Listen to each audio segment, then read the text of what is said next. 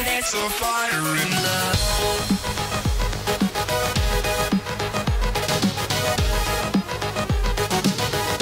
It's a fire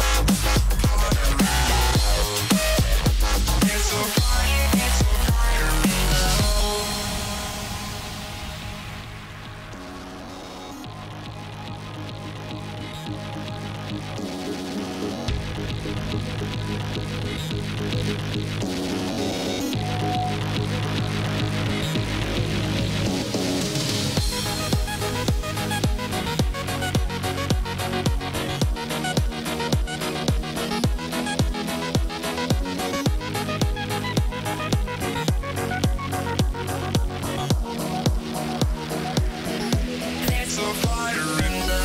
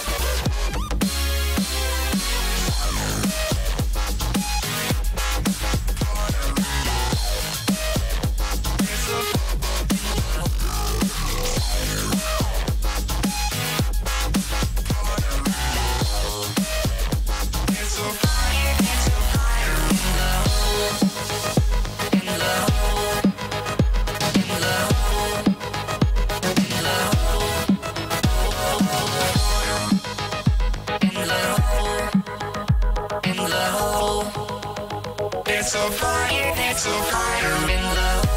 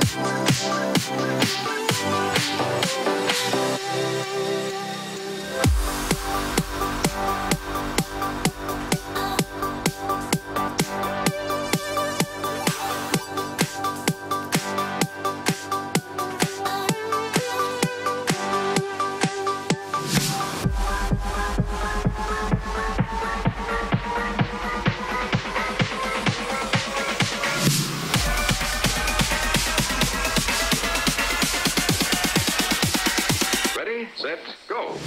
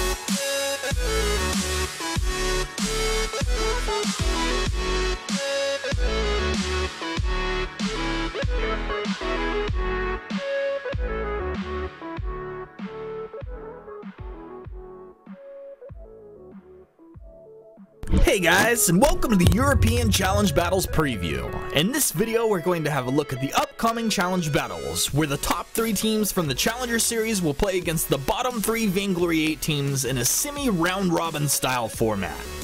Before we get started, let's look at the format for these challenge battles, as they are a little bit different than before. We'll be using a semi-round robin format in which each Vainglory 8 team will play 1 series against each challenger team, resulting in 9 total series. The 3 teams with the highest win percentage will earn the Vainglory 8 spots. Let's meet the teams, starting with G2 Esports. G2 ended split 1 with 8 points. While having good runs, G2 hasn't been as consistent as they were in spring season. If G2 get their starting roster of Hundor, Dark Potato, and Kiana Nakua, they should maintain their position in the Vainglory 8. Let's take away the front healing camp, but hey. Also from the Vainglory 8, Reliable Union are no strangers to challenge battles, as they fought their way in last season. They've shown that they can take games off the top teams, but not quite series yet.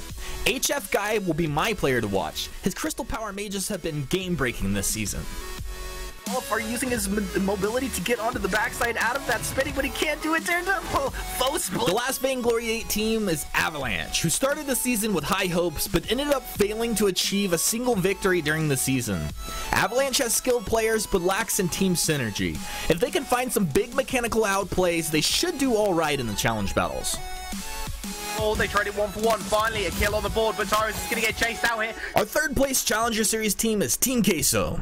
This team has been fighting in the Challenger Series for a long time and has more fans than anyone else in the Challenger Series. Mr. K-Cool is a player to watch, bringing passion and pro experience. PRZ has clawed his way here to have this opportunity, and I'm expecting peak performance from him this weekend. Forward the increased auto attack. The number 2 team from Europe is Salty Potatoes. No need to bring the pepper because these potatoes are spicy enough. Classed as your classic no-breaks captain, leading his team into battle, often with unpredictable aggression. Sneaky is hungry to be back at the top, and the Joker rounds this team out with consistent meta play out of the jungle.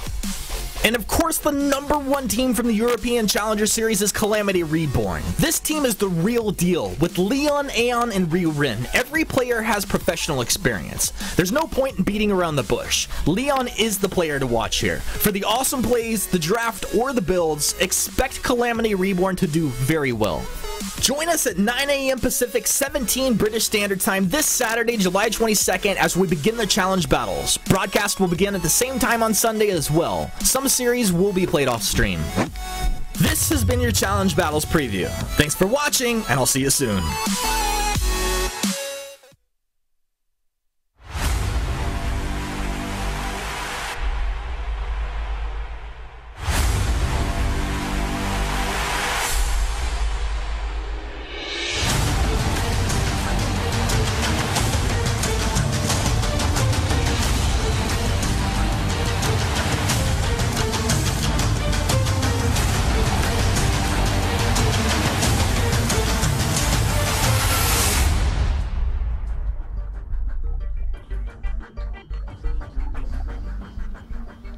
Hello everybody and welcome to the Vainglory 8 Challenge Battles. My name is Munchables and I'm going to be joined by 2 wonderful analysts as we head on into the games to decide who will move on into the Vainglory 8 and who will be relegated. I'm joined by Tasty Bacon and Dragonborn. Welcome to the desk, Dragonborn. It's great to have you on. Oh, it's great to be here, guys. I mean, we've got a lot of exciting matchups in front of us, and I'm really excited to be taking a look and see who might be making it to the VG8 or Absolutely. who's going to get knocked down. A lot of hype matchups coming up today, Bacon. Yeah, absolutely. We're going to get to see every single team in the challenge battles play today.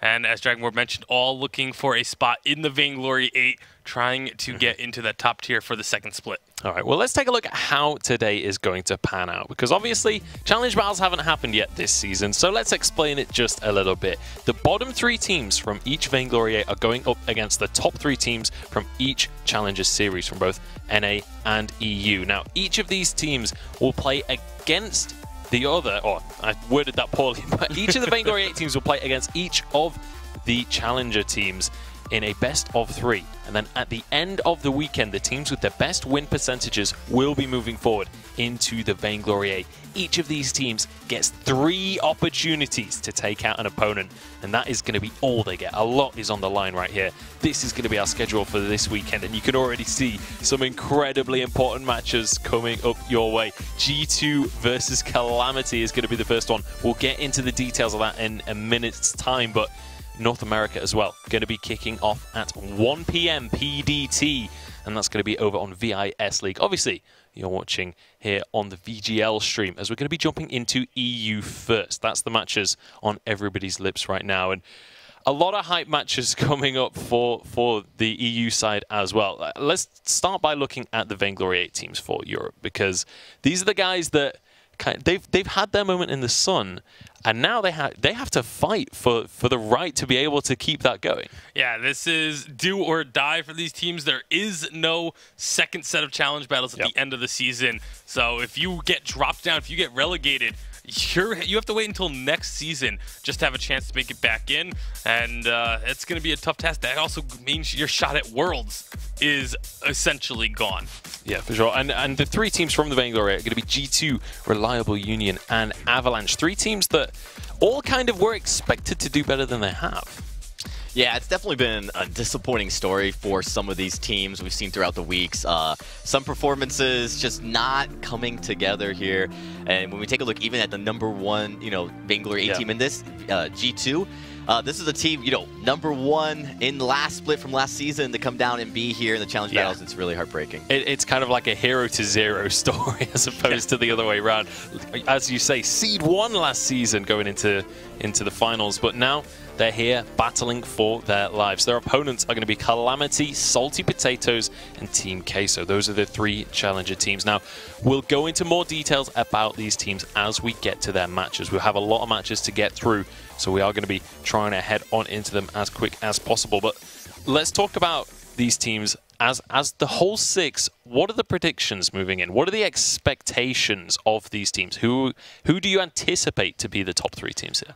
I think it's very safe to say that G2 has a very high chance of making it out of the challenge battles and remaining in the Vainglory just because they are still a very strong team. They just haven't quite been able to put it together on a consistent basis. And then you look at those 3 challenger teams, all 3 of them I think are stellar teams, but the seedings and the final standings I think were there for a reason.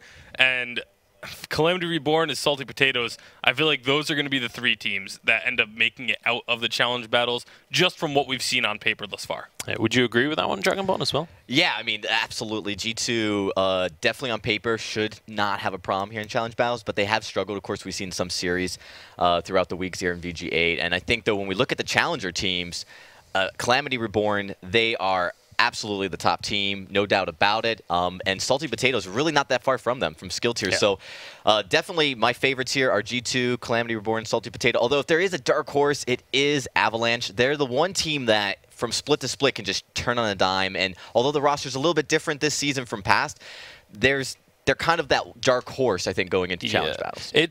The thing is with this team is there's so much up in the air, right? The roster has so much potential, and we've seen them step up in the past. We haven't seen it this season. Will they step up now? Because it is now or never for them. We'll find out over the course of today. But the first game on the screen is going to be G2 up against Calamity Reborn. The first seed from, well, I say first seed, technically the 6th seed from the Vainglory 8 up against the first seed from the European Challenger Series.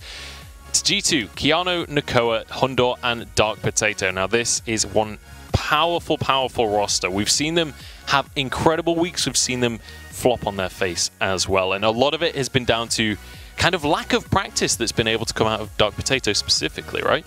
They've been struggling to get this roster together. Yeah, they've kind of had some big struggles with their consistency. I mean, we've seen what happens when this team is on, when they're firing on all cylinders. Week 3, they took the entire week. That's where all their points came from. Yep. They haven't earned a single point aside from that Week 3 performance. So it's basically just a matter of which G2 is going to show up this weekend. Yeah, it's always going to be that question of, can they make this a consistent performance, or was it just like a one-time thing? Can they actually do this? And against the challenger teams, you would hope that they're able to replicate that performance. Yeah, and I think that when you look at that performance in Week 3, that's telling, because the Week 1 or the Day 1 matchups for VG8 can really be that make or break. And I think G2, just based on strength of schedule, they had a rough start, and they actually, you talked about Dark Potato not being able to necessarily be at top shape.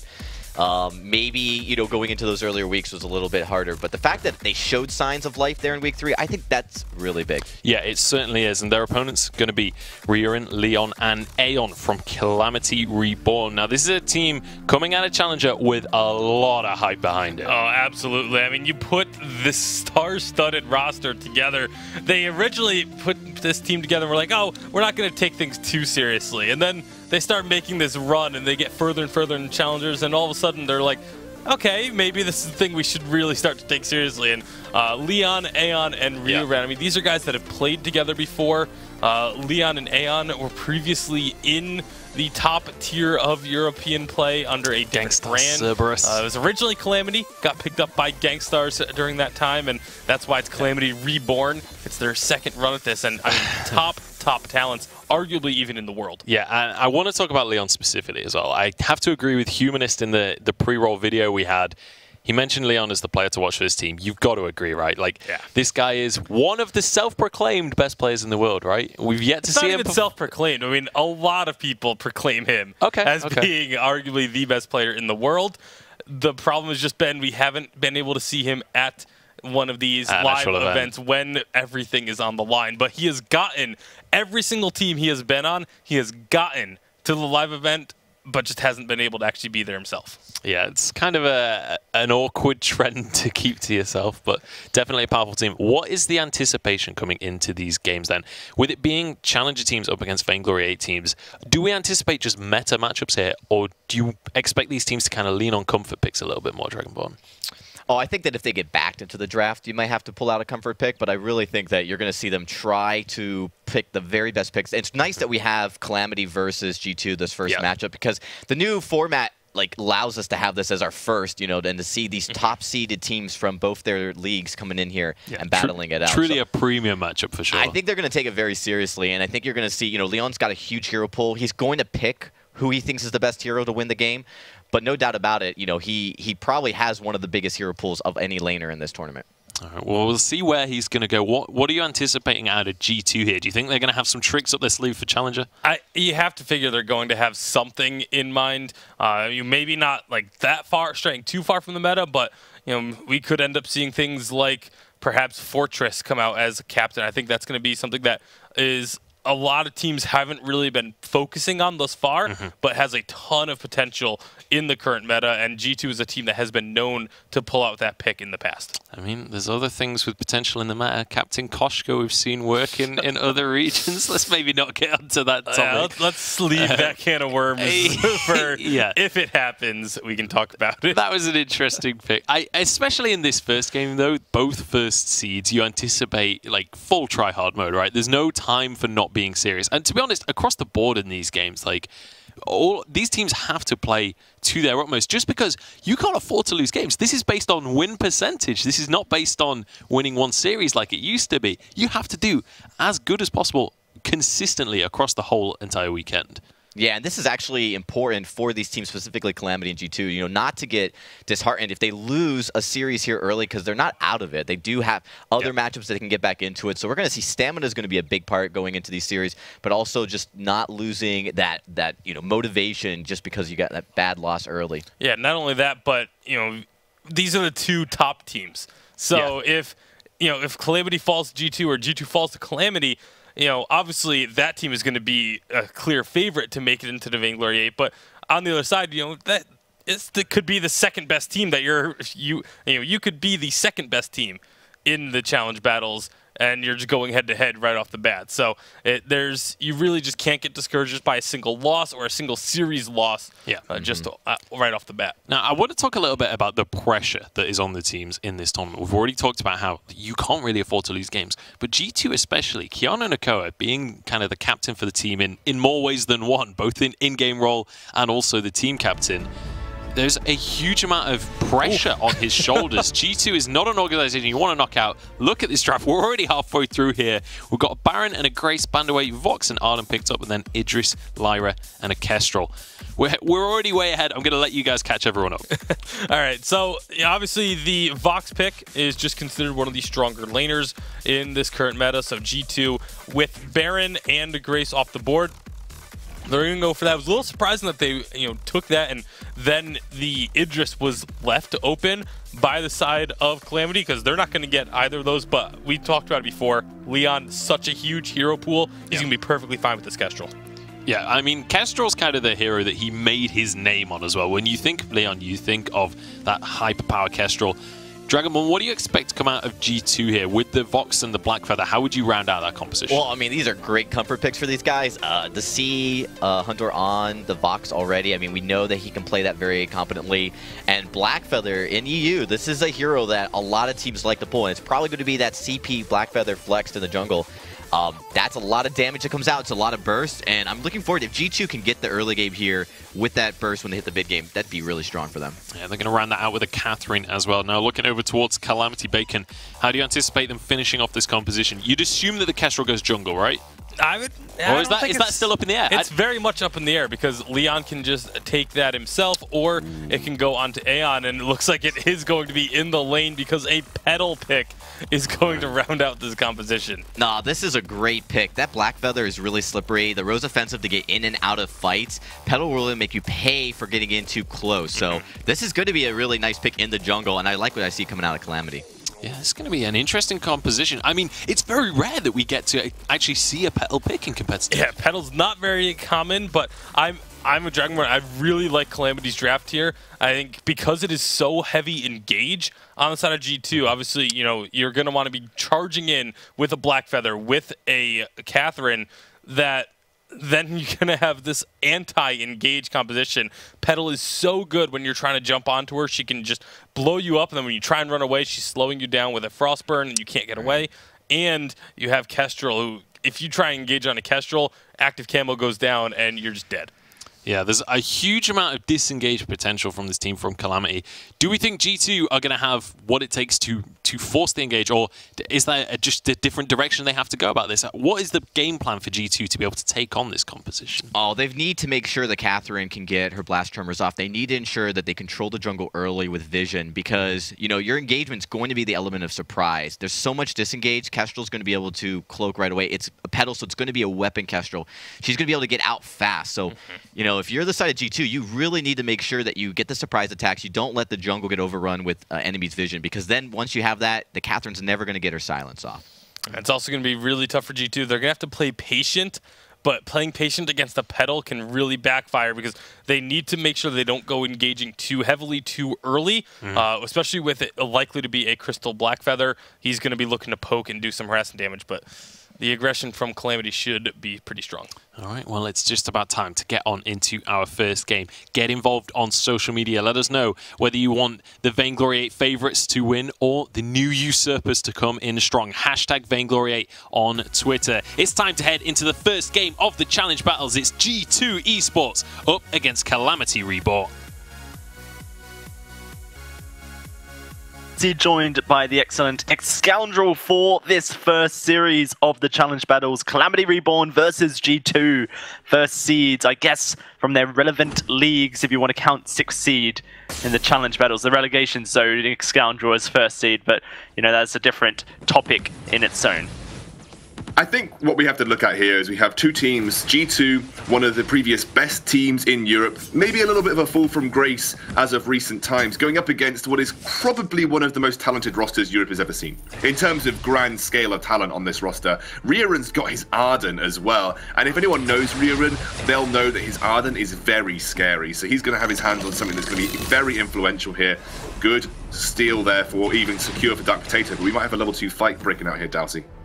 Yeah, Aeon Rieren heading in towards the enemy jungle, but Hundor first to rotate, which means Calamity Reborn will instantly disengage that fight, start up perhaps this Crystal Sentry, or not Crystal Sentry, that would be very interesting at the minute-and-a-half mark. Starting up an objective that's not there, the Elder Treant is what I'm referring to. Right now though, for Calamity, they have this Petal. A lot of early game power, but more so a lot of kiting potential with the Frostburn, with the Munions as well. They can try to slow down this composition from G2, who will be looking to try and get on top of Leon. Yeah, absolutely. Frostburn will be a key item for Aeon, because what he'll be end up doing is either using his spontaneous combustion or the Munions just doing the damage themselves, and they'll be able to sort of stop the engage coming out from G2, who will be looking to put pressure on. They'll try and poke from a distance with the CP Blackfeather once he hits level 8, and then when the time is right, they'll probably silence and look for an engage with the Catherine. They'll go all in onto Petal or go all in onto Leon. If Calamity to get to the point where Leon has got enough weapon power to go into his instant invis, and Aeon already finishes his Frostburn and gets a little bit more items behind him, they should be able to kite fairly rapidly and easily, and actually might put G2 in a difficult position where they're very unable to capitalize on the Calamity roster and not really be able to get on top of them as easily, because especially with Arden, Dalsy, easy kiting mechanics there. Everyone knows who G2 is, X-Scoundrel, but let's just give some background history to who Calamity Reborn is. Everyone knows Leon. If you don't know who Leon is, this is one of the most talented European players to ever have existed. He will be looking to try and make his way back into the Vainglory 8 with teammates Aeon and Rieren.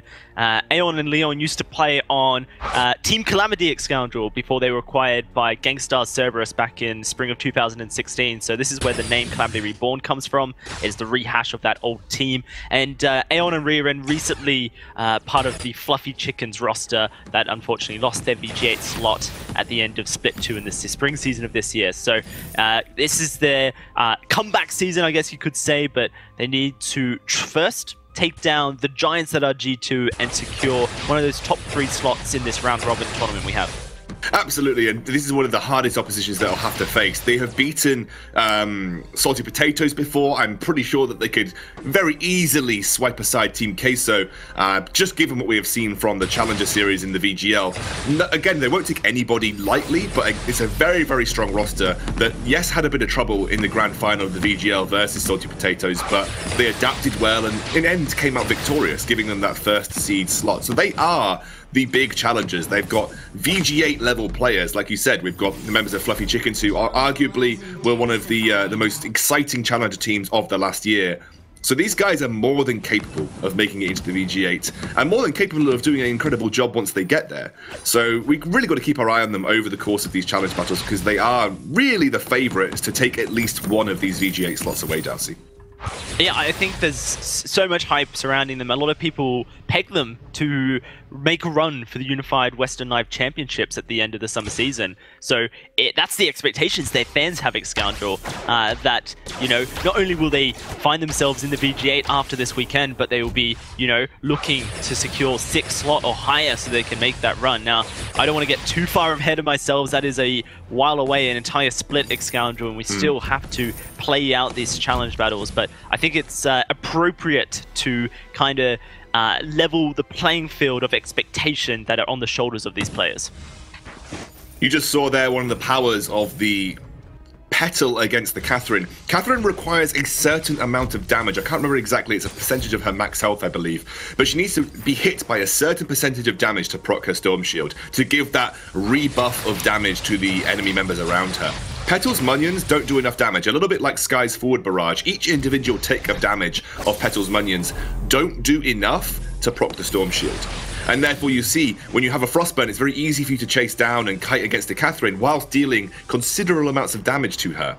The one thing that G2 are going to have to think about is how quickly and how effectively can they deal with these Munions? How can they get them down? And you can see the Vox Resonance bounces have always been pretty good at doing that. As Riran actually taking a bit of damage, has to be forced back off. And Aeon goes aggressive here. Yeah, he gets stunned up immediately. There's the fountain being burned by Riran to make sure Aeon's fine, but the spontaneous combustion's coming out. Glimmer shots starting to rain down. G2 will respond with a fountain of their own. Now Aeon disengaging the lane, just popping down some seeds whilst he does so, but wants to move towards this Treant, or perhaps just the fronts here. Will spot out Dark Potato trying to secure his own. The lane pretty much just in the hands of Calamity Reborn, as Hundor's taking a lot of poke. They're looking for the kill here. Can they get first blood? Yes, they can. Calamity Reborn takes it, and Aeon on the board. And also, one of the big interactions that you're going to see through this game is exactly as you saw there. The Munions and Petal will slow down a target, and because Leon's likely... Wait a second. Whoa, whoa, whoa! Keanu goes down. Aeon just aggressive under turret with the trampoline instantly through. We have not seen a Petal for a long time, Scoundrel. Tell us about those interactions. Well, okay, so Petal, in this instance, for Calamity, you're likely going to see Leon going for a Glimmer Shot focus build. That is kind of the flavor of the month on Weapon Power Kestrel right now. You'll hit a certain amount of weapon power, you'll get the instantaneous invisible active camos, and then you're likely going to be able to kite very nicely against both Keanu and Dark Potato, because as soon as they try and jump in on you, you instant invis and can stun and get away. Petal, with the Frostburn, with the Munions, is going to slow a target. And do you know what a Kestrel with a Glimmer Shot focus build loves, Dowsey? Targets that she can easily hit. And Frostburn does that. Frostburn lines those targets up so easily. And this is, you know, Leon we're talking about. He's probably not going to miss them, even if there wasn't a Frostburn. So it's child's play when there's a Frostburn involved for him. Well, we'll have to see how that does play out. It's a 2-0 advantage so far for Calamity Reborn, buying them an 1,000 gold lead on that scoreboard. Leon down to the shop. Sora Blade and Tension Bow completed now. Big, huge power spike. Those Glimmer Shots will tear through the shreds of armor that are currently on the team, but will certainly be built up in very shortly. You can see Keanu Nakoa already on the coat of plates on this Catherine. And you know, one thing about Catherine in competitive play at Scoundrel, it's something that, you know, a lot of people struggle to realize is it's so difficult to stack up your passive when playing in competitive. Teams will just punish you if you go willy-nilly charging in like you would in an average solo queue game. And so Keanu Nakoa is not going to be this massive tanky Catherine that perhaps solo queue players are used to seeing. The one thing that we are now seeing, Dowsey, is a spike hit by G2. They had the level 8 CP Blackfeather, and you can see the range has been extended on his on point. He has the ability to put pressure on Leon, kind of outrange the weapon power portion of the Glimmer Shot anyway. And that's where they're going to have to be careful, because there are two very squishy targets for Calamity Reborn. If either Aeon or Leon get consistently hit by those on points, it could be a worry for them careering. That is a big engage. Everyone in the Gauntlet Wars, but can they get out alive? Blast Tremor comes down, silence is up, but the Fountain is still there for Riren. If Calamity Reborn want to siege up this turret, Fountain was burned by Keanu Nakoa. They found Dark Potato, slowing him down. There's those Glimmer Shots shredding his HP bar. Calamity Reborn with a minion wave, not quite there, will just turn to the gold miner and look to secure themselves a nice gold payout. One thing that anybody will know, having played against the Petal, is how easily she punishes people who are out of position. Even just by a minute amount. If you are out of position by a millimeter, Petal will jump on you, her minions will chase you down, you'll be consistently hit by Frostburn, and it's very likely that you'll feel the punishment of that off the back of it. So you have to be so careful about the way that you position. If you flank and are spotted out by G2, you will be collapsed on by this Calamity Reborn roster so quickly and so fast that single target will be very easily blown up by this combination of the Petal and the Kestrel, looking for that single target damage with the Glimmer Shot and the Petal combination. The Petal going, wow, Shatterglass second here, Dowsey. Wow, a lot of bursts. Those spontaneous combustions will certainly do some work. Calamity aggressing forward. Dark Potato able to offensive away. Rose offensive defensively. Calamity seem to have control of the lane right now. Just waiting for that gauntlet to come back up. 30 seconds is the cooldown Scoundrel, and that's when Calamity can really look to find and have a big team fight. Yeah, and again, they'll be using that for a multitude of reasons. When you use the gauntlet, you'll be either looking to use that defensively, or you'll be looking to use it offensively, like we saw trying to catch G2 next to their turret. So we'll have to see how Riren chooses to use it, because there might be situations when, especially towards the later game, they want to use it in a more defensive manner. A big disengage coming out, Hundo getting punished. Yeah, those minions just doing so much work. Riren has his gauntlet up now as well. The Crucible has not been finished by Hundo. In fact, I'm not entirely sure he's going into it. Looks like it may be a War Tread second item, so they can attempt to rush on top of Calamity Reborn, but jumping onto a Petal, unless you can blow her up instantly, it's very difficult. There's the silence. Blast Tremor goes out. Leon is silenced, but the re-engage comes out of Calamity, and Hundo is stuck in the gauntlet. There's one. There's two. Looking for Keanu Nakoa, and it will be an ace, a double for Aeon, and Calamity looking for first turret. The hype is real. Calamity Reborn are here to rock the VG8. They are crushing G2 in every aspect. G2 look to make the aggressive play, but at this point in time, they're behind in item spikes. Leon, sitting on that breaking point. You had the Shatterglass picked up for Aeon. It was a very difficult fight to have to try and win. And Leon hit that point now, Dowsey. Instantaneous. You saw it, the instantaneous active camo. So even when he got stunned up and then G2 tried to capitalize on that, he was instantly able to slip into the active camo and was able to keep himself safe and reposition for those Glimmer Shots. And that's now a very big deal for G2, because if they can't capitalize on Leon, they're probably not going to be able to capitalize on anybody. They're looking for another fight here at Scoundrel. Hundo is being kited with that Frostburn, but Calamity not quite able to get in position. Leon not quite able to get there. He has now got himself a breaking point at Scoundrel, with the Glimmer Shots tearing through with a bit of attack speed as well. It's going to make Leon's ability to play the fights in different methods so good, which will allow them to perhaps avoid some of these all-in engages as well. What I really like about the breaking point is that you're going to stack that naturally by using the Glimmer Shots. Obviously, any weapon power damage you deal stacks breaking point. It doesn't have to be basic attacks. And this is now going to give Leon adaptability, where he can stack with his Glimmer Shots, he can active camo to get to the back line, and then even if he is at point-blank range, he can unleash a tirade of incredibly hard-hitting basic attacks because of that breaking point stacking up for him. Now looks like he's potentially going towards... Well, it could be a multitude of things. I'm expecting Tornado Trigger, but it could obviously also be a Poison Shiv here. We'll have to see how he looks to end this one out. Something else that we'll sort of talk about was G2 make a little bit of an aggressive move here is the fact that Dark Potato, you want to jump on the Petal. The one way that you punish a Petal is by jumping on her, right? She's really bad against hard engage heroes because the ability for Petal to kite back is dictated by her bounce. And if she can't trampoline, then... or if she's going to get followed up off the back of her trampoline, she's going to get killed pretty quickly. Any of you who have played CP Blackfeather know that he doesn't really go in. Like, he only goes in when he's absolutely certain he's going to get a kill. Most of it is spent poking with his on point, which means you're giving a large aspect of time for Calamity to land their own sets of skill shots, of which they are just winning that war right now. We were talking in the pre-game lobby about how actually we would have maybe even liked a CP Vox and a Weapon Power Blackfeather. I know that sounds really odd, but it's very good against Petal, and the ability to stick to a Petal as a Weapon Power Blackfeather and survive is just that much better. Well, it is going to be another team fight breaking out here. Dark Potato is just trying to clear his jungle. There's the engage, though. Kiana and Nakoa are going to be charging away. Dark Potato, no infusion. That's what he's trying to get, but it's already Calamity Reborn on this choke point turret at the 14-minute mark. They're looking to just take it. Leon, by himself, will be able to secure that. He has the active camo traps. Kiana and Nakoa will get stuck up. Calamity now looking for the disengaged Leon, though. He's caught out. He's in trouble. Fountain will keep him alive. He stealths up. Huge stun! And this should just be demolishing for the side of Calamity as Dark Potato, the next target. A double for Leon on a blinking HP bar. One shot will not connect. It could have been the triple. It is Kiana Nakoa with the escape, but Calamity 7-0. The instantaneous stealth is just so good in these situations. When they try to dive Leon, he slips away and sets up these active camo traps that don't have as long stun duration as the CP Kestrel, but the minute stun is all that they need.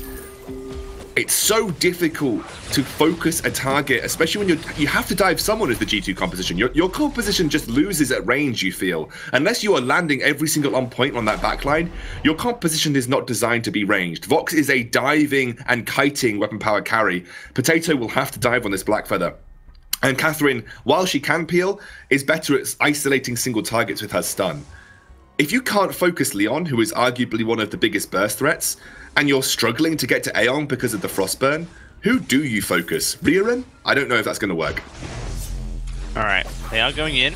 Leon, though, just happily dealing with Hundor. Aeon not even in the mid-fight, but now he comes in, and this is just child's play for Calamity. A kill for Aeon. Kiana Nakoa will, you know, struggle to escape, of course, because of this pedal. The trampoline, just to keep in range, does get stunned up, but it is just going to be an ace.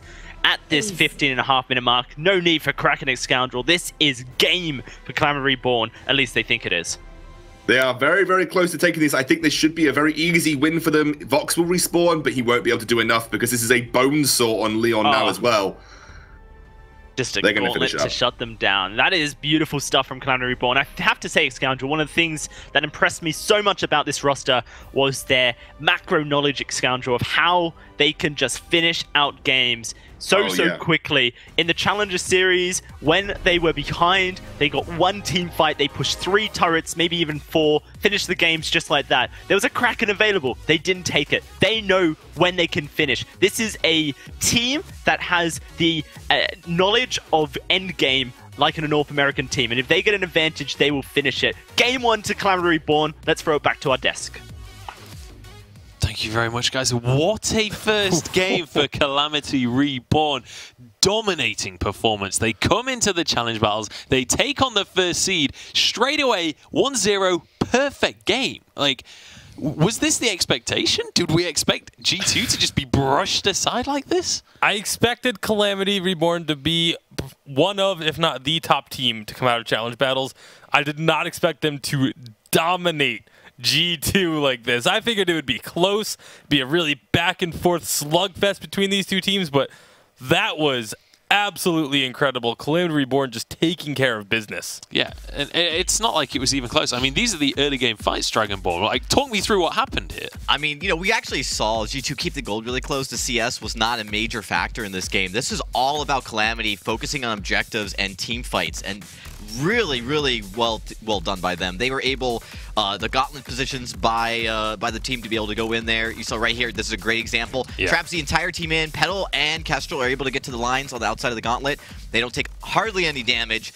This is all about Calamity's teamfight capabilities, their mechanical skills, absolutely showing up here right now in first game. Not only that, but their early game power spikes, like absolutely abusing those power spikes. Look at how close they are to like having this one turned around on them, but they just know where to position. A beautiful active camo from Leon keeps him alive, and then there's so much damage and healing. Look at, he's already like just almost back to full health, thanks to, you know, not only the use of the fountain, but also the spontaneous combustion from Petal. And I love that the moment they got the Frostburn on Petal, Calamity Reborn were looking for fights. They knew that that was going to be a huge item spike for them, and they absolutely took advantage. Absolutely. They did. And like, I mean, it felt like beyond like, what, 6 minutes in the game? It was going to be incredibly difficult for G2 to even come back. And then we got to the 15-minute mark. You usually see teams skirmishing at that point and like taking 1 or 2 kills, looking for a Kraken or looking to take a sentry. They just get a clean 8 and just end the game. Like, that's the thing that's impressed me most about this team so far. So decisive. Like, when you compare them to other teams in both regions for NA and EU for the Vainglory 8, is a lot of the fights end up in 1 or 2 kills. They don't end up in an ace every time. There was, what, 3 aces in that game from Calamity? It's not just that they win the fights, it's that they are crushing victories in these fights. Like, what if you're G2 right now, where is your mindset to come back into this one, Dragonball? What do you have to be going through in your head to bring yourself together to go into game 2? A lot of it comes from just having that pedal on B side last pick. I mean, you know, you're going in with that aggressive comp. You know the Black Feather Vox, if you can get to the late game, they're going to be able to do a lot of damage. But the pedal comes in there. That's a great pick by Calamity, and it's just something that when you're in that position on the draft, you know, you kind of have to expect it. They didn't have an answer for it. I think the Catherine as a support is a solid play, but it just didn't give them any of the tools they needed to get onto the pedal. It's just too hard to get to that back line. I think game 2 for G2 is going to be very important for them to pick heroes that have an early game spike. You know, Black Feather and the Vox, they both kind of have a strong mid to late game, but are fairly weak in the early game, and that was what Calamity just completely took advantage of. They got early damage on the Kestrel, they got, again, the Frostburn Shatterglass on pedal, and just ran away with things. So it's going to be really important for G2 to go and focus a little bit more on the early game. All right, well, we're going to be heading on into game 2. The draft is underway, and this time Calamity going to be on that A side, and we'll see whether they can get as much of a powerful draft on this A side as they were able to achieve on the B side as well. Obviously, things like Petal, generally speaking, you want to get that on the B side as a counter pick as opposed to as a first pick. Yeah, it's not really a pick that you want to pick up on A side because it can be countered incredibly easily.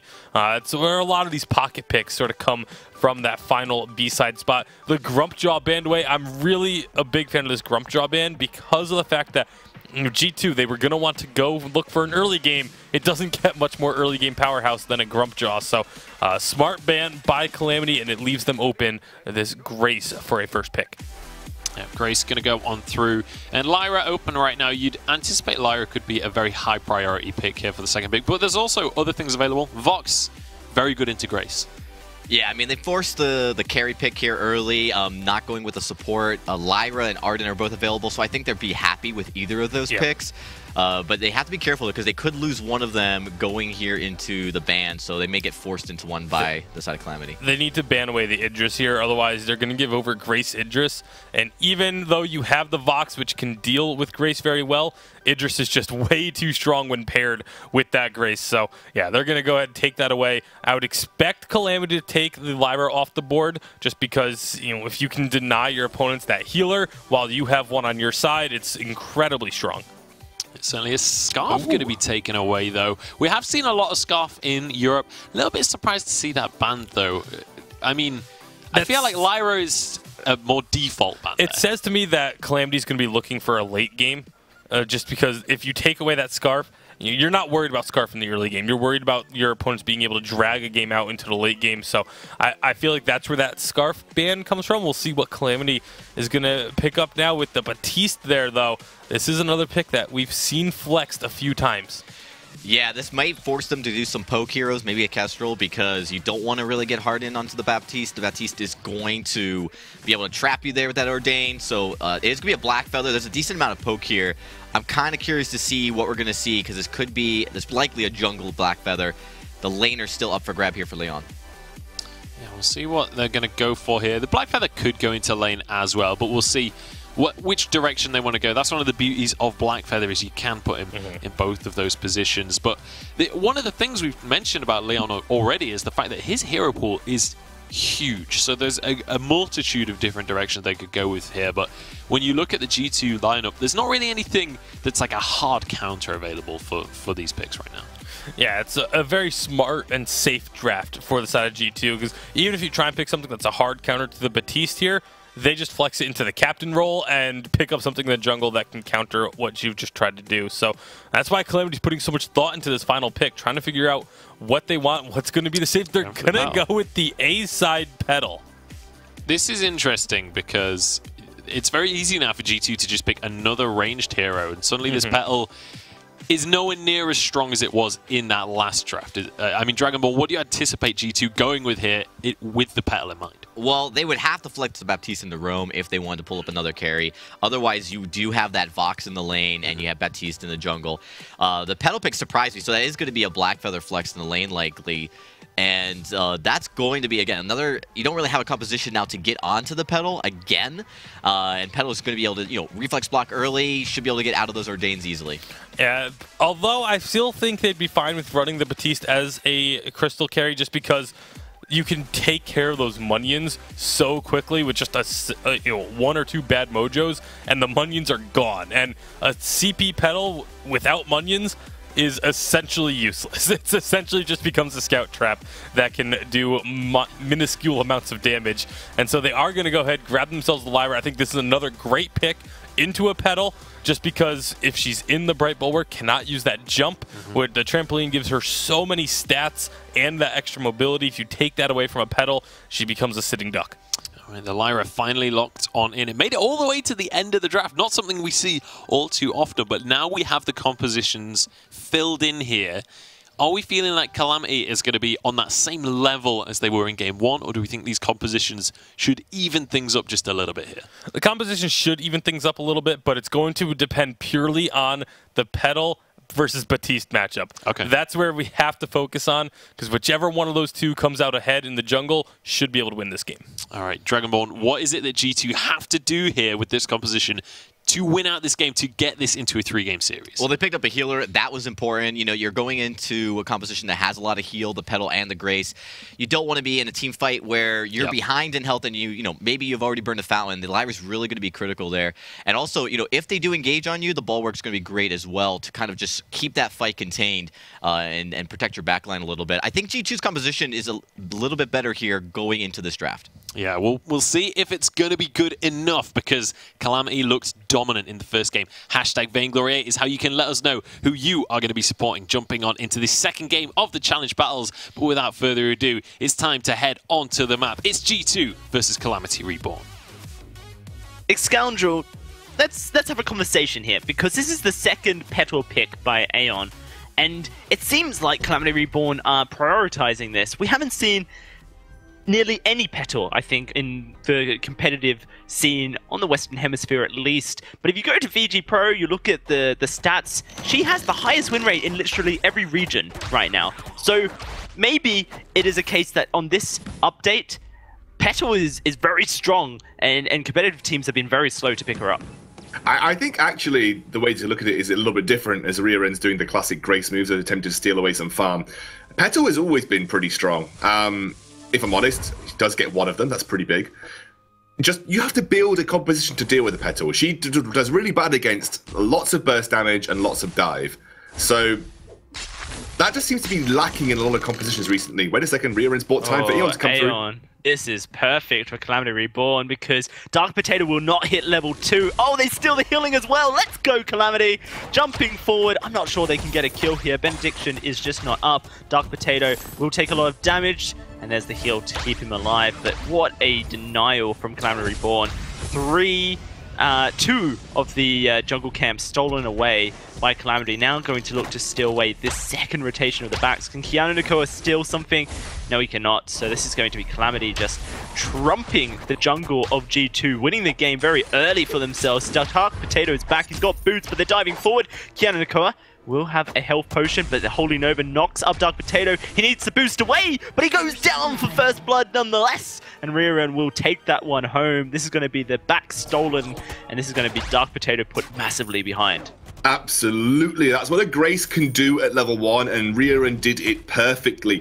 Shielding obviously great at preventing the burst damage coming out from Dark Potato there, able to stick around for a very long time, and they did a really clever thing. You might have thought, why are they diving turrets here, Dalsy? Why are they trying to put pressure on them when they're never going to get a kill when he's sat under his second tier turret? Well, they were buying time to wait for the back camps to respawn, so that it was very easy for them to secure things. So they basically forced him to go back a little bit later, which gave them time to set up and secure those back camps. The mistake that G2 made is that they tried to fight level 2 versus level 1, which is a fight that you're never going to win in all of Vainglory unless there's a massive, massive mistake made by the level 2 opponents. And Calamity can just continue to pile on the pressure here. A level 4 Petal now, and that is a level 2 Batiste. Yeah, and they're just going to continue invading. Dark Potato, realistically, nothing he can do. His doubles have just respawned. Here comes Aeon looking for the kill. Rearan will be able to dive in. Benediction slow. Can he land the Holy Nova? No, he's just going for the Retribution attacks. And that's once more Dark Potato pushed right back out of his jungle. Aeon able to secure these. And in the lane, Leon, a solo kill onto a Vox as well. We were just focusing hard on the Petal, but Leon, man, this is a snowball that G2 just cannot afford. This is going downhill very rapidly for G2 here. It's looking like Calamity are about to sweep a 2-0 in their first series. Dark Potato now almost 2 levels behind as Eon pushes the barriers of level 5. The Ordained doesn't really get much done, and I think we need to come back to this point about Petal Dalsy. I think it's very important. Well, I'm in a second. In a second, it is Calamity just pressuring out. Looks like they will, you know, start to move back. Maybe not. Leon is landing some on-point damage here, but with the Lyra, it does make things difficult since she can sustain everyone back up to full. Wait a second here, because it looks like they're trying to contest at the central area of the map. Aeon 2 levels above. Rearan notices that everyone is there, but Aeon just doesn't care. He has so much damage. The double crystal bit, heavy prism, eclipse prism. He can really lay down some hurt. Moving into the lane, Hundor will get chunked out here. No level 6, so no spontaneous combustion, but it is a lot of damage the minions are doing, and Hundor will have to be very careful about how he farms. So let's talk about Petal Dalsy. It is the major theme across these 2 games has been Aeon's priority on Petal. We felt it was a bit of a counter-pick almost on the last game, but they took it on A side, which is just not something that you used to see in Vainglory drafts, especially since the double draft system came through. You just very, very rarely saw Petal picked on A side. Now, a Petal requires a certain answer. She's one of the only heroes, or one of the few heroes in Vainglory that when you see her, there is a specific way to play into her. You have to have incredibly good gap closing and the ability to deal a large amount of burst damage. Things like Weapon Power Blackfeather, I've always felt are pretty good into Petal because you can use C to follow up from her trampoline, and you can stick to her quite easily using your A as well, and also obviously your B gives you a bit of shielding to deal with the minions. So you either have the ability to just literally burst her in an instant by getting onto her and sort of getting right up in her face, or you have to deal with her minions very effectively. Now, I actually think Batiste could deal with Petals and minions as we have a bit of an engage. Yeah, Dark Potato knocked up. He's going down. That's going to be another kill over to Aeon here. Kiana and Nakoa nowhere to run, but they're focusing on Hundor. Now Kiana and Nakoa is on the wrong side of the lane. He will go down. Another kill surely for Aeon here. Maybe not. Seems like Calamity Reborn weren't on the same page, and Kiana and Nakoa will get away with murder. Able to escape that one. If you throw it back to the drafting scoundrel to elaborate on your point, Grumpjaw first ban from Calamity Reborn. There's your, your gap closing burst. Scarfed ban second. That's your way to deal with the minions. And then Weapon Power Blackfeather picked up for Leon in the lane. They just countered in draft by, taking away options that really shut down Petal. Yeah, but also Blackfeather pretty solid against Batiste as well, you have to remember. He's the ability to get through his Ordained using your Rose Offensive makes it very hard to lock down a carry that you really do need to lock down. Batiste is there to lock down mobile melee carries that rely on their ability to stick to targets and deal their damage, and Batiste can do that, but not against the Blackfeather, who does use his Rose Offensive effectively, which is what we were expecting Leon to do. It is Leon after all. And you're right, and there was an option for G2 to maybe put that Batiste in the captain role and maybe take something more aggressive, or take something that has a bit of burst damage in tow, or something that might be able to deal with the minions, but they just didn't. And it so much aggression. Thought Dark Potato may have been done there, but it is going to be him looking for a fight. He has his ultimate available. There's the Fearsome Shade, but it is going to be Leon picking up the kill, able to dodge away with his Rose Offensive, not get stunned or feared away. Calamity find their 4th kill. And interesting, Leon's gone for a first item that you don't often see on Blackfeathers here, which is the Sorrow Blade. Often you'll see them go old school, which is the Serpent's Mask build, or more recently, the sort of Rise of Poison Shiv has often seen Blackfeathers pick that up first, just for the sustain in fights. But Calamity wants to push an advantage. And when you want to push an advantage, you need to take something that's going to deal a large amount of damage in a short space of time. You want to be able to force a fight and just punish the enemy by blowing them up instantly. And to do that, a Sorrow Blade is a really good item on Blackfeather because it means you're just going to have more impact when you get it up close and personal against your targets. Obviously, he'll go towards a Poison Shift now, but having a Sorrow Blade has allowed him to capitalize on Aeon doing so well and burst targets that are getting slowed down. Remember, you want to try and capitalize on that Frostburn from the Munions as quickly as possible, and that's what Sorrow Blade is allowing Leon to do here. And Poison Shiv is so cheap that, considering Calamity Reborn are far ahead, they should be able to find the gold for it very quickly. That's going to Kiana Nakoa, defensive Arcane Passage. And now, Calamity Reborn setting up the siege once more. Without the Kestrel, the siege isn't as devastating, but there is a lot of dive potential with the Grace. And you can see Rearen setting it up.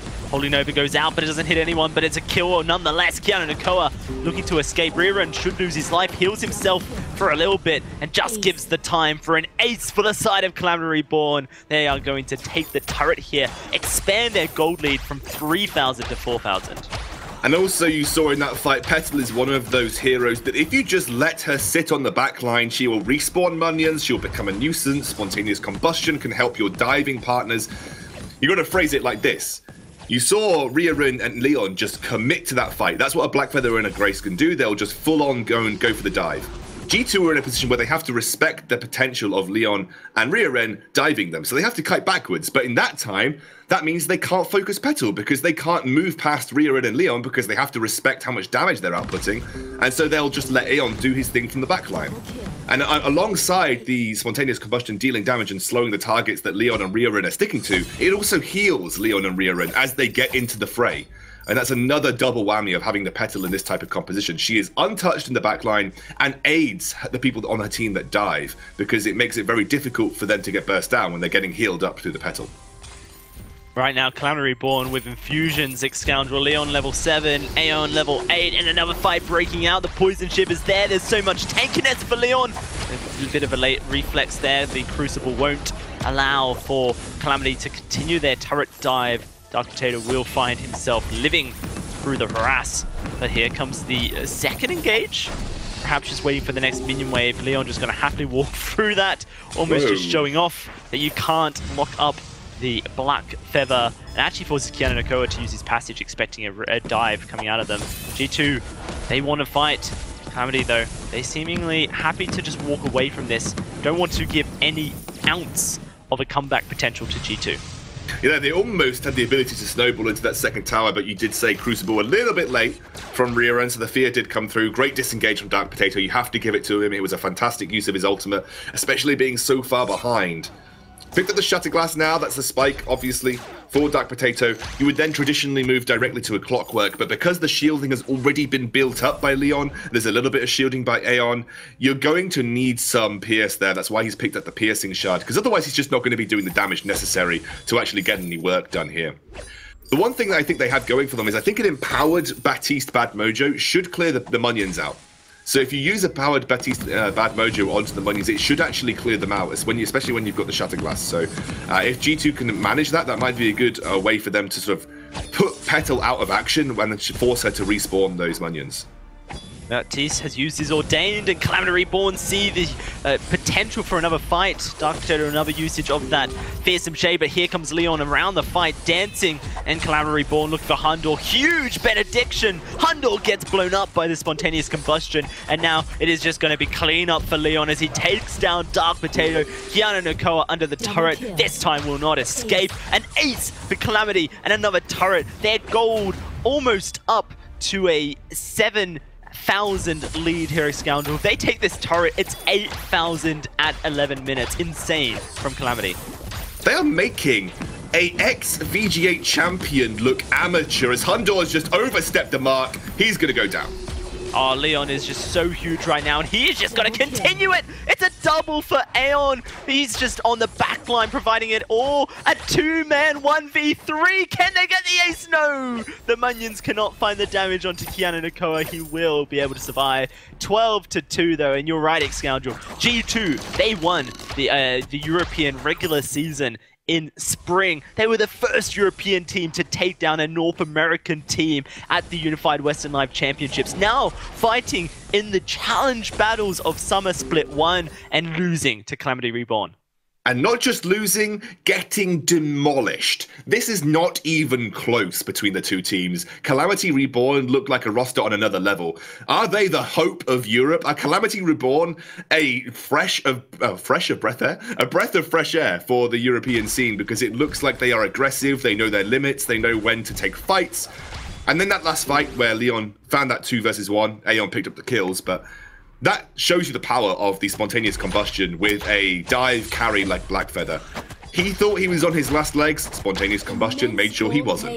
Able to continue the fight, sustain with the poison shiv, and get the healing from those exploding minions from Petal.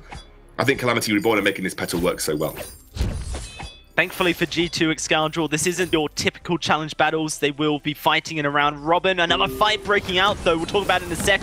Dark Potato in a lot of trouble, and that's going to be a fearsome shade dodged by Leon. Now looking for a second kill onto Hundor, and it should be his. Can they get him? No, they cannot. The healing not quite there from Rieren, and that could be a turnaround for G2 as Hundor looking for a triple. He finds the triple, and G2 now with a chance to get some much-needed gold. A little bit big for their boots, you'd have to say, Calamity there. And there was no way that Aeon was able to respond to the Leon's dive because he actually lost all of his minions. All of his minions were gone. They didn't respawn in time. And now G2, Hundor, almost finished his item build, or at least all of his offensive items have been picked up and finished here for himself. And he's able to kite quite nicely now. And that's something that a Vox will be able to do into this composition. If you give him the ability to, the Lyra speed up, the Bright Bulwark, Vox should be able to kite Dowsey. You can kite that Black Feather. Get the healing from Keanu, who's now picked up the Atlas Pauldrons as well, a really big defensive item to shut down Leon in these fights. If Leon can block it, hooray. But here we go, they're going in again. Seems like Calamity have learnt that G2 are able to take fights. Aeon still clearing his backs here. I mean, that was a 4 versus 3 last time, right, Dowsey? Because the Crystal Miner was there. Yeah, of course. Leon, though, a lot of damage onto him, but oh god. Okay, good night, Dark Potato. He has just been blown up. Crystal Sentry is here. They're looking for the re-engage on to Hundor. He gets Atlas as well. That will be him actually finding a kill before he goes down. Aeon very close to losing his life, but it should be Keanu Nakoa being chased down by Rieren, and this Grace can definitely deal with the Lyra, but at the moment, Keanu Nakoa will run him around circles. 6 seconds on Dark Potato. 4, 3, 2, 1, and the ace will be avoided. In fact, Keanu Nakoa will lose his life in the end. The Kraken spawns, but they do not get affected by the aced minions who actually push towards Calamity. Yeah, Calamity's going to have to now shove that back out and move towards setting up for Kraken. Now, Calamity want to avoid fighting in the G2 side jungle. They haven't put a lot of priority on deleting that Crystal Sentry off the map. The Crystal Sentry naturally provides map pressure. And then when we talk about map pressure, we talk about areas of the map which are under the control or influence of a certain team. So Crystal Sentry naturally provides map pressure for either team in their own jungle. So by not deleting it, it means that Calamity are a little bit restricted as to where they can take fights, and G2 are pulling the engages back towards their own side jungle. It means it's not going so badly for them. It's still going badly for them, but it's not going catastrophically badly for them. By now, with Kraken up, G2 are going to be forced to move to the central portion of the map and try and contest or face check or get vision down, and that's exactly what Calamity want. Going to be another fight breaking out. Hundor bursted a little bit.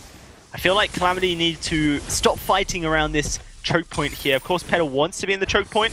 So does Batiste. So does Hundor as well on this Vox. So they've pulled them up to the lane here. This will force G2 to meet them. If they can go towards the base, then they've just won out the rotational game. But G2 will start pushing them back here. Family Reborn need to be careful about how they engage it, because G2 have the possibility of just kiting straight back into their jungle, turning it into another 4v3. It's going to be Rieren, not quite finding the engage he wanted with the Holy Nova. Calamity now forced to kite back a little bit. Leon should be able to just walk out of that Ordained with his reflex block. Calamity now will be moving towards their jungle, it seems, like Scoundrel, looking to heal up here. As G2 continue this harass. No, they're going in.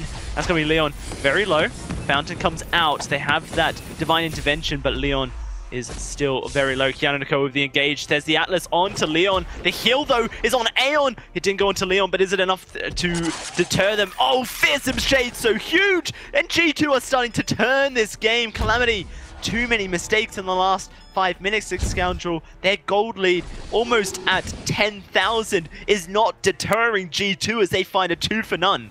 We are getting to the stage in the game that G2 have been able to stall for the last 5 minutes, Dalsy. The last 5 minutes have just been G2 collecting gold. Hundo at his final item build. Keanu moving towards having some really crucial items for the Lyra. And remember, the more health that Lyra builds through her support items, the more healing she's going to do with her sigils. And that is so good for kiting against that sort of attempted burst of Leon and Aeon, because they are going to be able to kite back so nicely while getting a huge burst heal from the sigil as well. They're going to unleash Kraken, and G2 are going to start to push Calamity back here, despite the overwhelming gold lead in Calamity's favor. Let's talk about Petal again, Scoundrel, because one of the things that many people will remember about Petal in competitive is that she has a time limit. She falls off Scoundrel. Not as effective in the late game, whereas Batiste, an excellent late game jungler, Vox, an excellent late game carry, and Lyra, an excellent late game captain as well. Calamity are going to struggle, I feel, as they now have their backs up against the wall. But if they can find a team fight, if they can win it, maybe that will be enough. And Engage goes out. Leon looking for the heal once more. It is going to be Hundor still kiting. Hundor may go down. One more attack and he is there. Now Aeon looking for Dark Potato, and they will easily clean that one up. What do Calamity do here? We've seen them in previous times go for a base race. But they are just looking for Keanu Nakoa, who has his passage up. They're still chasing. They want the ace. The Kraken is knocking on their front door, but here it is. The race to the base. 23 seconds on Hundor, 24 on Dark Potato. Calamity are not afraid of finishing games, and here we go. First turret being focused down. The damage starting to tick through that shield. 10 seconds on Hundor. Make that 3. The turret goes down. 2, 1. Hundor now on the map. I've seen this guy 1v3 to save games. Can he do it again? He gets dived upon. The Vein Crystal falls, and that will be Calamity Reborn taking the series over G2 2-0. Oh, it was a massive error from G2 the way that they played with that Kraken, Dalsy. They went so aggressive onto the Calamity lineup on that second tier turret. They did all of the hard work for Calamity. When you get into that kind of range, Calamity are going to pull the trigger. G2's advantages lied at the range of just spamming those Batiste bad mojos, finding the opportunity to kite back off a Calamity engage. They didn't need to be super aggressive there. They could have let it wait a little bit and then kited backwards, but they got way too close to the Calamity roster and were punished for it. Wow, what an incredible series coming out of Calamity Reborn as they take the first of today 2-0 over G2. Let's throw it back to our desk to break down that series. Well, would you look at that? A solid 2-0 to start things off. Calamity Reborn looking dominant right now. G2, though, they had moments of hope in that game. They actually took an advantage for a bit. They got the Kraken, but then it all just slipped away from them once again. Yeah, as casters were saying there, they just got a little bit too aggressive when they had that Kraken. Got a little bit too close, did the hard work of making the engage happen for the side of Calamity Reborn, and again, their superior team fighting prowess was able to shine through. And once again, we saw towards the start of the game, right in the early game, it was all about Calamity. They were able to just completely take control of the map. Oh yeah, they're definitely prioritizing this early game here and the Petal pick as helping them. I will say though, the Lyra was more useful as a support hero in this, and it did allow G2 to get back into the game once we saw the mid game. But without a doubt, you know, Calamity understands the early aggression that they need to pull out to get these wins, and they did end up getting it, although G2 was very close this time. Yeah, they certainly were. Just a couple of misplays in the end that ended up losing them the game. And this is the thing about Calamity. When you make a misplay later on in the game, they will punish you. They will just end the game. Okay, when you make a misplay at any stage in the game, they will punish you. They are so good at being incredibly decisive and spotting those little openings and taking them. I mean, this is a huge dive that they're making at just the 8-minute mark or so, and just making it work. They dove under 2 turrets essentially to find these kills, and they were just so aggressive, winning fights without even having to use the fountain at times. It was just really, really strong play across the board.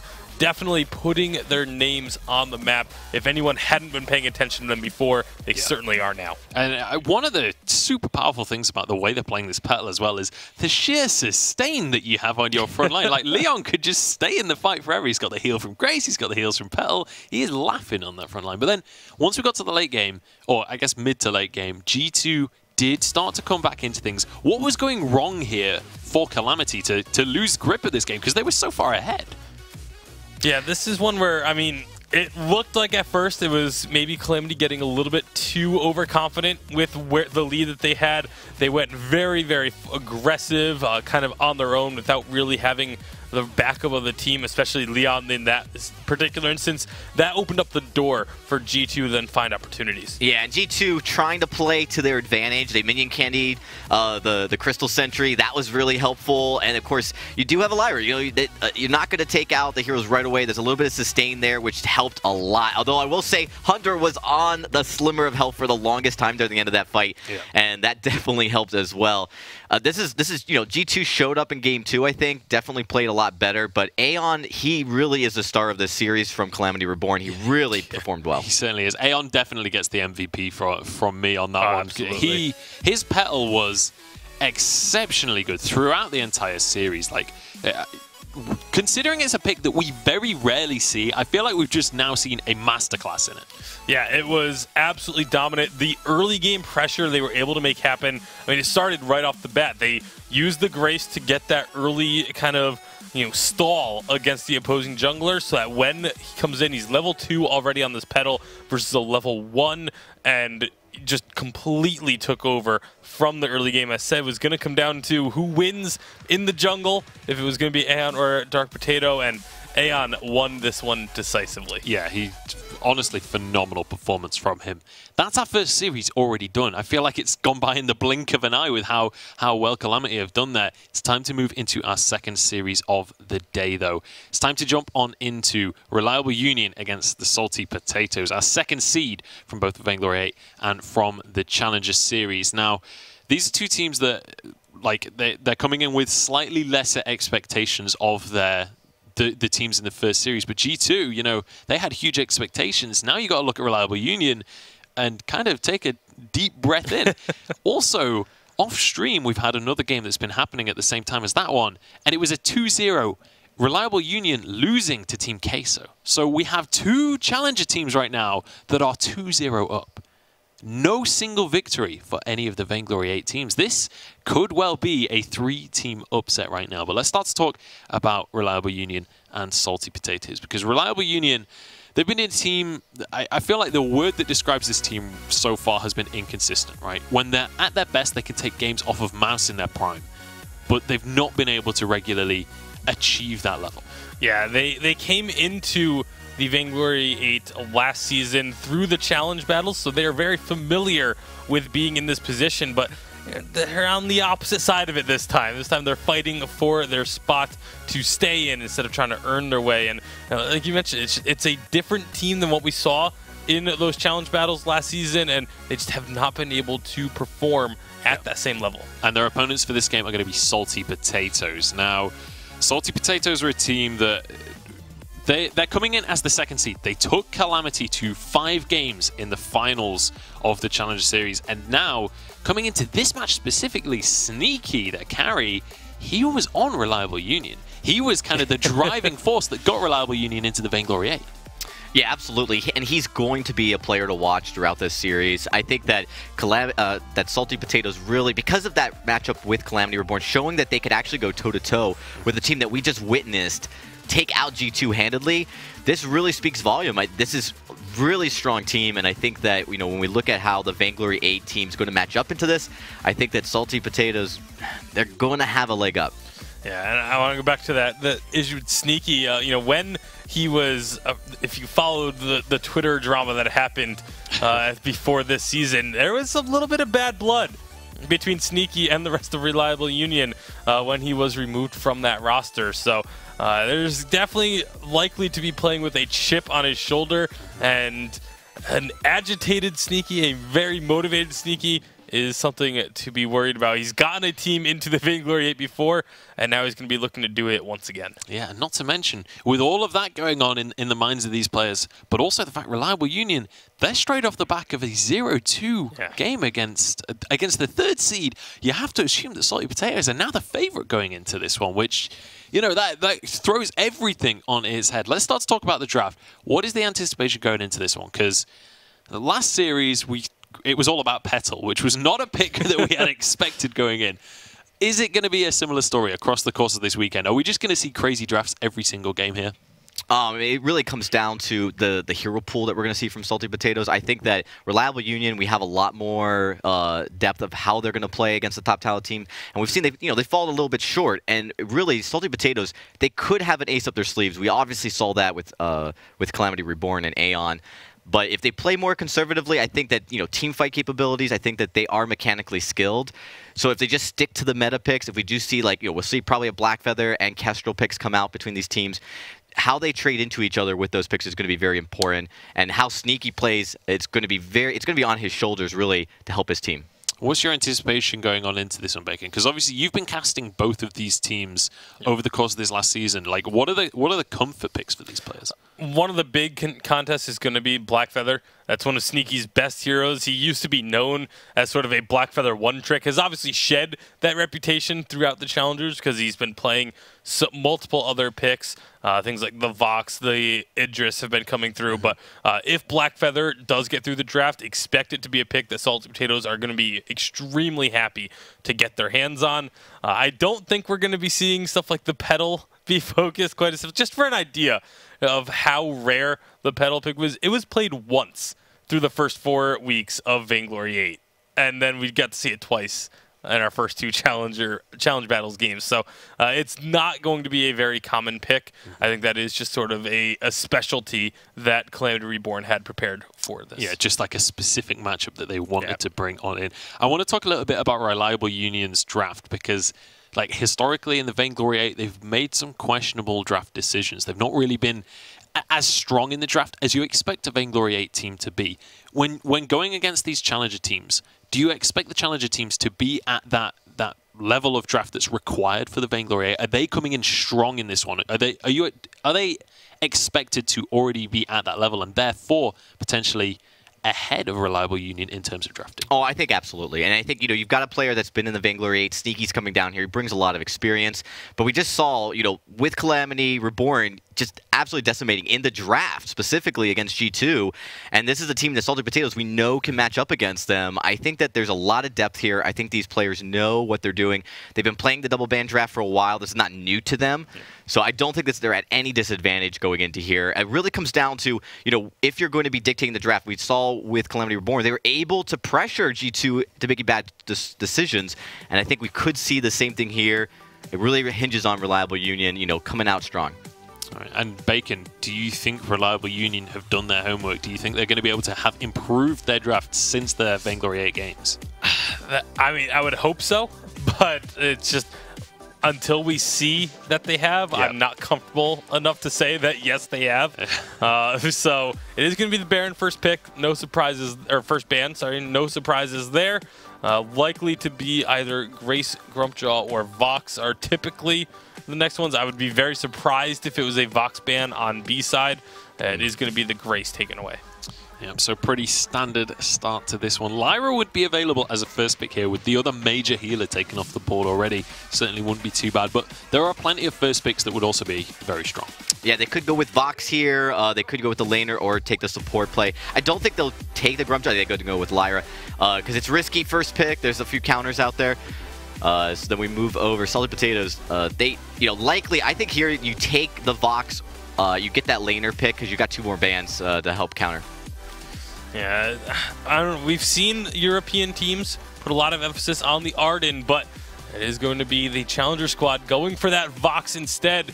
Leaves the Idris open. They are going to ban the Idris away so that it cannot be picked up by the side of Reliable Union.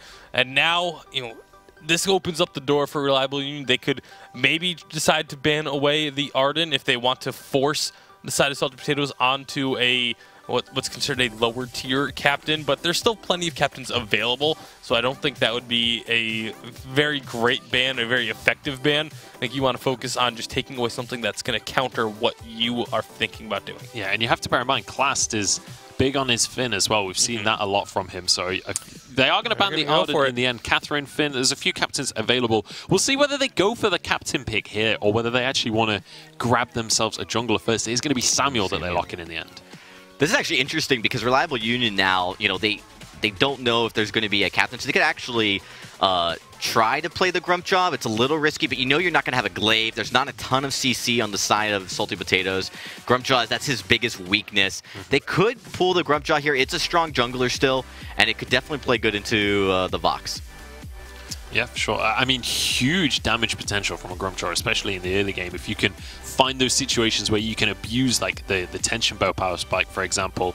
That's assuming it goes for weapon power. They are going to go with a glaive here. We have seen more and more weapon power glaive going towards the jungle as well. That's starting to be a thing that's happening more regularly, but also, you know, lane glaive very, very strong. Yeah, actually, I want to go back to that Samuel pickup by the side of Salty Potatoes. I think this is actually a really smart pick against Reliable Union because Reliable Union, the two most played heroes are the Samuel and the Glaive. So they took away one of those two comfort picks.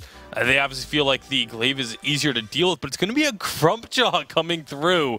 So now this is interesting because either we're going to be seeing the Crystal Grumpjaw, a Crystal Glaive, which hasn't really been used much at all, or the double weapon power, which I think would actually be the better option for the side of Reliable Union because you just have so much burst and so much sustained damage as well from the Glaive being able to add on top of the Grumpjaw. You can isolate a target and blow them up. It's also that double melee, which the fact that there's the two picks already made of the carries for the side of Reliable Union, like, or for Salty Potatoes, you're not going to have to worry about the Rhyme, but you do have to worry about the Finn. I was about to mention the Finn again. Yeah. It's great into both Grumpjaw and into Glaive. Yeah, and that's actually the best support play they could pick. It does have the CC, and also, you know, he's not going to get picked up here by the Grumpjaw, so he's just too big. So this is actually a great front line as well. You do want a good front line for the Samuel and the Vox, and I think that they did a good pickup here. A lot of people steer away from the Finn during the Grumpjaw pick, and I don't know why, and so I'm glad to see it picked up here. All right, so now looking at these compositions, it feels to me like Reliable Union have got to be on the front foot during this game. Is that how this is going to pan out? Is it them being aggression and then the side of Salty Potatoes trying to temper that across the course of the game? That's definitely going to be the call to order here for Reliable Union. Like, if they are not the ones that are engaging, looking for fights early and trying to win everything right off the bat, they're going to completely fall off, and this is going to go very easily to Salty Potatoes. But there is that potential as they just get the tension bows early. You got to figure both of them are likely to get a tension bow. Yep. And again, I want to see the double weapon power. They need to try and isolate either the Samuel or the Vox with an afterburn and let Grumpjaw just absolutely blow them up. All right, we're out of time on this one. It's time to jump on into our second game of the day. It's time for Salty Potatoes up against Reliable Union. Let us know whether you want the underdogs. I want to say underdogs from the Challengers series. They're not looking like underdogs right now. We want to know who you're supporting. Hashtag Vainglory on Twitter. But it's time to jump on into our second series of the day as we head onto the Halcyon Fold. You couldn't script this better, Scoundrel. This is Sneaky versus Likodov. This is the revenge story, almost, you could say, for Sneaky. After some roster issues, after Reliable Union made it into the VG8 last split, Sneaky was removed from the roster. And, you know, just to quote Palmatoro, basically, on this whole matter before we drop it and we just focus completely on the game. The worst case scenario you can do, Sneaky, is that you beat Reliable Union to take their spot in the challenge battles. Well, here we are, Sneaky versus Reliable Union. Let's see if he can do that. I think this is a really interesting story. We weren't going to touch on it too much, but this is as close to retribution you could find, really, in terms of Vainglory. Sneaky will be wanting to take this series 2-0 just for the sake of the sort of kind of level of sort of hurt, I guess, he felt after that first series in the getting into the challenge battles into VG8, and this is his redemption story with his team, and it's a very, very good team to do it with. They're already putting pressure onto Daredevil in lane here. Yeah, they certainly are. Now, of course, with the round-robin format, Scoundrel, if Salty Potatoes were to take the win here, that doesn't mean that they're into the Vainglory 8. They do not just consume Reliable Union's spot. They have to play everyone once. They have to play a total of 9 series, well, a total of 9 series get played, total of 3 series each. And then the highest win ratio after the weekend, that will determine who makes it. But a win here, of course, they've taken down already... Team Queso have taken down Reliable Union 2-0 in the first series of today, which was off air. So, you know, it's a good start it's a good start for the Challenger Series teams, but not a fantastic one for Reliable Union. Still a fantastic one for pretty much any VG8 teams from what we've seen so far. The Challengers looking stronger than ever. Remember, Team Queso, we haven't talked much about them. We're not going to talk about them much either here as well, but they have got the likes of Mr. K-Cool on there, one of the more famous players, especially from the UK, but also in the ex-professional scene before we had the VG8. It was called the Evil 8. Obviously, Mr. K-Cool was kind of a player of that era, but is still very, very good, and his team incredibly good too. Sneaky, I like what they did there, by the way. Salty Potatoes, they pushed the lane up as a unit, they put pressure onto Daredevil, and then they backed as a unit after having pushed the lane in, meaning they can get a very early back timer, and it means they could all back at the same time, looking to pick up some key items, and Sneaky actually picked up the Book of Eulogies here to help give him some sustain in lane, working towards what is likely going to be the Poison Shiv. We'll have to see how Reliable Union can push the early game here at Scoundrel, because it kind of feels like if this game goes post 15 minutes, then Sneaky's Vox will outscale, Joker's Samuel will outscale, and with Classed as this, you know, huge tanky frontline able to provide shielding, armor, all of the resistances on the Polite Company, then taking down the members that can just kite so easily on Salty Potatoes will be a really difficult thing for Reliable Union post 15.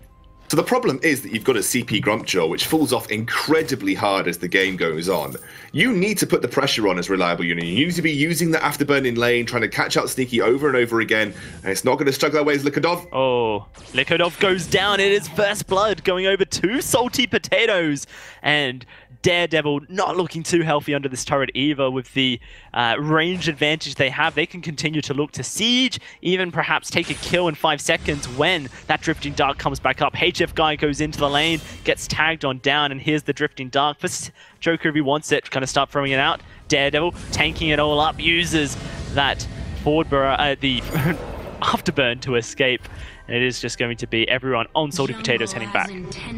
This game almost already feels like Salty Potatoes have it secured, pending no major mistakes, because if you're running a composition like this on Reliable Union, you need to be looking to get an advantage early, putting pressure in the jungle, punishing Joker, getting ganks off with the glaive in lane, using Afterburn as much as you physically can.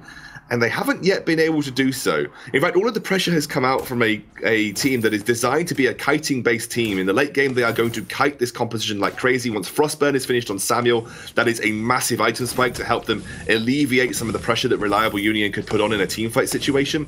But more importantly than that, because of the way that Vox is built these days, as we have a small engage here, I don't know whether it will result in anything big. HF Guy can't swallow Classed, hey? He is pretty big. I don't think you'll fit him in your mouth. That's going to be the Grumpjaw countered by the Fin here, but very low, the members of Salty Potatoes. There is no fountain to sustain them either. Classed has the gold for it, but of course is currently locked to the lane at Scoundrel. They are trying to siege here, which is something that they do have over the Reliable Union squad. If you manage to disengage and everything goes back to even Stevens, 3 versus 3 under a turret, the advantage is going to lie with Salty Potatoes simply because they have that Samuel and such an excellent siege tool. With that Drifting Dark, then you can get so much damage on the turrets. With Reliable Union, for them to siege a turret, they actually have to commit to a tower dive almost to get the time and space, or they have to have picked a fight of which they are going to win and then capitalize after getting an ace or a man advantage. So it's a little bit more difficult for them to push global objectives without sacrificing or winning something in the get-go. Joker's being forced here by HF Guy in the jungle, but he will just head towards his backs, clean those up. Poison Shiv has now been picked up as well for Vox, and something else that, with this weapon-powered glaive coming out, something else that's going to sort of benefit Salty Potatoes is just simply that Vox picks up Metal Jacket in his build path so frequently now. It is something that a Vox would very easily invest in and feel like it is a good purchase for him because he can stack and kite so easily using his Sonic Zoom and the breaking point eventually that he'll pick up in his build, that actually having the metal jacket is a really useful item to help sustain you enough to become relevant with those breaking point stacks. So that's going to be really good against this weapon powered glaive as well. Well, there's going to be another engagement coming out from Reliable Union as HF Guy dives into the lane. Sneaky has gone back to base, picked himself up an infusion. He's currently level 5. It's sitting in his pocket. Fight was to break out. He in fact gets swallowed up here. All right, what can Salty Potatoes do? There's the Oblivion going out. It puts 2 to sleep. There's a quibble. Sneaky though will be able to escape. The fountain was used in fact to keep him alive. Well, and both fountains now down. Incredible Oblivion coming out of the Joker there, and they're putting the pressure on. Daredevil getting tanked down by the damage. A pause does come out. I think it's HF Guy who was not moving, so perhaps in relation to Reliable Union, but such a strong early start for Salty Potatoes, considering their composition scales well. I mean, that was incredible. That was Joker single-handedly saving that situation for Salty Potatoes with an excellent Oblivion, like you said. No Crucible yet for Lyra as far as we can see, so no way to block that out. And I think actually Reflex blocks are lacking on everybody too. So it was basically a free Oblivion if it landed, and it was so positioned perfectly because they knew that they would be looking to use the glaive afterburn as soon as he Grumpjaw spat out Vox, get him under the turret and make him an easy target. But it was so good. It was just so good from Joker, and then the kite potential came out from Salty Potatoes. The fountain was on point. Suddenly everything started to wind back in. They managed to regroup and take that range advantage that they have over this Reliable Union roster. And you're starting to see the limitations of a melee-based composition if you don't get those engages and get the first kill straight away, because ranged will always beat you because they have that ability to move back and forth and continue to output damage, where, you know, melee champions, they have to be in your face, and if you can stop them being in your face, kind of shut them down. And back in May, Sneaky, very known for his Black Feather Scoundrel, kind of pioneered a build that became meta. It was a very defensive orientated build. As you can see, HF Guy is currently out of the game, but Salty Potatoes aren't going to take him out. You know, he's getting damaged by resonance, but they can't help that. They allow for the side of Reliable Union to back out here. I'll actually see how HF Guy can get himself back into the game here. Obviously not the way you want to go. In fact, another pause does come out to see if he can't fix his connection. But, you know, back in May, Sneaky's Black Feather really was just the topic of conversation. Scoundrel was so prominent, so good, so much so that everyone thought that was the only hero he could play, but he's certainly reversed that stigma this season in the Challenger series. He loves to play defensive builds, and you can see already on this box, armor, shielding picked up. He hasn't even started his second offensive item, sitting with a full inventory at the moment, and that kind of helps Salty Potatoes in their ability to survive some of these early game brawls of this melee composition, because of course eventually he's going to hit his build. It's a very cheap build on Vox, and so if he can make sure he survives early, does get towards that 15-minute mark, allows Joker to scale up, that's when the game becomes so much easier for Salty Potatoes. Well, actually, I'd almost argue something slightly different, that Joker doesn't need to scale up. What Joker provides is this big mid-game burst of damage when he has just one CP item. That's, you know, when Samuel's got Drifting Dark with one CP item, he hits like a truck.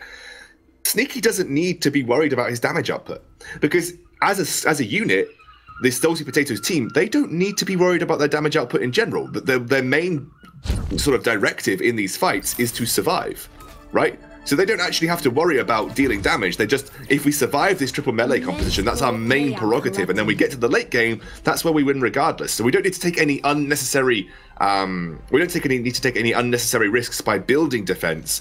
By not building defense. Because if we just built all-out damage and they actually caught us, we'd probably go down very quickly. It is going to be the unpause coming through. Scoundrel HF Guy able to go back into his jungle and start farming up. Seemingly a little bit better as far as the connection is concerned here, but a gold miner was secured by Salty Potatoes in that little bit of downtime, able to push their gold lead up to 3,000 at this 8-minute mark. Something that's actually really interesting about Reliable Union is when they played with Sneaky back in the previous VGL season, they were known for their triple melee comps. That was people said that's all they've got in their tank. They are triple melee compositions. That's all they can do. Still got them into the Vainglory 8, mind you, but now you're seeing a sort of melee heavy composition coming out from Reliable Union, and actually Salty Potatoes playing into it so well. It's almost like sweet justice for multiple reasons, and like I said, I think that's what Sneaky will be feeling at the end of this series. It'll be justice for him. Yeah, it's worth noting, I guess, that Likodov is the only Origin member of Reliable Union at the moment. Daredevil and HF Guy brought in, but it's an engage coming out of Oblivion. On top, it's going to be Sneaky knocked backwards, but he's just kiting, taking down kills. One, looking for a second, and it will come through. Joker finds it and a pull in. That's Likodov done. An ace comes through for Salty Potatoes. They're going to find themselves at least 2 turrets. I mean, Sneaky just took no damage in that fight. Kota plate's already finished. Tier 2 shielding on the board. Reflex block there. This is a very defensive box because he doesn't need to be anything else. Samuel is there for the mid-game power spike in terms of damage. If Sneaky's being focused, that's all the better for Salty Potatoes. The better thing for Reliable Union to do would be to try and isolate Samuel and take him out, because really, realistically, Sneaky not really sitting on a lot of damage. So you take out... wait a second. Joker, like this. Knocked against the wall, they do take him out. But Sneaky, he's doing work. Looking for Daredevil, finds it. Now looking for a second. Gets swallowed up here. Classed has not overdriven yet. Level 7. But Sneaky gets out. Can he dance? No, he cannot. It is going to be HF Guy finding a second kill here. Classed will go down. And it is going to be a counter ace coming out for Reliable Union, as Salty Potatoes stick around for too much. Sometimes you have the caster's curse, Dalsy, and sometimes you have the caster's blessing. That was a caster's blessing. That was a caster's blessing right there. You tell a team what they need to do, and they do it in an instant. And there you go. I mean, that's the better way of focusing this composition from Salty Potatoes. Maybe they were a little bit overextended. I think Samuel was asking to be engaged on with his positioning, but man, it's a big turnaround now for Reliable Union, because that's the way they needed to approach that fight. Joker is the only one without a serious amount of defense on board here, so if you can isolate him with the Glaive Afterburn, he will go down very quickly, despite the sustain that he has built into his kit. And I think Reliable Union played that a bit better. You know, once Sneaky built up this defense, he doesn't become a priority target anymore. But Dalsy, look at this. Look at Sneaky's build. He's remedied the situation instantly. Yeah, a breaking point comes out, Scoundrel, which means that in these long sustained fights, if that fight was to happen, Scoundrel, and Sneaky had a breaking point, then Sneaky would have cleaned up, because it went on for so long. Perhaps the stuffed may have actually been enough to cancel the breaking point stacks. It would have meant they dropped. But he has the Aegis now as well, which means he can block up the stuffed. So if this fight was to happen once more, you just see that it's Sneaky able to just stack up. Already the fight breaking out. It's HF Guy on the wrong side of a wall trying to find a swallow, but he gets eaten on up. 7 breaking point stacks already for Sneaky, and a pull-in means Likodov is pretty much donezo. He does portal backwards, provides time for Daredevil to escape, and he will do so. That is 2 kills over to Salty Potatoes, and they are currently 5,000 gold in the lead. Breaking point making all the difference for Sneaky. Like we said, I really love his item choices here, knowing that he wants to sustain through fights, and Breaking Point will give him some benefit from surviving in these team fights. Daredevil overextended. Daredevil is overextended, and he should just go down, you would think. Joker may lose his life in the process. No! He survives on the blink of death.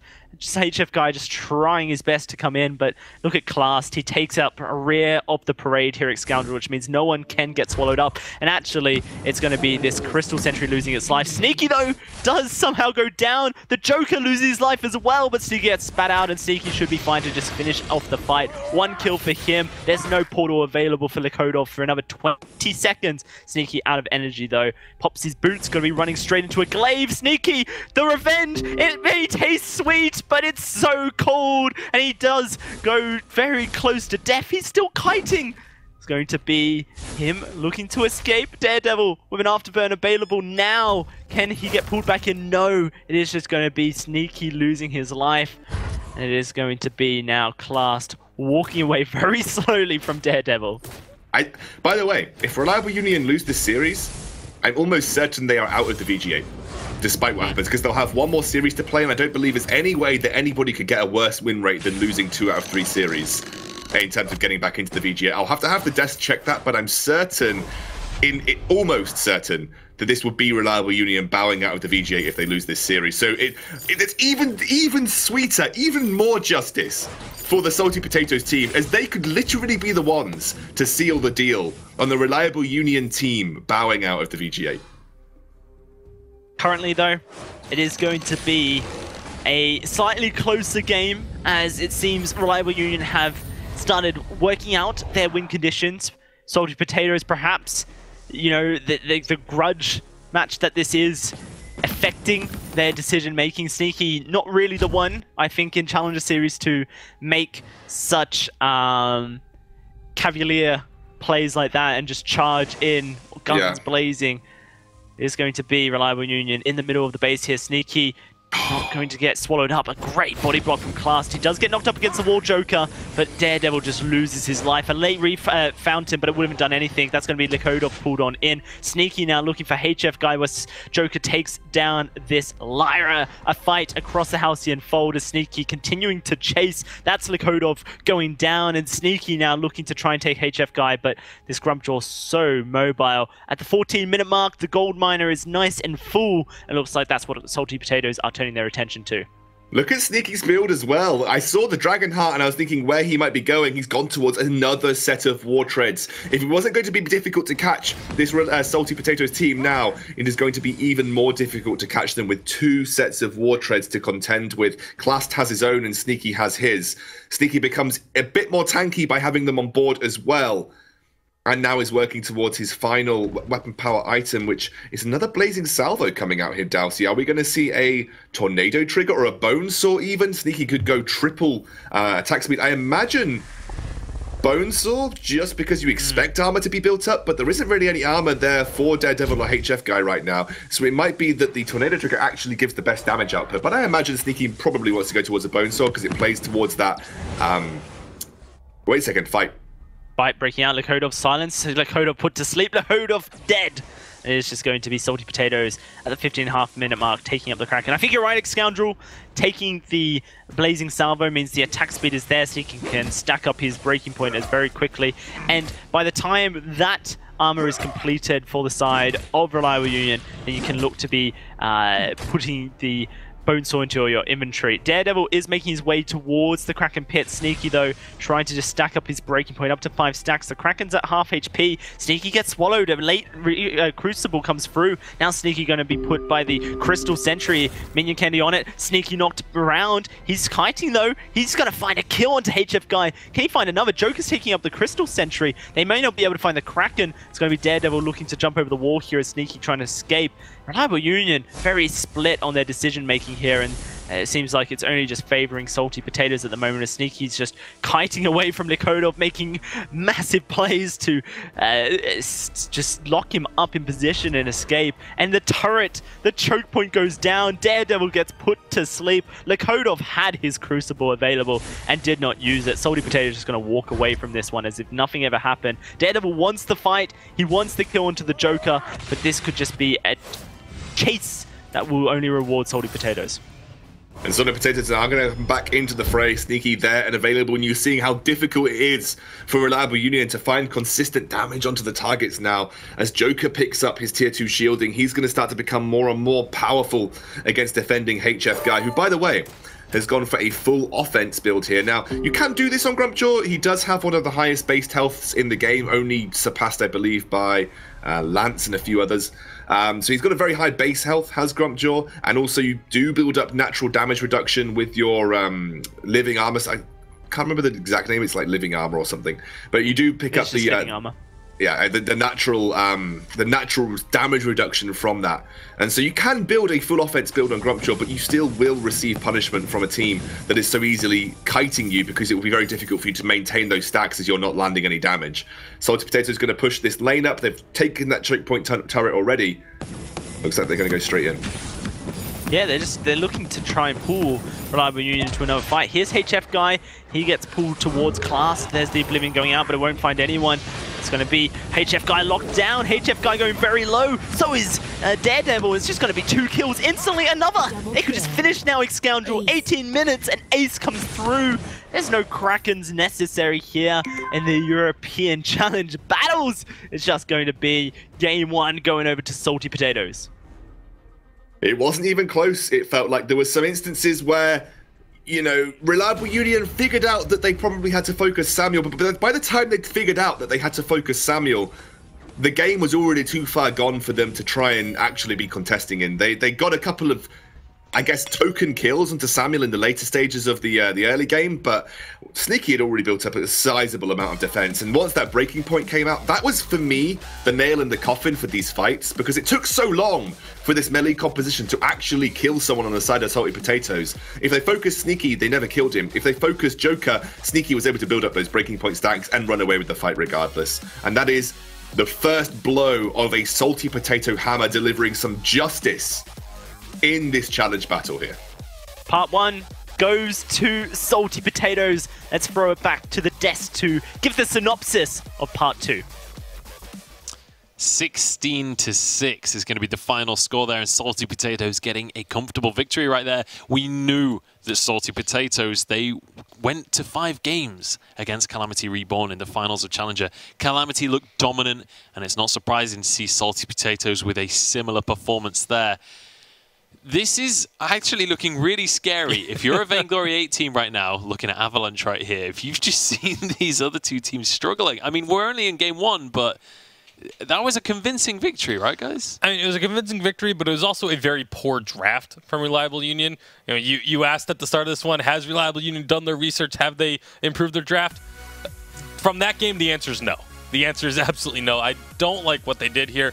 The double melee, it works because, you know, in theory, because there's not going to be that hard counter in the form of like a rhyme or something coming out, but they just didn't have the damage. You know, the Grumpjaw going the CP Grumpjaw path that we used to see all the time wasn't able to dish out enough damage, and you know, if they tried, no matter who they tried to focus on, they weren't actually able to get that kill because they just didn't have the flat base damage numbers. And also, the draft was really good from Salty Potatoes. The Finn, a stroke of genius at the end of the draft.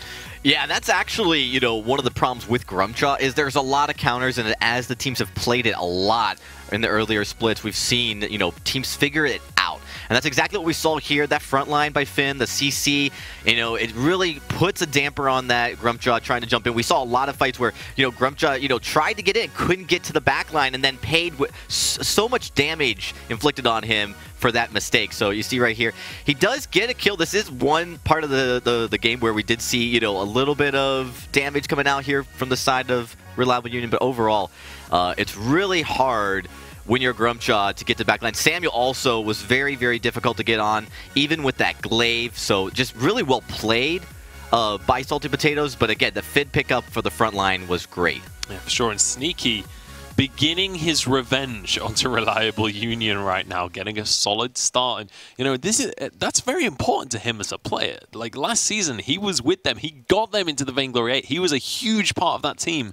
And then, obviously, things fell apart internally. He was no longer part of the team. And now this is his opportunity to get back into the Vainglory 8 one last time.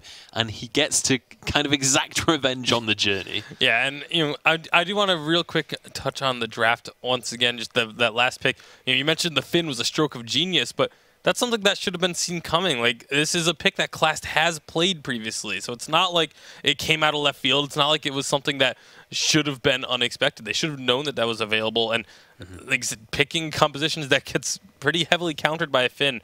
Again, just mistakes in the draft from Reliable Union. Like you said, Sneaky and the rest of the Salty Potatoes have got to be happy to see that come through and say, look, we just won draft against this team. Like, maybe, you know, if you hadn't kicked me off the roster, you might not be in the situation. Could be maybe going through his mind, but it's got to feel good for Sneaky to get that first win. Yeah, it must do. Now, looking at the draft for this next game, what is it Reliable Union have to change coming into this one, Dragon Ball, to not put themselves in a corner like they did in game 1?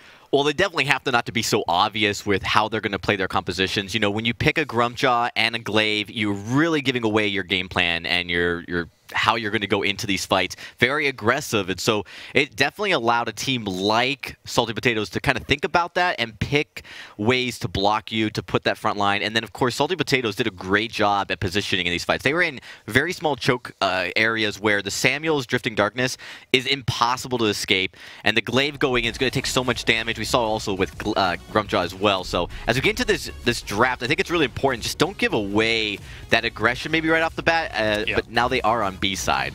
Yeah, so this time it's them that's going to be looking at what Salty Potatoes do and trying to counteract it themselves. Baron going to be the first ban of the draft. Totally unsurprising. That has been consistent throughout the challenge battles so far that Baron's been banned away. We'll see how Reliable Union are going to react, and it is going to be the Grace taken off the board. Yeah, it makes a lot of sense. Salted Potatoes can either go for the Lyra, the Vox, the Idris. All three, I think, would be very strong. It is going to be the Lyra, so now I expect Reliable Union to go for likely the Vox, just because that's what teams seem to be favoring, and then banning away the Idris. I would really love to see a team actually pick up the Idris instead, because I feel like there's so many strengths on this Idris. It has a higher skill cap than the Vox currently does, but also has a lower basement than the Vox as well. So it's a tough pick to just kind of take out of the blue, but when your back's up against the wall, as the casters were mentioning down the stretch there, if Reliable Union don't win this one, they will be 0-4 on the record, and essentially, by all rights, out of the Vainglory 8. Yeah, we'll see if that is going to go to past Reliable Union. They've got to win this game. Idris going to be banned away, and now Salty Potatoes considering what to take off the board. It will be the Samuel. So that's not going to be going over to the side of HF Guy on this one. And we'll see where Reliable Union go with this pick. We saw them go for a Grumpjaw and a Glaive last time, but that did not work out. Kestrel is going to be the lock-in. I like again, Salty Potatoes knowing that the Samuel is a very strong pick for Reliable Union, not letting it through the draft when they were on B side. They picked it away. Now they don't have the option to do so, so they ban it away instead and can look to build their composition. Again, they know the carries of the side of Reliable Union, and they can just look to completely try and counter that out. Glaive locked in here for Salty Potatoes. How would you anticipate they finish this one out, Dragonborn? What do you put alongside a Glaive? Well, they definitely need to make sure, if they're going to flex this into the lane, which is possible, that they have someone that can go up against the Kestrel potentially. But it could be a Jungle Glaive as well. It is going to be a Scarf, though, so this is a lot of a lot of burst damage that can come out here. Really, really strong into the late game. They're going to have to be careful, though, because, if Reliable Union does sense some weakness early and get some momentum, the Kestrel can help snowball. Right here, you're going to probably pick up a support, likely an Arden. You really want to be able to trap that Scarf. So Scarf's going to want to stay kind of out of the fight there as he pokes with a Spitfire. Really the only support available other than a Catherine to kind of lock that Scarf down could be an Arden. So Catherine or Arden would be two good support plays. It's going to be the Arden locked on in there. So we have our compositions locked in. How are we feeling about this one for the likes of Reliable Union? Do they have what it takes in this draft to actually take it to Salty Potatoes? I would have much preferred to see Catherine come out. As of right now, the only way they have to stop a Scarf ultimate is to land the gauntlet directly on him or to get an active camo trap underneath him once he starts channeling it, both of which are a lot easier said than done and can be very telegraphed and easy to block if you're the Scarf that's starting off with the Dragon's Breath. So the Scarf, if they can control the early game on the side of Reliable Union, they need to be in the jungle. The first 4 minutes, Scarf needs to get no CS whatsoever. It needs to be completely controlled by this Kestrel, and should be able to, because Scarf is not the strongest early game jungler. But if they do not shut him down early, then this is going to be a 2-0. All right, so we need to, again, see Reliable Union putting that front foot forward and making sure that they're in control of the game. Would you agree with that one? Is there anything that the Salty Potatoes can do to deny that happening?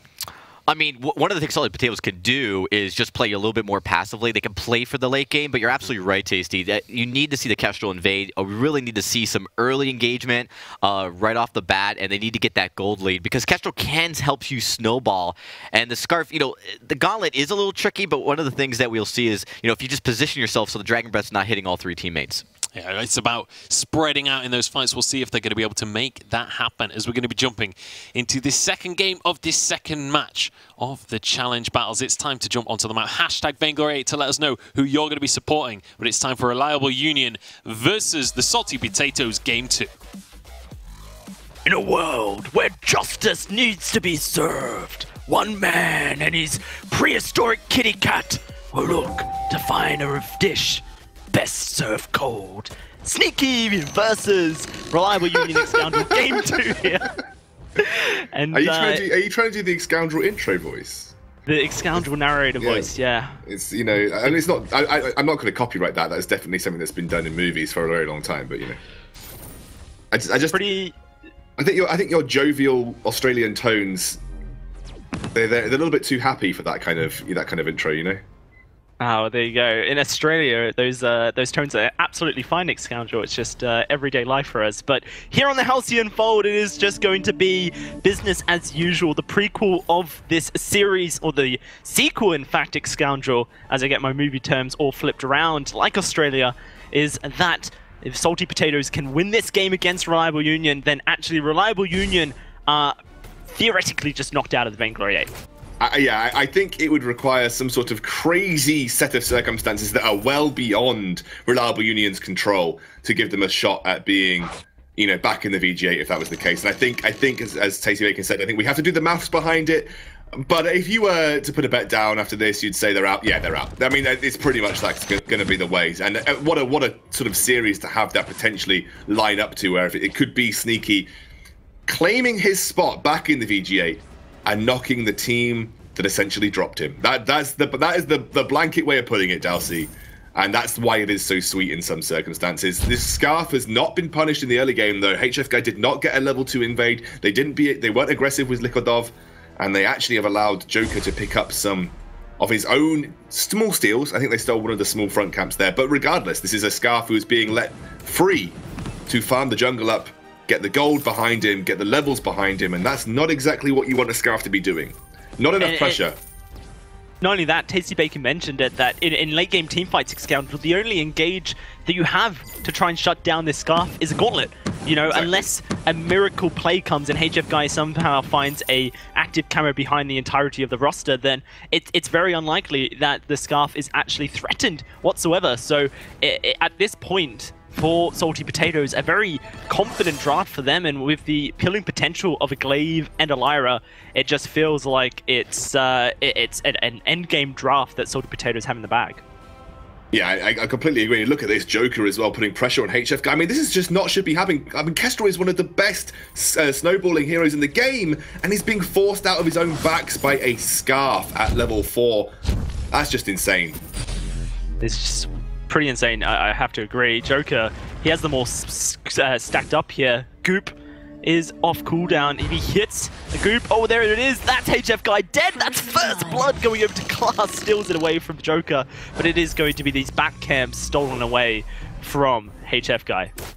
Reliable Union look all out of sorts. They didn't take a level 2 push into the Scarf's jungle. They didn't try and put pressure on with the Kestrel early game. And now Kestrel's behind. One of the benefits of a Kestrel, Dalsy, especially CP, is you can get ahead in the jungle. You've got a huge amount of burst damage that you can bring to the table. You can make some great steal attempts at the enemy's forward camps when you get the opportunity to. And then you basically walk into lane and you siege a turret, because Kestrel sieges turrets naturally. She just fires those glimmer shots out, and it's a really good siege tool on her turret. If you're behind as a Kestrel and you're walking into these Spitfires, I mean, you're just going to have a bad time. Currently a 1,000 gold lead for the side of Salty Potatoes X Scoundrel, due to the Joker being able to walk in, steal backs, find a kill as well onto HF Guy. Yeah, this 4.5 minute mark, he is so close to finishing his Frostburn on this Scarf, which will give him a little bit of early power. HF Guy is nowhere near. He has Heavy Prism, he has a Crystal Bit, 2 energy batteries. So it's going to be a long time until he finishes his first item, which is very likely to be that Shadow Glass. And the problem is now the item efficiency of his slots has gone down the drain, because he's bought 2 energy batteries, which means, you know, likelihood one of those goes to a Clockwork, right? But how many Kestrels build an Eve of Harvest early on in their build path? Not many. So now you either sell that battery, in which you've wasted a bit of gold and some early slot efficiency. Oh, it's an engage coming out. It's going to be Class knocked around, but here's a huge Dragon's Breath. And Joker finding a kill, looking for a second. HF Guy looking for revenge, gets revealed from his stealth, and Nakodov is sitting on the goop. It gets lit apart, Class with a snipe on that Imperial Sigil. It's 2 kills to Salty Potatoes here at Scoundrel, and they are just looking to snowball. And Sneaky looking to steal a bit more jungle away as well from HF Guy, who's already started to fall behind in CS compared to his counterpart Joker, who should get a clean sweep of his own jungle here and start to rocket into the lead. You imagine HF Guy wants to go towards a Shatterglass, but knowing the way that Soldier Potatoes play, shielding will come out down very quickly. Joker's already picked up tier 1 shielding on a Scarf, which is just not something that you generally tend to see most Scarf players do so early on. They are starting to put pressure on HF Guy's ability to snowball this game on the Kestrel. And that's a very big deal indeed. And also, one of the best ways to deal with poke, and it is the same in every single MOBA, is having sustain in your composition. And Lyra brings that in absolute ounces. Ounces is a very small measurement. Maybe I should have chosen something more grand. In tons. but regardless, sustain's good. Sustain's good against poke. It is very good, and currently the Joker just finding poke of his own. Spitfires onto an invisible Kestrel, Spitfires onto a very mobile Vox. He's got it all right now. Taking this turret down, letting it burn inside the group at Scoundrel. And it's good to, you know, I like that you mentioned the point about HF Guy and currently his inventory, optimization, because it's a very inefficient build path that he's currently found himself in. He can't really build anything that he wants to, can't really upgrade anything he wants to, because he is restricted by Shatterglass. He does have the gold now to buy that Shatterglass at 7 minutes into the game, but he's going to be taking his back camps to ensure that Joker or Sneaky isn't there to steal them. And so, you know, this Shatterglass on a CP Kestrel, realistically wanted to be finished a couple minutes ago, and now since it hasn't, since there's such good late game on the side of Salty Potatoes, you're perhaps finding yourself in a position where there is just no early game potential anymore. Yeah, and I think that's maybe where we're looking at. You do have the Vox as the game progresses. He is pretty solid in the late game. I guess the game that HF Guy's trying to play here is going to be, I want to kind of sustain myself in these long range fights against the Scarf, but I mean, Scarf's Spitfire cost less, and he has an energy battery as well. I mean, that doesn't feel like a fight that you're going to win easily, even with 2 energy batteries. So I think that's an interesting, again, like we said, an interesting use of item and slot efficiency there for HF Guy. But he has picked up that Shatterglass now, less restricted in his slots, and has the ability to put pressure onto Clast and Joker. Joker already at tier 2 shielding, by the way, so we're taking less and less damage from that Shatterglass without the piercing of a piercing shard coming through for HF Guy. So already the target's becoming slightly less attractive for HF Guy on this CP Kestrel, although Sneaky uncharacteristically has got 0 defense apart from the cloth, so the light armor yet, so he's going to be taking some punishment from the glimmer shots. He does have the gold now, though, to head down to the shop, finish off his Sora Blade, and pick up some light shielding. I'm almost certain that's what he's going to do. Is it going to be light shielding purchase? No, it is in fact going to be a O-Cart to go towards that reflex spot instead. To escape gauntlets, which makes a lot of sense. These one-shots have consistently landed onto Class here, and so that is something to look forward to. HF Guy finding a target with his ultimate. Unfortunately, it is the perhaps tankiest target, or at least will be the tankiest target of the game, and of course will be the one that can heal herself back up as well with the Life Spring, with her Imperial Sigil. But if these ultimates are connecting, then at least Reliable Union have a lot of burst damage that they can use to attempt sieges with. I think he's actually getting punished pretty hard here. Does get big damage. Wow, HF Guy just gets completely knocked around. Gauntlet goes down, Daredevil burning. Nakodov just trying to separate the enemies from his allies, and he successfully does so. But now this turret will just fall. Goop will burn it away. That's Joker taking the turret, and it is going to be Sneaky finding HF Guy in his jungle, looking for the kill. He secures it. That's going to be him now starting up the Crystal Sentry here. They take it so quickly with that Scarf. Great objective control on the side of Salty Potatoes. They take away the backs as well. HF Guy is just not having anything go his way in this series, Scoundrel. And now Salty Potatoes may even look to try and take the gold miner to take their gold lead, even more so push it up to 7,000. The Kodov realistically should just look to suicide perhaps to steal it, and it won't even go his way. It is secured by Sneaky, a huge 5,000 gold lead, and Daredevil is dead to all rights as well. The snowball is real. The revenge story has been written, Scoundrel, and Sneaky's got to be feeling good. Sneaky's build is really, really good as well into the kind of composition that he's playing. He's gone and prioritized the straight up single hit burst damage. And he's gone for Tornado Trigger as well. This is an anti-CP Kestrel Glaive if I have ever seen one in my life. Soon as CP Kestrel opens up an option for an afterburn, Sneaky's in there and looks to two-shotter, because if any of you don't know and haven't seen many CP Kestrels, they do not build a shred of defense. A good CP Kestrel generally has 5 CP items by the end of the game, simply because you're generally supposed to use your active camo and positioning to make it very hard for you to be focused, or even hard to be hit in a team fight. And you're just supposed to deal so much damage from range that it's very difficult to respond. Wait a second, that's even going to do so much damage to Liquidov here. Oh, Liquidov is very much caught out. Has his gauntlet, pops the fountain. Now that is a huge cooldown, not available for the side of Reliable Union. If a fight was to break out, the burst potential on the side of Salty Potatoes, and no healing now for the very two squishy front backliners of Reliable Union. This turret pretty much dead, but the gauntlet will go down so that Sneaky can't auto-attack it. The minions should be removed from the map, but they can just wait for the next wave here. Even poke it down before the shield spawns. Going to be pretty simple for the side of Salty Potatoes. In fact, they're looking for a kill. Perhaps Daredevil going to walk into this trap. It hasn't been spotted yet, and it's going to be Joker knocked out of his ultimate. Not really too much damage to him. They're very happy to walk out and take the Crystal Sentry Life for a second time.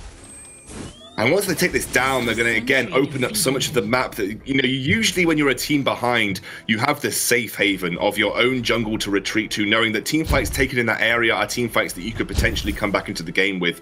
If, as a team, you are capitalizing on small team fight wins by taking that off the board, once that's done 3 times, the map becomes your playpen, and that's where Salty Potatoes are trying to do here. They want to use every inch of the map to find the best possible engage onto the Reliable Union squad. Now, Reliable Union have had a tough time of it in the challenge battles so far. They lost 2-0 to Team Queso. I mean, they are, by all rights of imagination, a good team. I mean, Daredevil, you know, he's had some great performances. HF Guy has shown that he's good in the jungle from some certain areas, and Liquidov, he's had some performances. So it's, you know, this is tough for them, especially, you know, given the situation as Joker tries to get caught out here. Tries to get caught out, but fails miserably, Scoundrel. Somehow able to escape that one.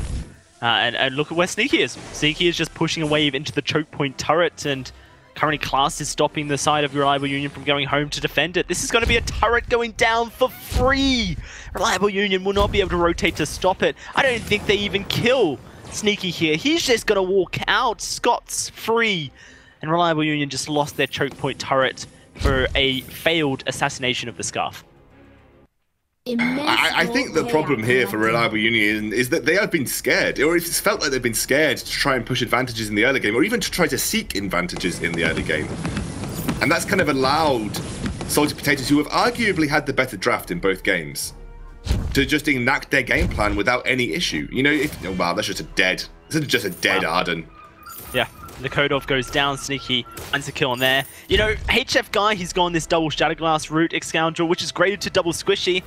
There is no double Squishy here, though. It's Lyra, it's Glaive, very tanky heroes. There's an Aegis already finished for Joker. There's no Pierce. HF Guy's builds, man, I have to question them sometimes. It doesn't seem like he's looking at the scoreboard and realizing what he's playing against. That's going to be Daredevil going down. You know, basically this game seems over at Scoundrel unless Salty Potatoes find a massive way to throw the game. They are just going to walk in and take one of these Vein Crystal turrets. Sneaky tanked by that one shot to 75% of his health. The Gauntlet goes down to separate the guys from the turret. It's already down at half HP. Daredevil about to respawn. That's going to be HF Guy knocked around. He's not blown up yet. Likodov may go down as this Dragon's Breath starts burning down. The turret falls. Daredevil charging in. Is going to get hit by the Spitfire. Salty Potatoes are just going to exit stage right here. It is just going to be them taking away the backs once more, denying jungle from this Lyra, this Kestrel. They're looking for a reliable union, but Likodov's getting bursted. Daredevil is almost dead. Hey, Jeff Guy's knocked up against the wall. Sneaky will find that kill onto the Kestrel, and Daredevil will escape through a portal whilst his opponents essentially take his base. In fact, he died. How did he die? I do not know. I don't know. I don't know how he died, but it's GG. GG indeed. Salty Potatoes at 2-0 over Reliable Union, and Sneaky has found the revenge he wanted.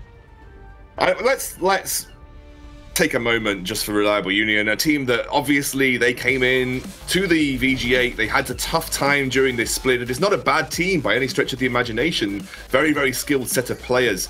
HF Guy's build, you said, could be called into question.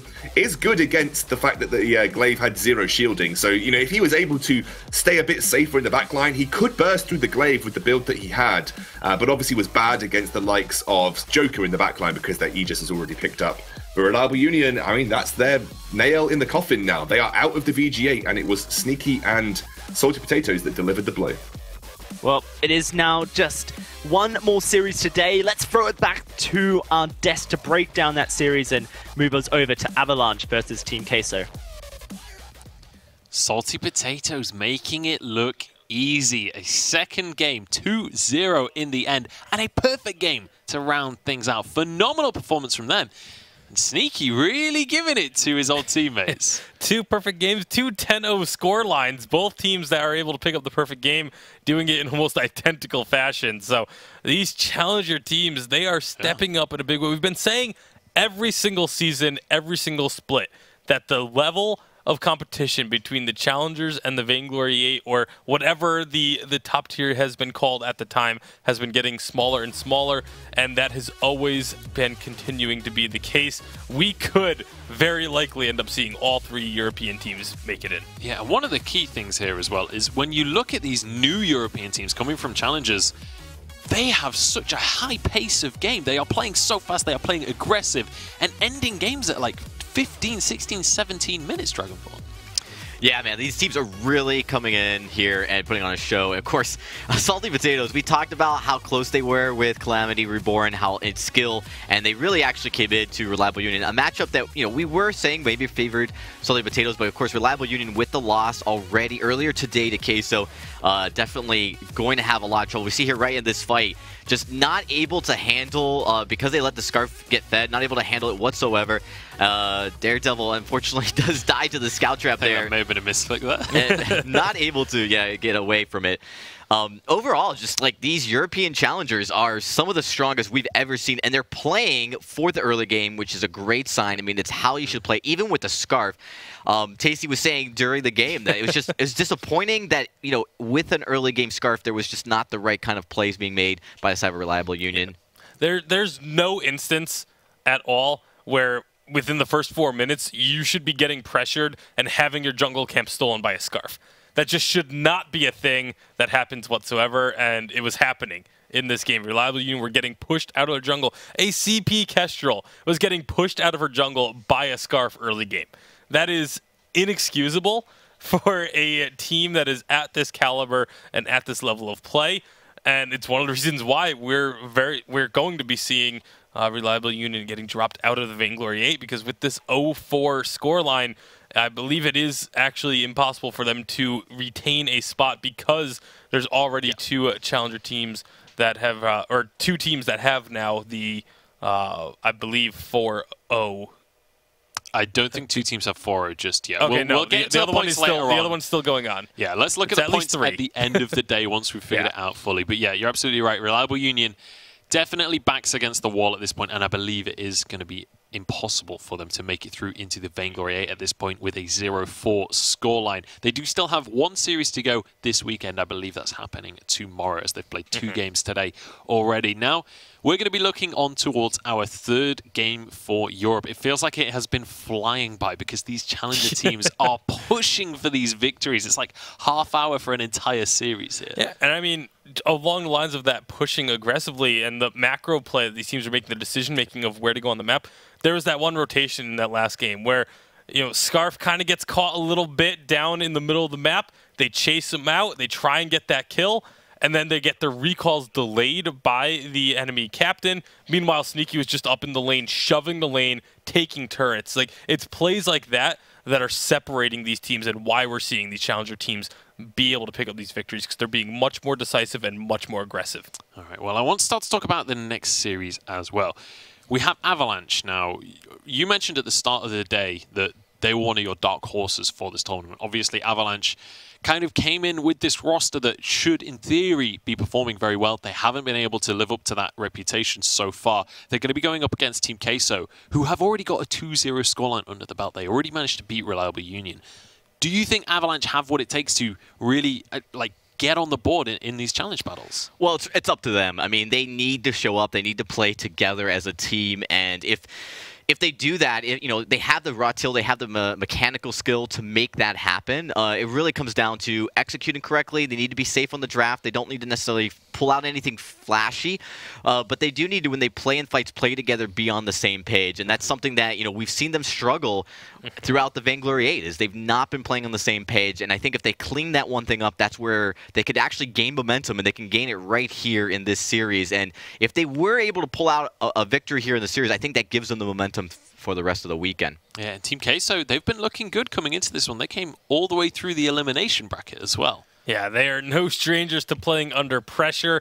Mr. K-Cool joined the squad for this season, and, I mean, he had the opportunity to play on Vainglory 8 team. He was on the Lemon and Lime roster that qualified for the Vainglory 8, but he chose to step down from that roster. He wasn't kicked from the team or anything like that. It was his own decision to step down from that Lemon and Lime squad and go and play for this challenger team in Team Queso. And I gotta say, especially for someone so young, to be able to make that decision and say, you know what, we qualified for the Vainglory 8, but I still feel like my chances are better with this team that isn't there yet. Like, this is a better situation for me to be in. That takes so much maturity to be able to do. Maturity was the exact word I was about to use. It really shows that he's going for the long term. He wants to be successful as a player, not just in the next couple of weeks, but in the course of his whole career. We'll see whether he can make it happen. Let's take a look at the points so far, where we are in the challenge battles, because there's a lot of games already been played. Calamity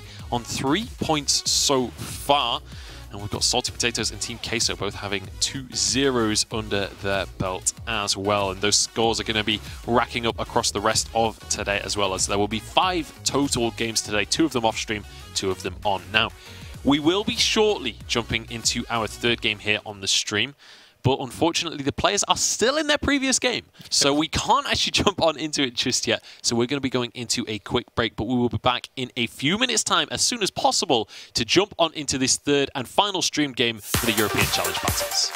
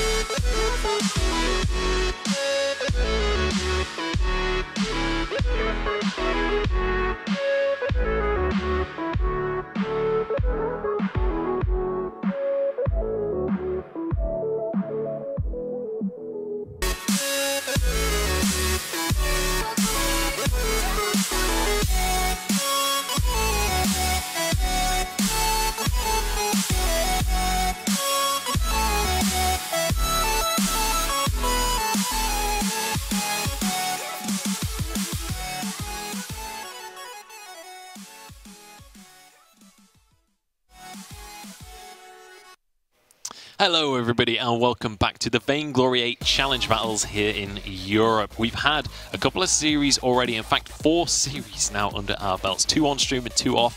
We're going to be jumping into the 3rd and final series of today. Obviously more to come tomorrow and North American games later on today, but it's time to jump into Team Queso up against Avalanche. Now, these teams both with a lot to prove, I think it's fair to say. Let's start with Avalanche. This is a team that, you know, as we've mentioned before, they came in with much higher expectation than they've been able to deliver on this season. Yeah, this is a team that probably has one of the highest ceilings, but the lowest floors. Like it's so inconsistent, although it's been consistently down near the bottom for them. Like they just have not been performing good.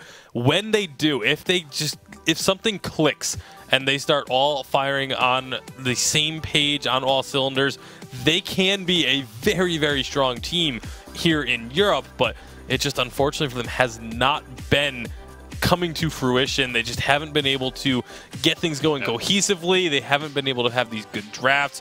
They haven't been able to make these huge plays that this team has been known for. Yeah, and importantly to mention, this was the team that was previously Supremacy. Supremacy then picked up Rising Lotus. So that is now Supremacy. This is now Avalanche.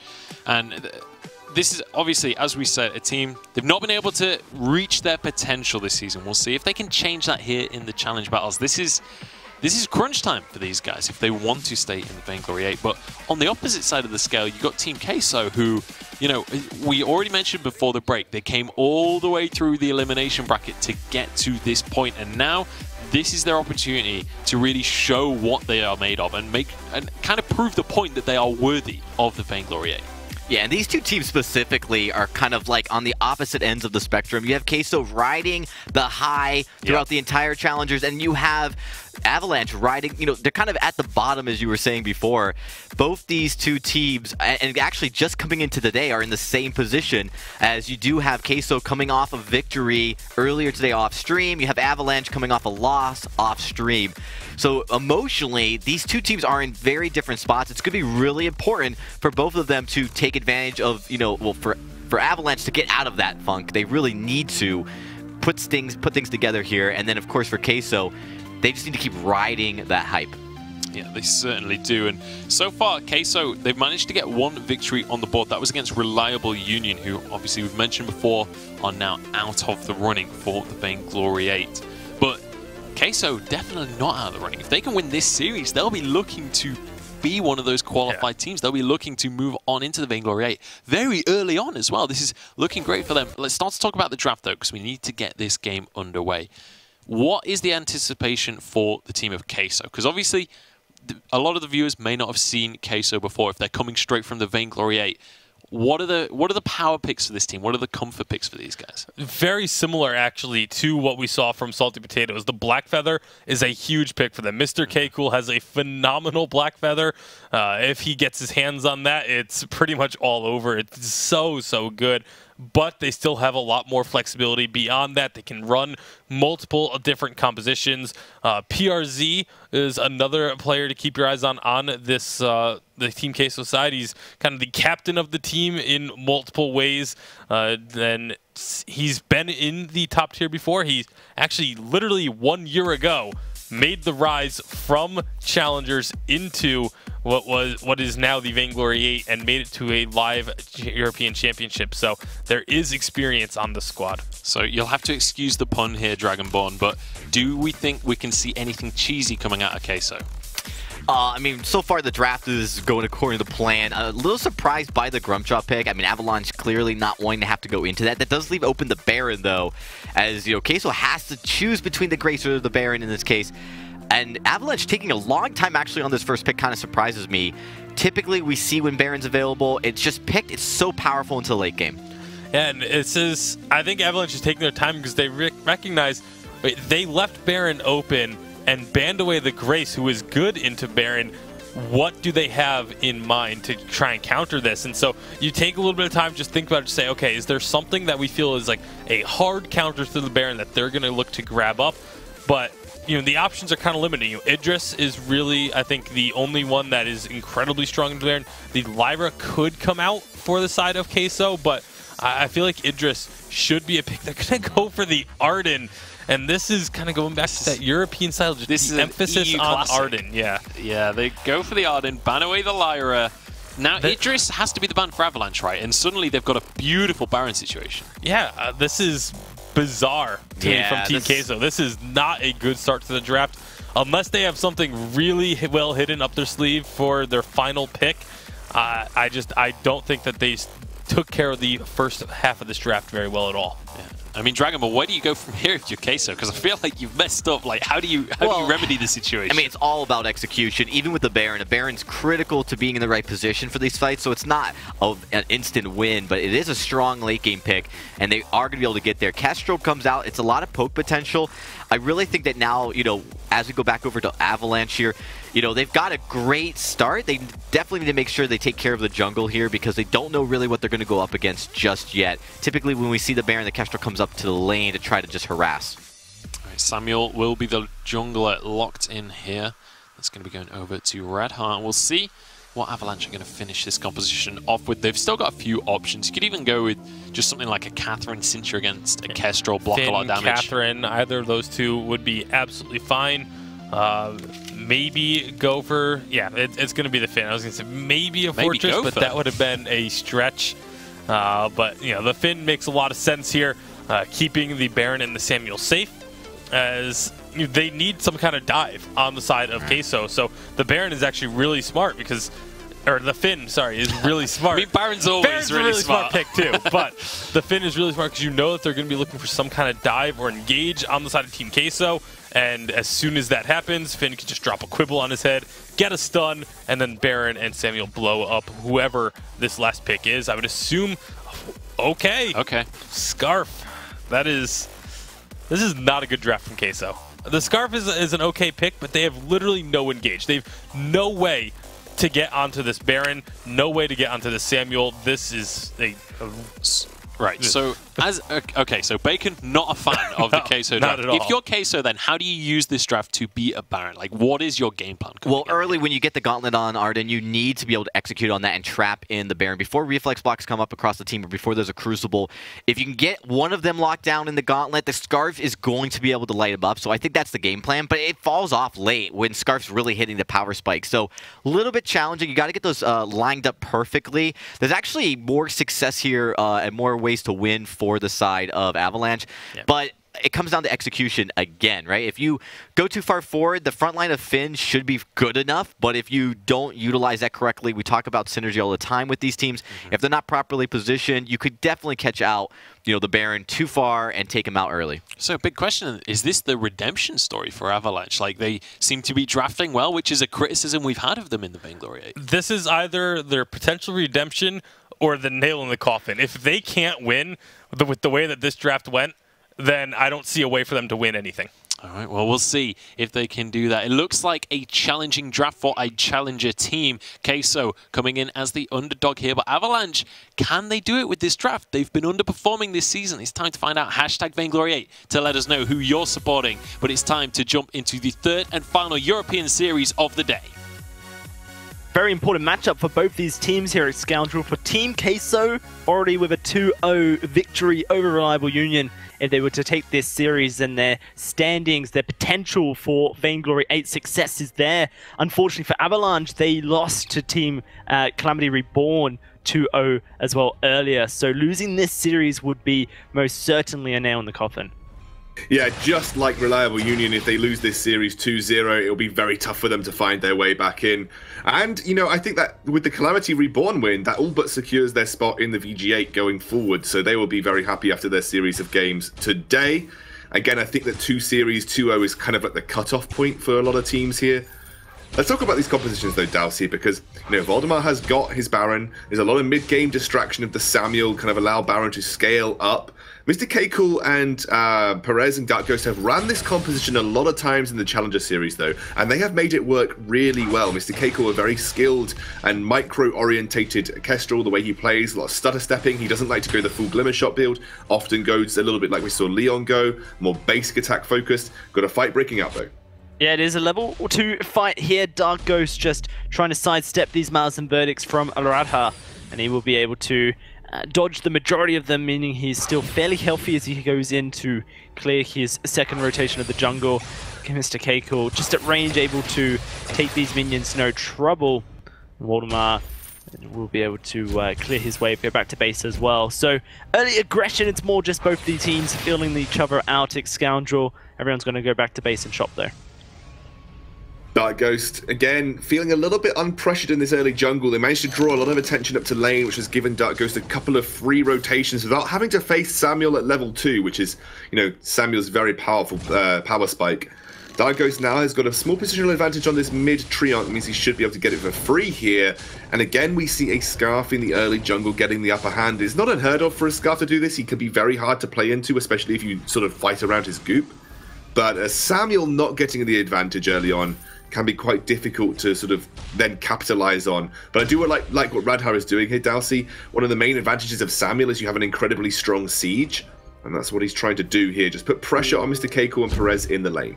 Yeah, and currently it is just attempts at that, but realistically it's actually Team Queso getting the better end of it as Bastion perhaps too aggressive in his positioning. Mr. Keiko happily dodging the majority of these Malice and Verdicts, especially the ones empowered that would have done the most work for the team. And now look at Dark Ghost looking for a kill into Bastion. They're aggressing forward, looking for it all. Radha will take a Spitfire to the face, and everyone on the side of Avalanche very low here. You could see a siege potentially coming out of Team Queso as both Radha and Bastion have been forced away from the turret, but instead it is Dark Ghost going aggressive into Radha's jungle here. Perez on the other side, he secures that healing camp for himself. Now the fight should go his favor. He's going to start chasing down, looking for that first blood, and first blood will go to Dark Ghost for Team Queso.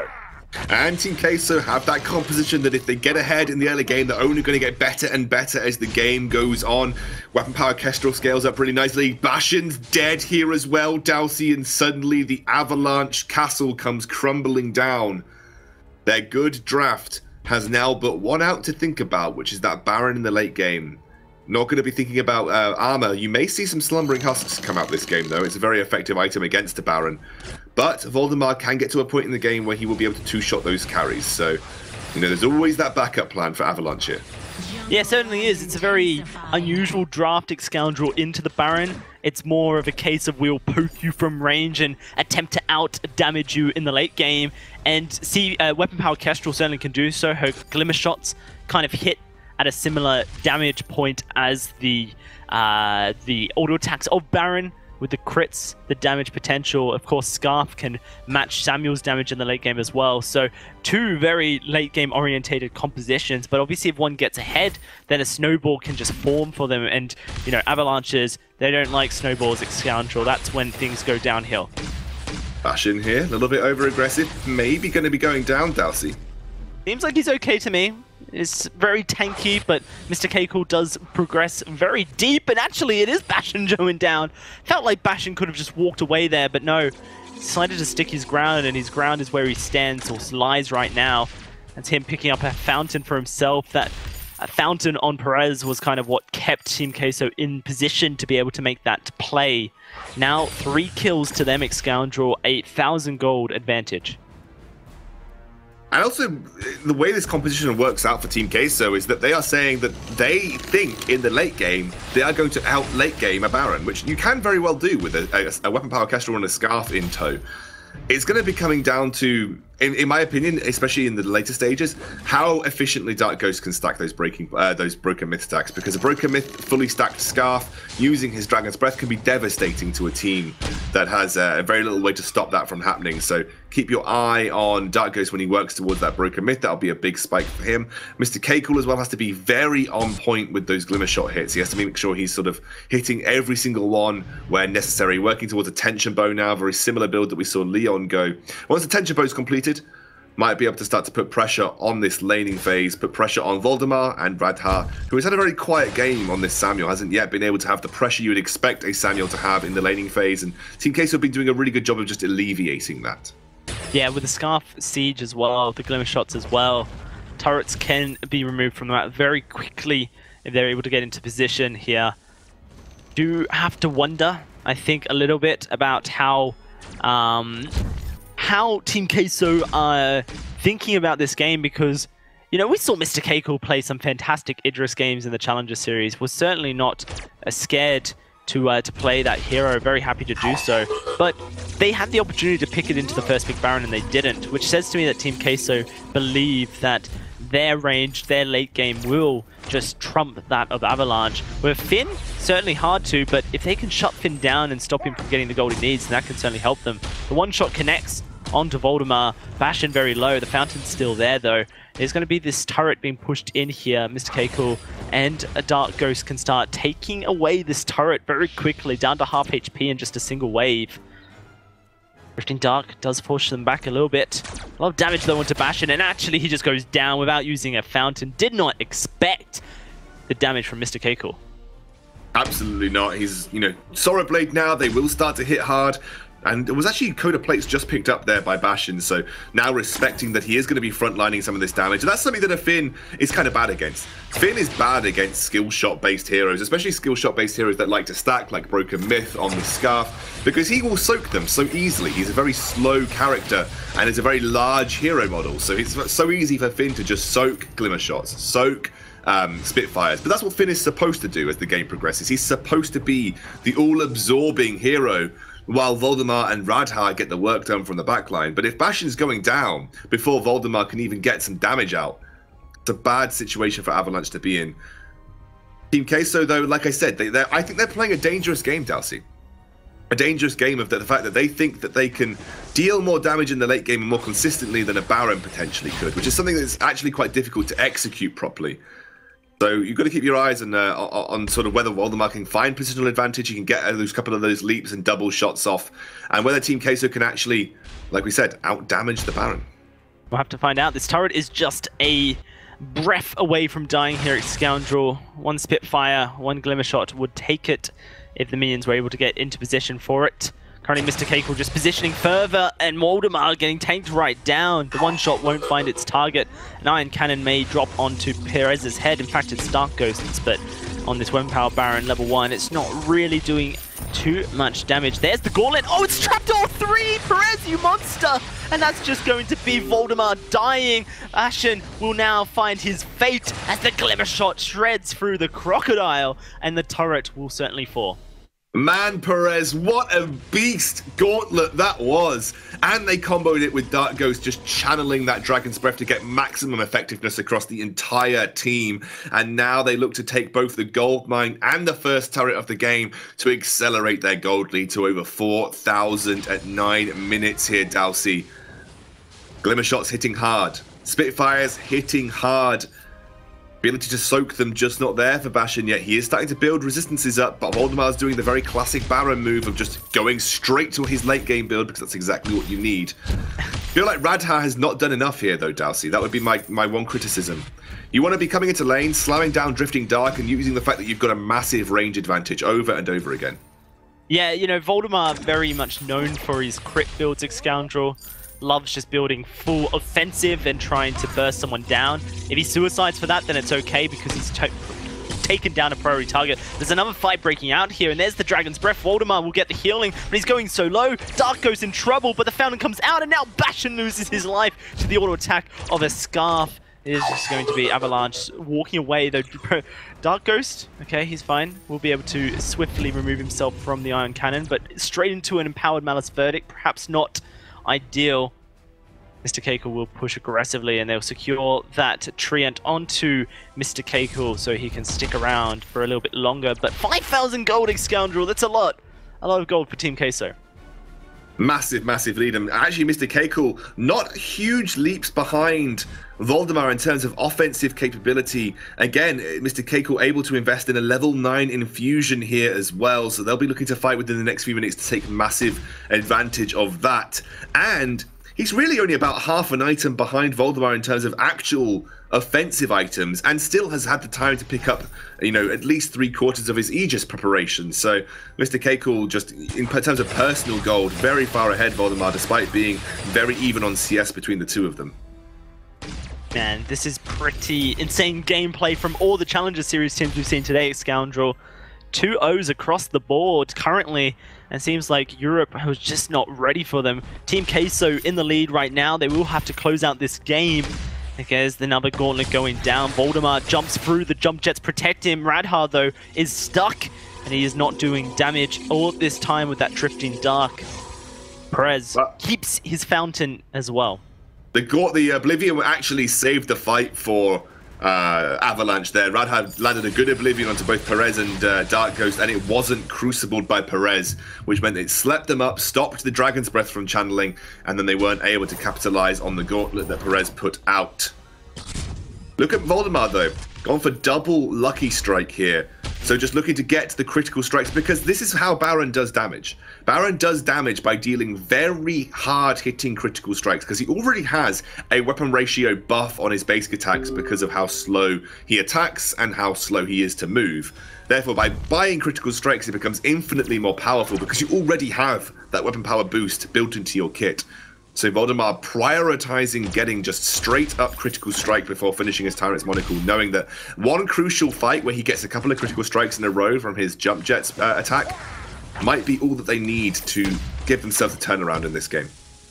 Team Queso with 40 seconds left on that gauntlet may not look to take any meaningful team fights, Scoundrel. Just poke out with the Spitfires at range. Glimmer shots as well. Infusions have been purchased though for Mr. Keiko. Dark Ghost currently hovering around 600 gold, so he can purchase one of his own if he wants as well. And there it is, purchased up, just waiting out as long as possible before rotating to the middle of the map. 13 seconds on this gauntlet. Just have to see when Perez decides to pull the trigger, and if Team Queso can find a win, or just a Bastion caught out in the jungle. That's going to be him chunked right down. That could just be the gold miner going to Team Queso. And again, just pure map pressure put out by Team Queso, making it very difficult because right now you need to turtle as Avalanche. You know, your one win condition at this point in time is Voldemar two-shotting one of the carries who haven't yet built any armor, don't have Slumbering Husks. They are prime targets for a late game Baron to deal considerable damage to. But the problem is, by turtling, you do naturally relinquish huge amounts of the map that you just gift over to your opponents because you can't force the fight, because you know that the fight will not go in your favor. So Voldemar now working towards his next Tyrant's Monocle. Once he finishes that, that's a 4-item build for the Baron. The build path that he's built specifically is not the Tornado Trigger build. This is literally just the most damage you can deal with some critical strikes in some basic attacks. And that will be where he has to... He is the linchpin of the Avalanche composition. He needs to be landing those onto Dark Ghost and Mr. Keiko and just killing them instantaneously. Otherwise, you fear for how Avalanche will fare in the late game. Close enough. Well, here comes the Iron Cannon. It's going to be Parzi chunked a little bit. Drifting Dark wasn't really used in any meaningful measure other than to push Team Queso away, who are going to readily head straight back towards this turret. Oh, there's ports back. This is turret down. Instantly, Team Queso will punish that rotation from Avalanche. Radha purchasing himself a Crystal Infusion so he could get ready for the next fight, which never came. Ooh, oh, Mr. Keiko. Spotted out, chunked. Will be safe though to go back to base. This could be a turret though for Avalanche. That Scout Trap finding Mr. Keiko in the bush. He's finished his Aegis now, going towards a 4th damage item, so really disrespecting the Baron, really relying on his own damage. Turret goes down, PRZ very low, the fountain popped. Mr. Keiko coming in. Will they go for the gauntlet play? Everyone's grouped up in the jungle. No, seems like they are just going to play it safe. I think that could be the undoing of Team Queso in this game by disrespecting Voldemar's Baron, who's going for a 5th damage item, by the way. That's Voldemar for you. You don't often see much defense built on a Baron, but you would expect, you know, maybe he might think about some armor, just given that the fact that the Glimmer shots could basically 2-shot him. But, you know, if he does land basic attacks, they will kill, and it could be now. Yep, and this is it. Dark Ghost Day, 115! PRZ just about walks away, no crit there to take him down. But man, this is Voldemar through and through. We saw this from him at the Unified Western Live Championships in their matchup against Fnatic Scoundrel on day 1 on a duel. I believe it was 5 damage items. He just doesn't build defense, and sometimes for Voldemar, it's the reason they win. Sometimes for Voldemar, it is the reason and sole reason they lose. There's no in-between for this guy. He either is the hero his team needs or the car wreck that results in a loss for his team. Well, let's look at it this way, Dalsy. Who actually can get through Finn to put pressure on Voldemar single-handedly? If he was up against the Taka, if you're up against the Idris, if you're up against the Blackfeather, Voldemar might have thought differently. But Voldemar has pure range advantage. In fact, the entire Avalanche composition has... Whoa, that's a flank! Avalanche gets... Sorry, Radha gets chunked right down, and Voldemar's not able to find any return damage. That's huge for Team Queso. They've just taken the Samuel out of the fight, and now it's happening again. Voldemar, though, is going to jump forward. That is a dead Kestrel. Dark Ghost finds the return, walks out of the Oblivion, now looking for more. Gauntlet goes down. Radha cannot use his Drifting Dark. 1, 2, 3. It's a triple kill for Dark Ghost. The fight won by Team Queso. Once the body blocking was not done, Dark Ghost managed to channel a big ultimate. That, I think, is the Dragon's Breath is the main thing that they can punish Voldemar with. It's kind of like an encompass-all ability. Literally just throw it down and it deals damage to everything in its path. And I think that's the way that you punish Voldemar with this specific build. But the problem for Queso now is that even Perez will struggle to just face tank Voldemar's damage. And unless you are gauntleting after he has already used the jump jets, there's no way that you lock him down. And actually something that you always, classic composition that people often sometimes play into a Baron is an Idris and an Arden.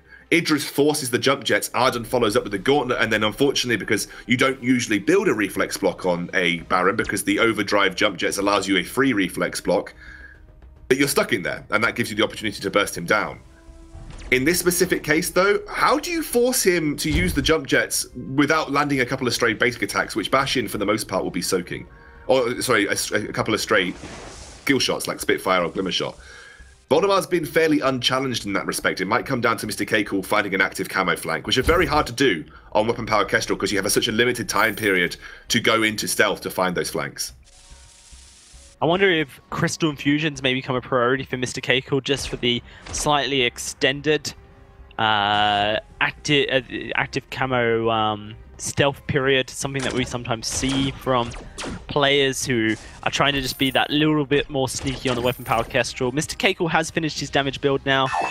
Dark Ghost doing a lot of damage to Bastion. If they can poke out Bastion, it's great. Radha in a lot of trouble. Voldemar jumps forward. That's going to be the gauntlet popped down, but maybe not where it needed to be. Radha's dead. One shot would have secured it, but Dark Ghost got there first. That's a second gauntlet. That's the Echo activated. That's how you do it. That is how you do it, Dowsey. If you want to force the jump jets out of Baron, how about echoing the Arden gauntlet? Yeah. We have seen this. But maybe next time. Oh, Voldemar, he's so going to go for the kill. The flank, surely. The flank attempted steal? He just destroys Mr. Keiko. Maybe not. Seems like he's just going to push the wave and go back. Maybe even just walk into the enemy jungle. You just saw Echo used, didn't you? I mean, I guess the struggle is that maybe you're worried about getting caught by a stray Frostburn Spitfire. By the way, look at the Radhard's build. Very dissimilar to the average Samuel build. Instead of the Eve of Harvest, he's going for the win. He is just jumping over and going for the win. Mr. Keiko, very low. He will be able to survive. And actually, Dark Ghost just outranges Radahar here. And so if Mr. Keiko keeps Voldemar at bay, then they have an advantage, although Voldemar will go back to base. Mr. Keiko has to make his way down the Halcyon Fold. Kraken now onto the turrets here. Dark Ghost looking to just lay down fire. Good Crucible. Bastion burning away. Voldemar may jump forward though. That's the Slumbering Husk keeping Dark Ghost nice and safe for now. The one shot onto Radha. The turret will go down, but it is just going to be the single turret, you would think. PRZ is going forward. Does not have his gauntlet for another 4 seconds. And the Echo is not available for 40. So they've broken the base here at Scoundrel, but man, this will be tough. And Voldemar is at full damage build. You saw how much damage he does to Mr. Keiko and Dark Ghost. I mean, Mr. Keiko has neglected to find a Slumbering Husk. But to be honest, Dowsey, as a weapon power Kestrel, you kind of need 4 items. Like, a 3-item weapon power Kestrel just doesn't do enough damage to really function as a viable weapon power carry. She needs those 4 items on toe, especially if you don't include a breaking point in your build. So this is the build that Mr. Keiko needs to go, so his positioning is going to become ever more important. He needs to be looking for flanks at the right time. There's the Iron Cannon coming down, zones them out. Have we got a fight breaking out? Echo's available now for PRZ. Let's see if he pulls the trigger on the gauntlets. Voldemar in a position where he can just auto-attack PRZ, and that will pop the Slumbering Husk of Dark Ghost if he's nearby. So that is it back on cooldown for the next little bit. Of course, reduced cooldown since 2.5, but cooldown nonetheless. One shot doesn't find its mark. Next teamfight wins game. This is where we're at, Scoundrel. Absolutely. Next team fight will seal the deal for either of these teams. Radha taking a forward position. Voldemar forced to jump away. PRZ still not pulling the trigger on his gauntlets. Down very low. I'm assuming he'll just go back and heal up. Kraken doesn't spawn for another little while, Scoundrel, a minute at the most. And so, for both these teams, the only reason to fight is if you think that you win it outright now. You're not fighting over a Kraken. You're just fighting to win the game here. I actually really... Oh, Mr. Keiko so far forward. Forces the jump jets. Radha goes very low. There's a gauntlet. Catches up Voldemar. He's going on to Dark Ghost. The one shot onto Bash, and PRZ's almost dead. He did not echo his gauntlet. It's still there. Oh, Mr. Keiko goes down. Voldemar with the double kill, and Dark Ghost looking for a safe place to back. This could be GG here. I don't see how a Scarf keeps the game alive against Voldemar and Radha here.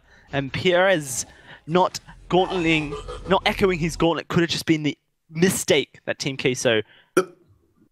The real problem was that they were split up, and it became a situation of Voldemar wasn't stuck in there with them, they were stuck in there with Voldemar. There was no way to punish him because Mr. Keiko was on the other side being zoned out, and Voldemar was just able to land 3 basic attacks as Bashin soaked up Spitfires. Remember, Scarf relies on landing skill shots for the majority of his damage. Didn't get a huge impact with his Dragon's Breath, and then was sat there with Bashin face tanking the Spitfires for Voldemar, but Voldemar just hits those 3 basic attacks, and like I said, Perez just not gonna, even with just a metal jacket, you know, he's not gonna tank a Baron for long. It was just not quite the right setup Mr. K-Cool wasn't there for a flank onto him. They didn't quite get all of the damage focused, and that's where it needs to be right now, Dowsey. Every element of the damage, every angle needs to be focused in on Voldemar. If you get sidelined by Radha, you've lost the fight already for Team Queso. Voldemar needs to be your only and sole focus in these fights. Well, I guess the silver lining of Scoundrel of an Echo not being used is that it's still there to be used now that the Gauntlet is back online.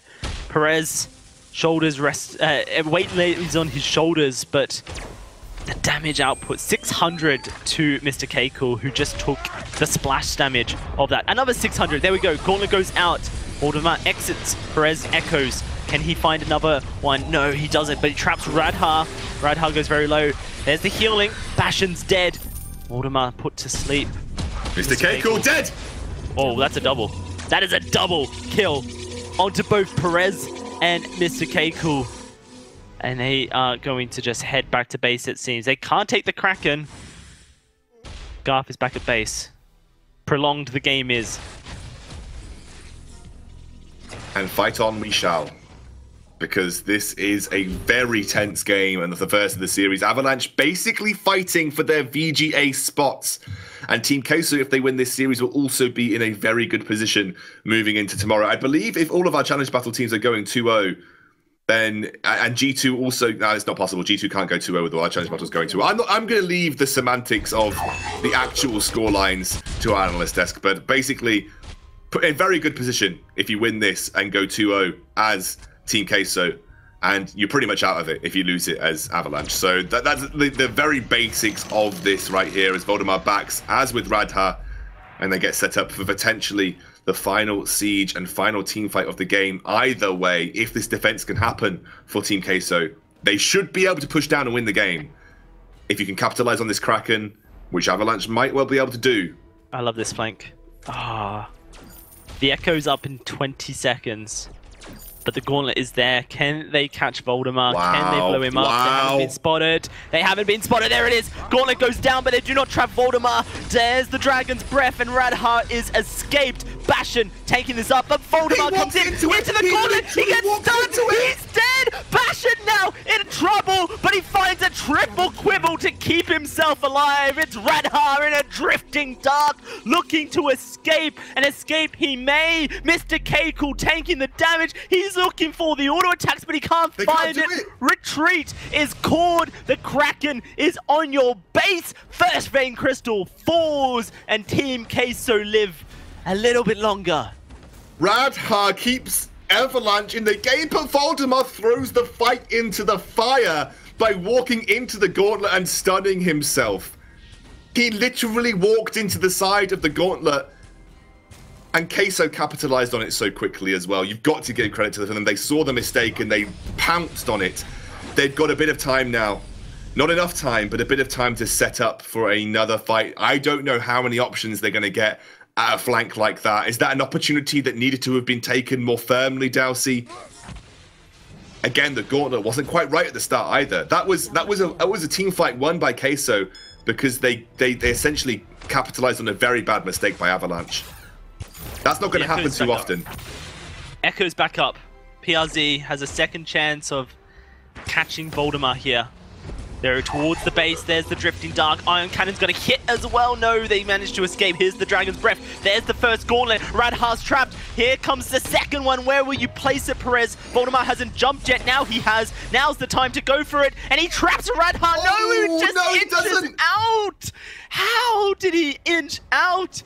That is a 90-second cooldown now for Team Queso. And once more, Avalanche walking away. How is this happening right now? They are so close, Team Queso, to sealing this game out. A game that has looked foregone for Avalanche for quite some time. Voldemar finally taking some serious damage in the backline with that build that almost deserves it in some ways, but he has built very effectively against the double squishy composition. The pull comes in, the pull hits! Oh, this is disastrous for Team Queso. They don't want a team fight. Can they do the damage? Mr. K-Cool split. Perez so low. Voldemar dives in and finds one. Now it is just this Scarf and this Kestrel to try and defend a base against Voldemar. The 3/5 damage man. One auto attack, and it's Mr. Keiko's death. Another, and it's Dark Ghosts. This Vein Crystal turret does not stand a chance, and Dark Ghost will do what he can. A valiant attempt at defense, but when the Vein Crystal turret falls so quickly, when you just can't do damage, it is just GG as the shutdown comes through. The Ace and Avalanche with a Game 1 victory. Oh my word, Avalanche played their win condition so well there. They knew that despite that poor early game, Voldemar could get to a point where he is almost unchallenged in the late game. Team Queso's draft just didn't look good enough to deal with a Baron. You need to have something that pressures him and forces him to use that jump jets before the gauntlet. The echoed gauntlets, questions will be asked, but then more so why that Crucible wasn't used on the Finn hook. Dalsy, what a game. Amazing game, amazing series. We've got more to come, so let's throw it back to our desk to bring it to us. What an incredibly back and forth game. Queso looked like they had it in the early game. Right at the start, it felt like it was going their way. But in the end, Avalanche managed to come back in, honestly, one of the messiest late games we've seen for a little while. Let's start talking about the early game first, though. What happened? How did Queso manage to take control so convincingly at the start? I mean, they were just really abusing the fact that Baron, doesn't have the greatest of early games, and just were able to find great rotations, constantly finding these 2-on-1 situations in the jungle, and then moving that advantage into the lane. Bastion is unfortunately often the target of their aggression, typically because the Finn is very slow and doesn't really have any way to escape. So if you're just even slightly out of position on a Finn through the early game, you're very likely going to end up paying for it. Yeah, and then later on in the game, it started to get really messy Dragonborn. We saw these fights going back and forth, both directions. Yeah, I mean, you got to be careful going against the Baron late game. You've got a Scarf on your side, but this draft was so favoring in front of Avalanche. I mean, Avalanche had the best draft in this series, and they started to play their win condition here. You see right here, there was a great play company. They're able to take out the Scarf right away. When the Ion Cannon landed, it was very effective. We had to see it. We actually saw Slumbering Husk come out of the Scarf to deal with it, but no armor on this carries for Queso. So on top of going into a Baron late game, you don't respect it with the armor, and you saw them pay the price. Waldemar absolutely blowing them up when he got the shot. We do see right here, though, you're starting to see back and forth fights that you were talking about, but ultimately, just if you don't take out the Baron right away, you see here focusing on Bastion again, you're going to be taken out. Look how much damage Waldemar's doing on that 5-item Baron. And one of the big things for me, there was two key factors to this endgame that really kind of cost Queso. One was these double gauntlets were not very good for the most part. There was a couple of them that were phenomenal, but a couple of them were just a little bit off the mark, or just flat out nowhere close to being off the mark, or just not even used. A lot of these fights actually went down without the second gauntlet, without the Echo being activated and being used in the fights. That moment right there on your screens, Waldemar actually walks in and stuns himself on the gauntlet. That lost them the fight. That could have lost them the game. That just goes to show how important the gauntlet was. Like, getting a good gauntlet down to stun Waldemar was absolutely crucial, but then at the same time, need to put a bit of criticism onto Mr. K. Cool, as well as positioning throughout the fights down the stretch wasn't that great. This was probably one of the better ones, but again, who does he have to target other than the Finn? Like, the whole point of this Finn pick is to try and act as a front line. Kestrel is one of the few that can just ignore that by walking right past him while invisible and getting onto the back line. And Mr. K. Cool went for a very greedy build as well himself, only having the Aegis for defense. And when you're focusing on the Finn, you're just giving this completely defenseless. There was no defense built on Waldemar. Literally not a single item of defense. Even the Samuel barely had any defense until the very, very late game. And you're focusing all of your attention onto the big, tanky frontline Finn when you have a hero who can get onto the backline and blow up one of those targets. Yeah, and it wasn't able to happen for them. And now Avalanche, 1-0 in this series, looking towards this next draft. I would assume a lot is going to change, right? Because that draft was not exactly favorable towards Queso. If you're Queso right now, how do you go about changing your draft coming into Game 2? Well, you definitely have to respect the Baron play, and if you're going to go up against the Baron, you need to understand how you're going to counter it. And they just didn't do it right out the gate.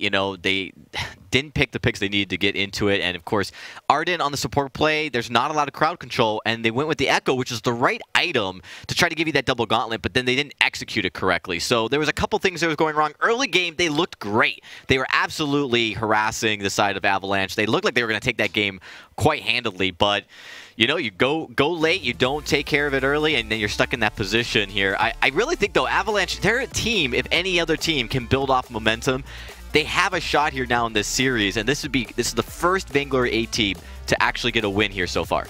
All right, well, Baron is going to get through, this time in the hands of Queso. We'll see what Avalanche are going to do, whether the Idris is immediately picked up here for them. Lyra also an available option, but definitely I think the Idris is something that just so strong into Baron. It feels hard not to pick that here. Yeah, and it's, again, this is a much better draft for this B-side situation from Avalanche than what we saw out of Queso. Grabbing that Idris to go into the Baron, someone who can dive onto him, get that damage out. That's the key to taking out a Baron, is you need to be able to get into his face. That was why Team Queso struggled in the late games. They just were not able to actually get the damage on the Baron unless he stunned himself. But it's...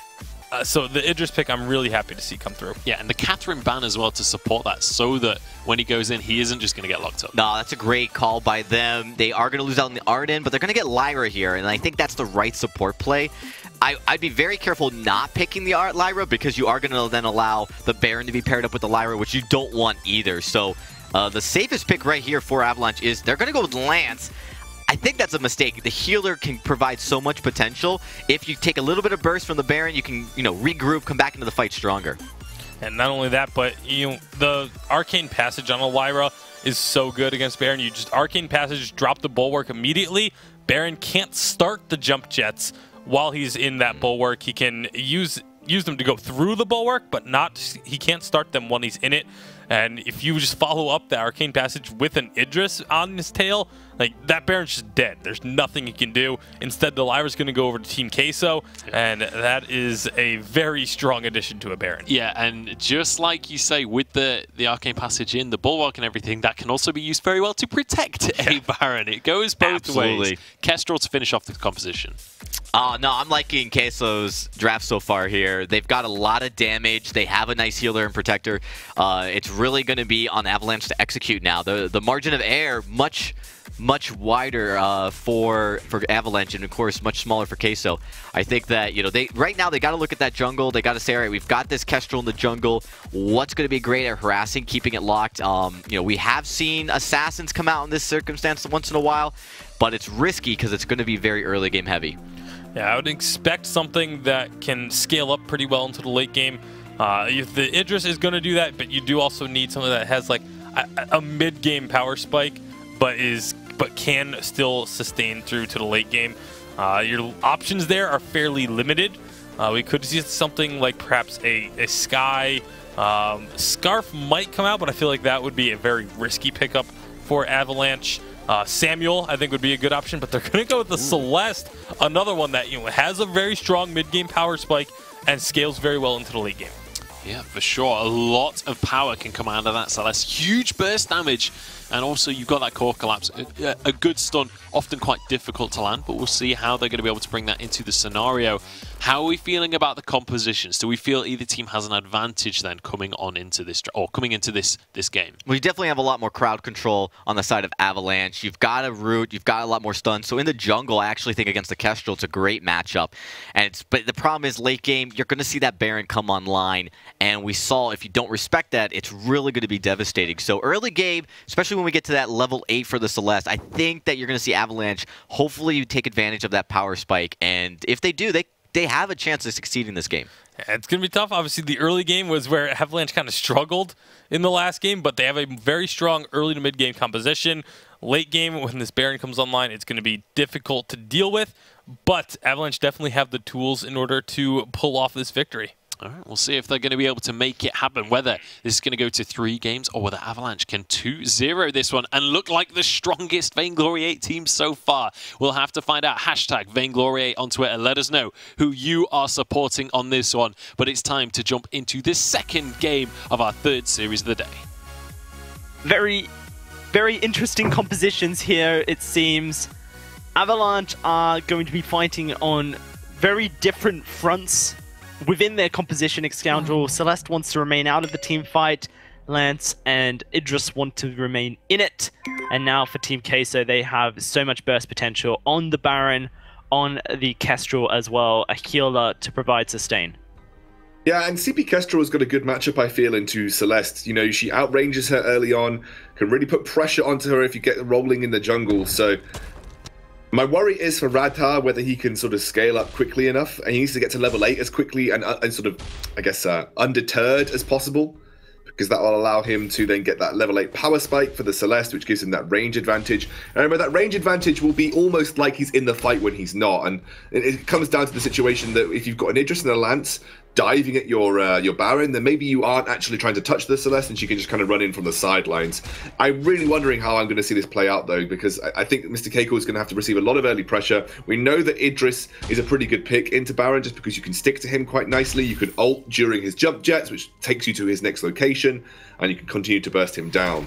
We'll have to see how Voldemar plays this specifically, though. Dalsy, if you were Idris, which, you know, you play a lot, almost 100 hours, is this like a Sorrow Blades tension bow poison shift a day, or do you think you're actually going to have to go for the breaking point?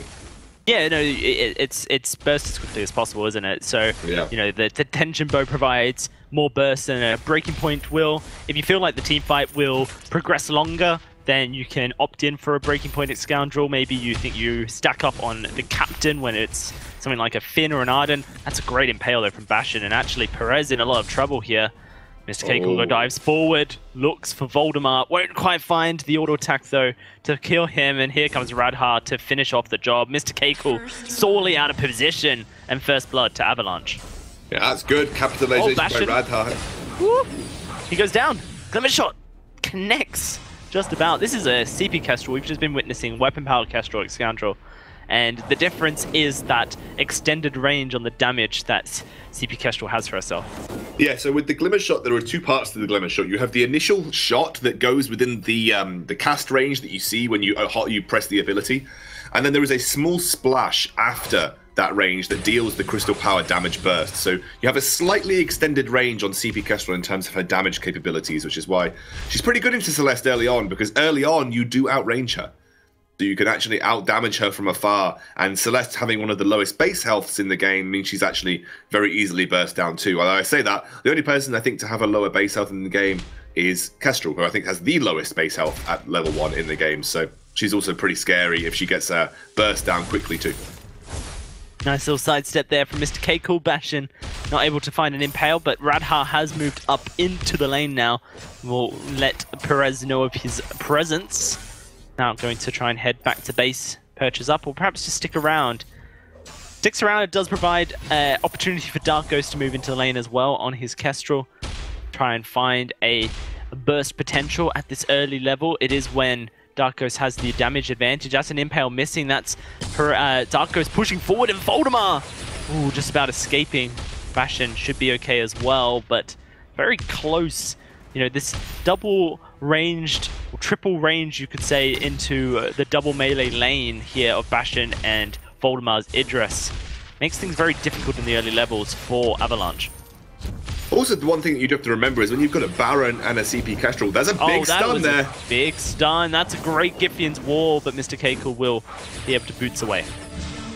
One of the things that you have to remember when you've got a CP Kestrel and a Baron is when it comes to the late game especially, I mean, you've got to make the choice about who to focus. Idris can really only stick to one target at a time, so you have to be saying as a team, who are we going to focus in the late game? Now, you know, I think the obvious choice would be focusing Baron, because at least you have then the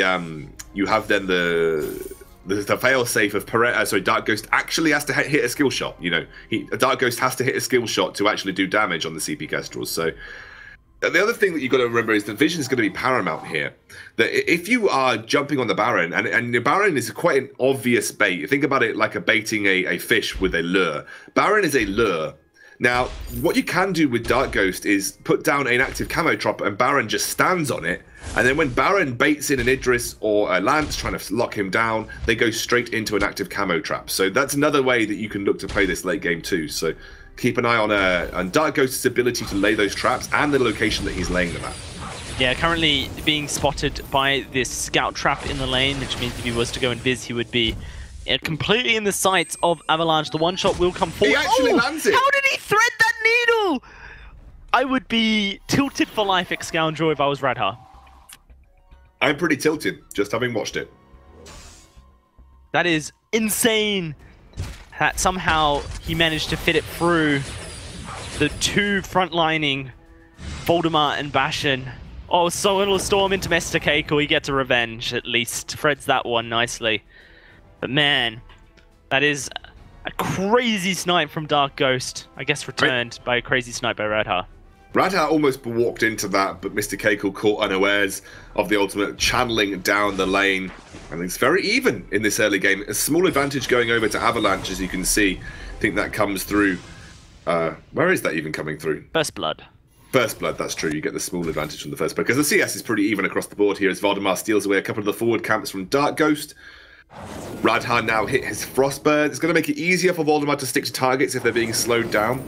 And Radha is one level away from that level 8 spike of the Celeste. That's a big spike. You max the Heliogenesis, give you that extended range. And it's a very, very, very large... Oh my goodness, that is a lot of damage. It's a very large extended range though.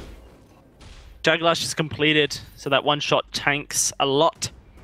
Voldemar's got his Sorrow Blade now going towards a Tension Bow. He's caught Dark Ghost, a core collapse. Radha finding that scout trap proves to be an issue for Team Queso. Was cleared, of course, but for the death of Dark Ghost, now they can look to siege up this turret here. If they catch out Mr. Keiko or Perez, then they can look to try and take this one for free. That's the impale onto the turret. That's Perez with a Bright Bulwark.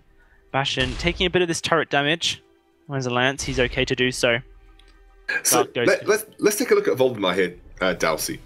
Now, Voldemar famed for his literal all-out aggressive builds. Is he going to be able to do that on Idris this time round? I don't think he will. I think he's going to have to pray a little bit priority. We have a nice chain stun. Yeah, Mr. Keiko will get the movement speed. Should be able to walk away. Idris can go 4 damage items, Scoundrel. Wow, Mr. Voldemar gets hit by the Kestrel's snipe there. Obviously going 4 damage items puts him in a very vulnerable position. As a melee hero jumping into the front line of your opponent, jumping onto the back line, you're very likely to get targeted by all 3 people at once.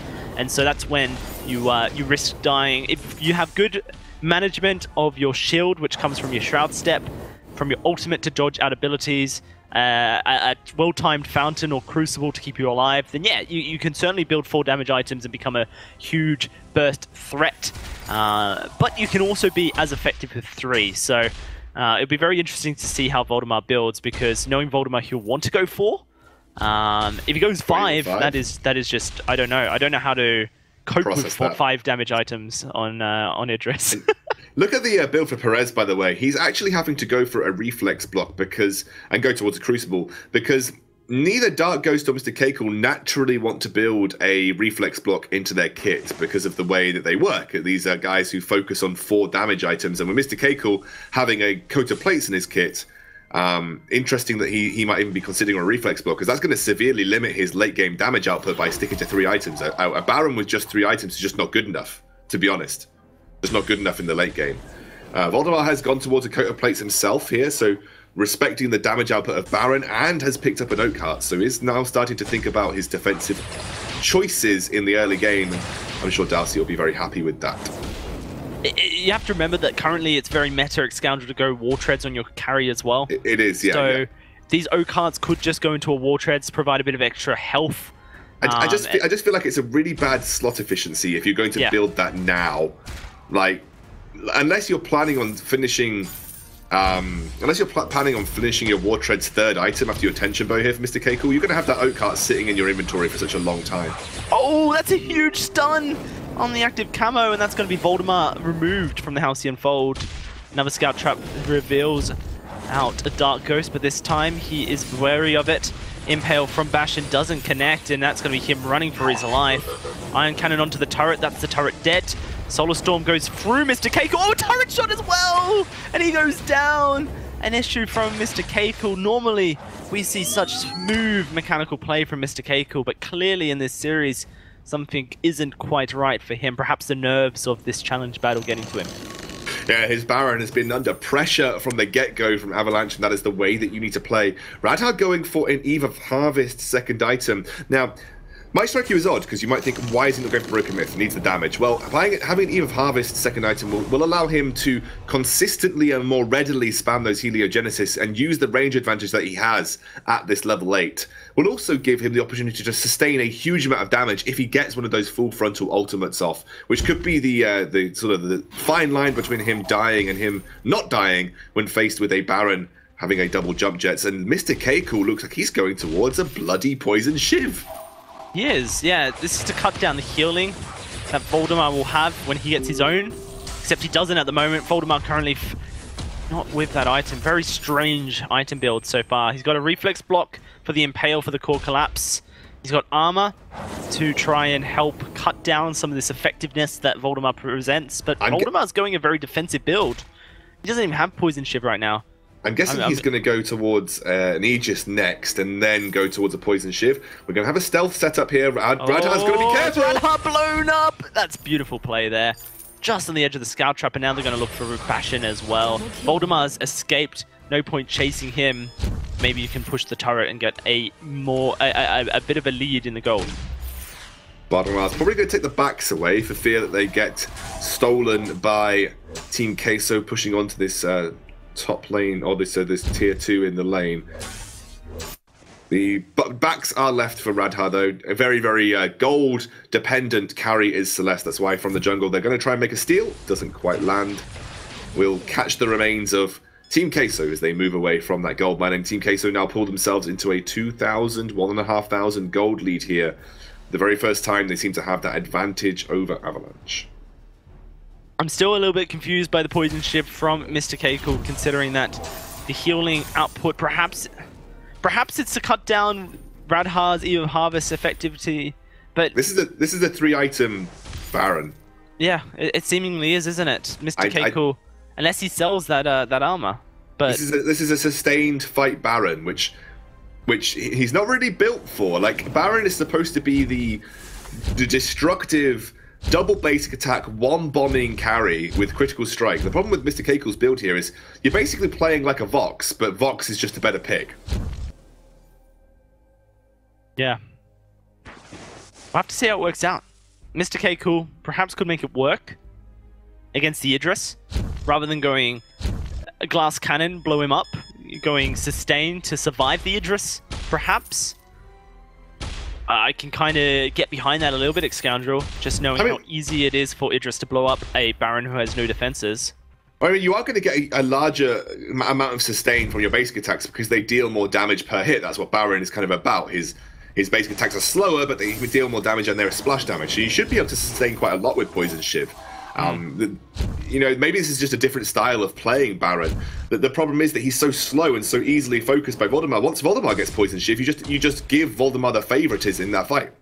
Yeah, here he goes on to Mr. Keiko, and it just looks so easy with the Solar Storm connecting as well. That's a kill over to Radha. Fountain used. Voldemar will avoid the one-shot as well. And this turret now under siege from Radha and his Heliogenesis.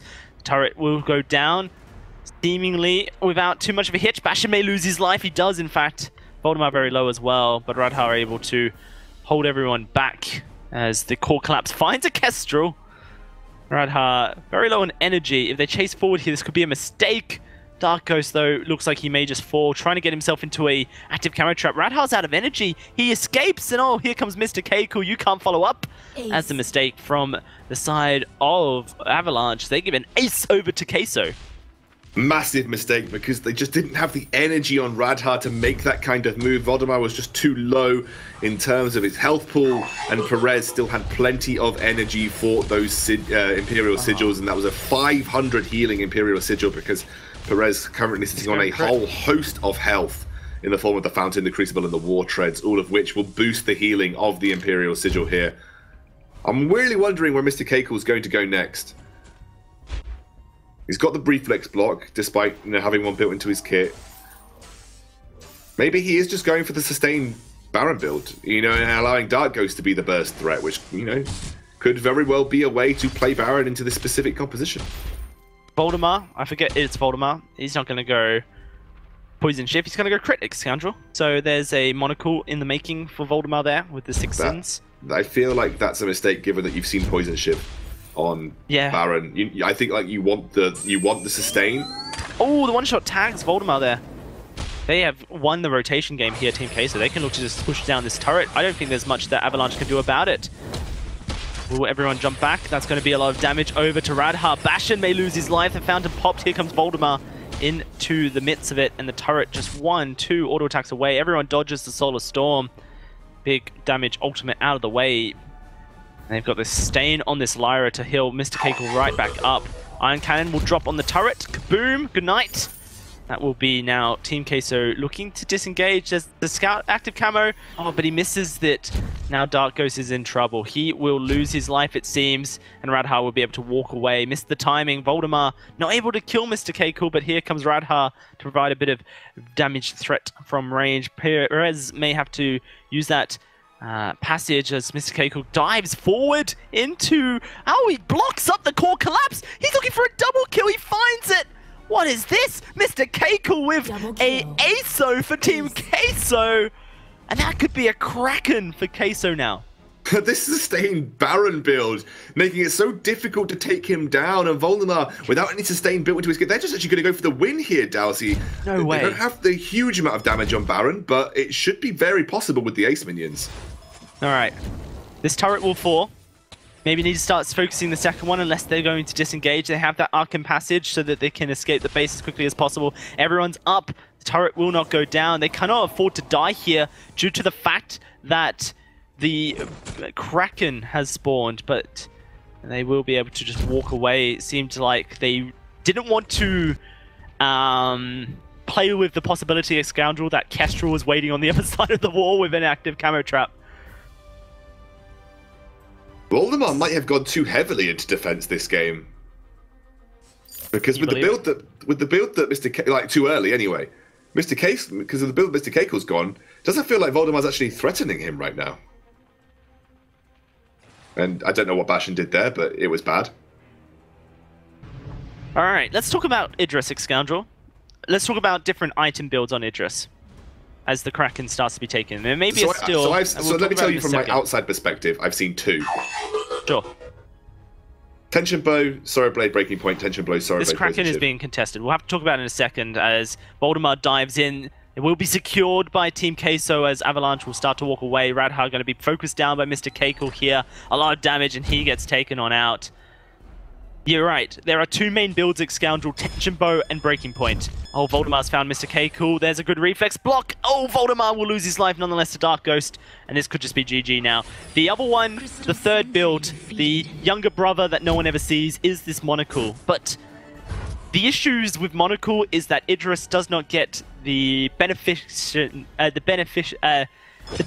of auto attacks, really. He has great scaling auto attack speed, Scoundrel.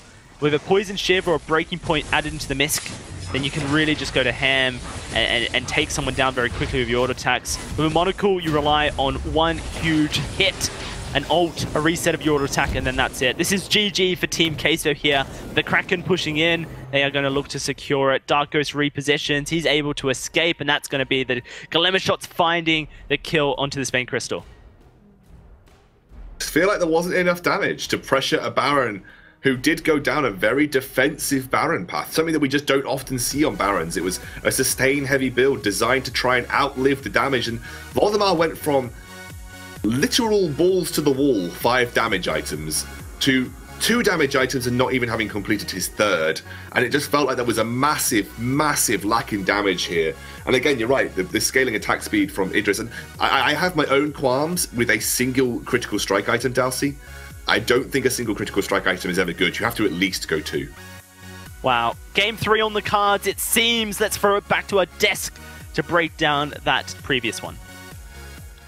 Well, we have a 3-game series on our hands. Every other series has been a bit of a whitewash, but this one, we're finally seeing the action come to a full conclusion in this one. We're going to 3 games, and the entire series seems to be dictated by this Baron pick. Yeah, I mean, neither team has really been able to have enough of an answer for it, regardless of the build path. 2 very different builds and play styles, but this time around it was Team Queso able to find the victory. Yep. It was, again, just very strange item builds coming out from both sides. Both the Baron going for a much more defensive build path and not focusing on the crit like we normally see Barons do. That was a beautiful shot. Oh, it really was. But Waldemar, again, going heavily into the defensive itemization, finishing off both of his tier 3 defensive items before finishing his 3rd offense. Yeah, I mean, Dragon Ball, talk me through what was happening in some of these early game fights, because, I mean, look at that. We seem to be seeing a totally different side of Ghost. Like, last game his Kestrel wasn't that great. This game, he's on fire. Oh, yeah, and it really revolves around how, like, you're going to see the side of Mr. Cool play. And we saw on the Kestrel, he wasn't particularly great. But then, playing the Baron, I mean, really stepped it up. He was, able to do a lot of damage. Defensively was a little different. Like, we don't see this so much defense on a Baron. But, I think sometimes it can be useful. The Celeste, unfortunately, never really got rolling. We saw a lot of missed Solar Storms. A lot of skill shots actually coming out of Avalanche were misplaced. And it helped a lot for Queso to be able to get into those fights when ultimately maybe they were positioning where it's so great. Really, like, here's a great example of, you've got a pretty weak Avalanche. They've already got 1 kill, but then Mr. Cool is able to come in and take advantage of this. And when you see a Mist Impale, you see a block on the Celeste Solar Core Collapse. All unfortunate, really, for Avalanche, as ultimately they should have had that fight and just weren't able to execute. Yeah, and it ends up being a 2v3 for Queso, and there was a few fights like that towards the end of the game, and it seemed like Queso just eventually started to run away with things, even though actually late game their decision-making wasn't necessarily as crisp as it could have been. There was an opportunity to take a crack in where they tried to end the game, it didn't really work out. Like, there's definitely still room for improvement for Queso, but in the end, their late game was better than Avalanche's this time around. Let's start to talk about the draft moving into this 3rd and final game. Surely, are we just going to see Baron banned now? We should. We absolutely should. It would likely fall onto Queso to make that ban from the B side. I don't expect to see Avalanche ban it away, but I would be very surprised if the Baron is not in the first 2 bans. All right. Yeah, I think Queso, they have to ban Baron in this case, and if they don't and they give it up, then they need to be really smart about that next pick. They either pick the Lyra or pick the Idris right away. If you pick the Idris and Arden gets banned, you should probably pick up the Lyra, and I think that might have been a mistake by Avalanche.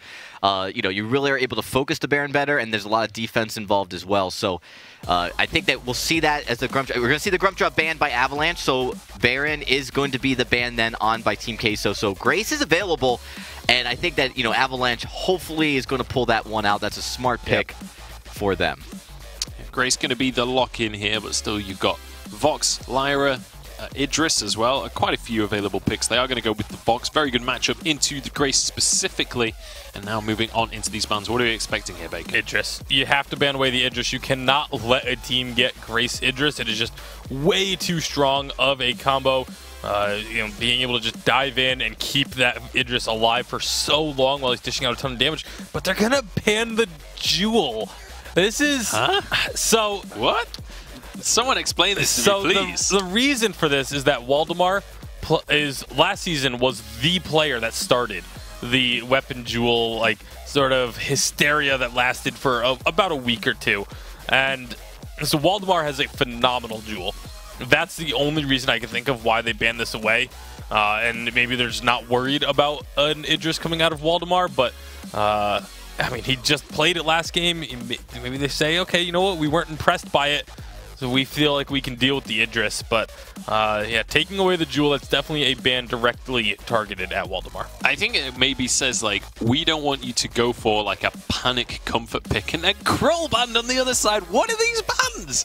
I mean, do we have a one-trick Krull on Queso that no one told me about? Well, I think if you were going to go Krull, taking out the Jewel was a smart play. You don't want a lot of crowd control and front-end damage. Kestrel's going to be the pick here, and this is a lot of nice poke. We haven't seen any carries come out of Avalanche yet, so You've got 2 carries on Queso. They've really given their hand to this point, and Avalanche has a unique ability to hard counter here. Vox is really great in the lane, so it's going to be really, really imperative that they focus on getting the lead in the jungle. Yeah, Dark Ghost had a phenomenal performance on that Kestrel last game. Now Glaive going to be the pickup here for the likes of Avalanche. Very good into Kestrel, very good at forcing Kestrel out of position and just locking her down. Yeah, especially with it being a Crystal Kestrel, if you just get the damage onto her, she can't go into an active camo. You just have to worry about where the active camo traps currently are, which Vision, getting lots of flares will take care of that. The Celeste is going to come through once again. Yeah, obviously confident in this Celeste pick, feeling like they didn't do it justice in that last game, so going to go for this one once again, and that is going to be the Avalanche composition rounded out. What are we thinking for this final pick, Dragonborn, looking over at Queso? Well, they got to get the support. Arden's a very popular pick, and of course you saw that picked up right away. Not a lot of thought. And one of the things that's interesting about the side of Avalanche, and I really like it is really good. Like, once they get on the line and you've got a decent amount of CC and you have the engage from the Glaive to do that, they really actually could take out one of the carries very quickly. And early, that's a realistic scenario where you're taking out the carries, you're taking out Vox very fast, and then you're snowballing. Celeste is going to scale great as well when the mid game hits. So I actually like Avalanche's draft. The Arden, though, we've seen, it's popular because those gauntlets are great at zoning, and you're going to have a little bit of problems with that as you get farther and farther into this game. You're not going to be able to get onto the carries you want.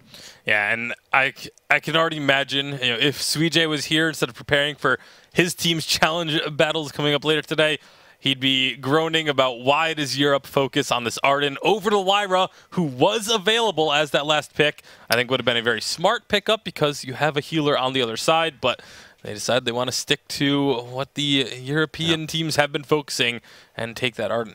Yeah, and we saw Arden from PRZ in the first game. We'll see if he goes with that Echo once again. Time to get on into the third and final game of this series. Is it going to be Avalanche taking the victory here, or can Team Queso turn it on its head? Let's find out as we jump onto the map.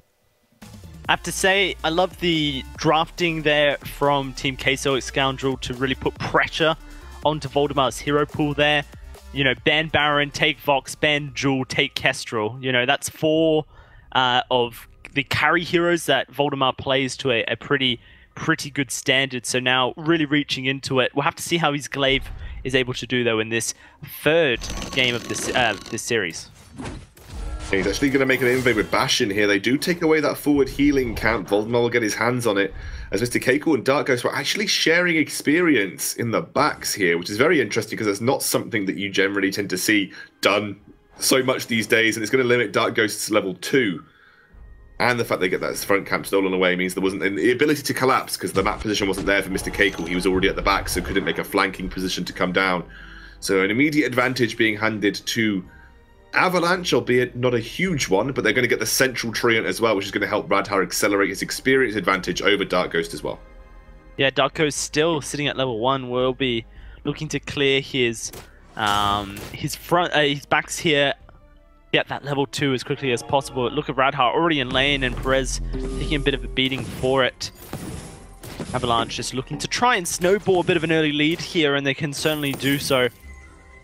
Be it a small advantage to them, the window of opportunity perhaps is closing, or already has done so. Very interesting game this one will be. The Arden over Lyra priority for Team Queso. I certainly can see why you would want it. Trap the Celeste, or perhaps separate the team from the Celeste and try and keep this Baron at bay, but you will be lacking the heal that we've seen Grace be able to output. Yeah, once this gets to the late game, you've got the ability to consistently output huge heals from Grace. The lucky thing is that Mr. Keiko is very, very competent on Vox and will be going for a Poison Shiv, which is, his ability to then shut down some of the healing, at least onto those key targets, depending if he's attacking the right target getting hit at the time. So you can see he's gone for Boots. Yeah. As an early item, by the way. I don't know if we touched on this, but that's probably specifically to stop himself being isolated by those afterburns in the early game. Want to make sure he has the ability to get away from those, get away from Grace once she uses the Benediction, because a very good combo with Grace and Glaive is using Benediction to slow the target and then using Glaive to afterburn them once they're already slowed. So Mr. Keiko doesn't want to get locked up by that easily. Yeah, and when you consider that the core collapse from Radha can just hold him in place as well in the terms of a gank. Being able to swiftly move around a team fight and out maneuver the skill shots or the CC certainly can come in handy. Dark Ghost looking to contest this central treant. Will go over to Radha though. Kind of a shot wasn't quite enough to secure the kill. Mr. K-Cool back to base, going to just outright buy that poison ship at the 3-minute mark here. And so now we'll be able to apply the mortal wounds to his opponents. You have to expect that Voldemar on this glaive will be going into a poison ship similarly, just so he can try and deal with the Vox, although, you know, I've seen a lot of people suggest that perhaps poison ship not necessary when you aren't specifically against Elira or Grace. Yeah, a lot of people were sort of saying on Breaking Point often just better, but also the fact that, you know, any sustain added to Glaive's kit and the natural sustain that Glaive's already got does make him more durable in fights. And that might be something that they are looking to use effectively. Gonna give a look over to Bashin, where he goes with his build. He's going to prioritize early cooldown reduction to give him more ability to get those heals off in team fights. Are we going to see him just go straight up towards an Atlas Pauldrons to try and shut down Mr. K-Cool? Are you going to see him go for something like a Crucible, just in case he needs to bail his team out of a Gauntlet? His second item choice is going to be very interesting this game, in my opinion. Yeah, he's currently taking a very huge brunt of damage from Dark Ghost there. Both these captains with the fountains nice and early, Scoundrel. Currently Voldemar lurking in that bush, though the Resonance will spot him. Team Queso very happy to just clear the wave, it seems. They don't really want to take huge all-out team fights before the Gauntlet unlocks. I feel like Avalanche would probably take the advantage in the majority of team fights at this current stage of the game. Remember, level 8 is where Celeste is going to really start to outrange her counterpart. We didn't see it capitalized on quite as effectively by Queso last game, but... Oh, sorry, by Avalanche last game, but Radha has got that potential, especially now against a Vox as well. You know, not quite the same range as a Baron, very short range on Vox compared to most carries, and that's where Celeste can really start to do some damage. Be up to Perez to try and put pressure on with those gauntlets, like you said. And whether we see an Echo come out this game again, I don't think Echo's such a bad shout. It's maybe a third or fourth item for Perez, because that keeps Celeste under pressure. And once she works towards her own reflex block, forgot to mention the contraption, by the way. That was so dumb of me. Contraption, obviously, very, very important item versus a CP Kestrel, because you like to keep tabs on her with those scout traps and flares. That's obviously going to be the second item for Radha, for Bashin. Yes. Yeah, you can see he's already got the components for it as well. Very interesting, the ways to play into Grace. If Bashin decides to go Echo, then perhaps we see a Null Wave Gauntlet come out of Perez. You can throw the Null Wave Gauntlet onto Bashin, and Bashin either decides to use the Crucible to block it, or he doesn't block it, then the ability for the engage from Perez immediately with a Gauntlet is there. You know, it's seemingly becoming the norm when an Echo is there on the Grace to try and force her to build her an Aegis of her own, so that she can block up that Null Wave Gauntlet, force the slots your favor. Something to keep your eyes on as the game does progress in. Currently, though, it is just a very even game currently, Scoundrel. Everyone just farming up, looking to scale up. Everyone wanting to, you know, hit that late game scaling. Glaive, of course, Fox, really love it. Celeste now level 8, so those Helo Genesis have that extended range from the overdrive. Dark Ghost, level 7, going to be moving into the lane here. Has to be careful he doesn't get revealed accidentally. The siege is good now. Level 8 Celeste very good at making sieges happen. The one-shot, one-kill will land, but again, nothing to capitalize on it because we are pre-6 for Perez. Mr. Keiko looks like he's working towards either a Sorrow Blade or a Breaking Point. I wonder which one of the two that he will be thinking about here. Gotta be careful. They are forced back. Seen very little action from Voldemar just yet. Hasn't really had the option. He's actually been playing very safe, clearing waves, pushing up and allowing Radha to do the work to the turret, though Radha taking a lot of damage here. This could be calls for Avalanche to back out, although Grace is almost level 6. Voldemar says, don't back Mr. Keiko. Mr. Keiko's sitting on 2,000 gold.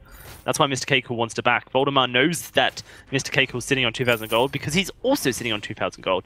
And so if he can delay Mr. Keiko's back so that they, you know, match each other, and, you know, just move the timings, and that puts Cyclone at a slight tempo advantage. You can see immediately looking to take this gold miner with that tempo advantage. This is very nice macro play from Avalanche. Old organization, not quite Cyclone. And no, trust me, I almost called them Cyclone at least 5 times during this game. It's only the guild tag that's reminding, or the team tag that's reminding me. They do take that off what was an incredibly good, I guess, like you said, they were stopping Mr. Keiko from going back for a specific reason. They knew that he wanted to back at the same time as Voldemar did, and they knew that if they left the lane, Mr. Keiko would then take that time to back off with Perez. They used a good flare to see if anyone was moving up in the lane, and then Voldemar was able to head down towards that, with his team head down towards the gold mine and take it for free. So it was a really nice gold mine take, knowing that they were going to be uncontested, given that they predicted and manipulated the back timings of the Team Queso lineup. I really like that. Don't get to see it too often. It seems like these small little macro plays becoming a little bit more frequent in Vainglory as teams start to figure out how they can out-rotate, out-maneuver, outplay their opponents just through one single afterburning scoundrel. It didn't damage, didn't kill, but it did put Mr. Keiko off tempo. Now we can see something very similar. A one-shot connects onto Voldemar, means that they can try and push the wave down, but with Radhart in position, it's just so hard to push a turret. She clears the wave so quickly, the Celeste, and so the side of Queso won't really be able to get as much of an advantage here. Mr. Keiko did finish a breaking point at Scoundrel to answer your question, now looking to finish his Aegis so he can complete his 3rd damage item. There's Voldemar jumping onto Mr. Keiko. He will sidestep away. Lots of damage down onto Voldemar, and Perez with a first blood. Now looking for Bastion as well. The Solar Storm gets ignored. Radhar loses his life, and that will be turret going for Team Queso. Hey, Voldemar had 2 reflex blocks and didn't manage to get out of there alive. He just sold one now. That must have been a misbuy. That's a big gold waste, though, to buy 2 reflex blocks. And again, I actually feel, even though you have a glaive, I actually feel one of the major advantages for the Avalanche lineup is actually having Celeste. Like, you just have a range advantage now, especially post level 8.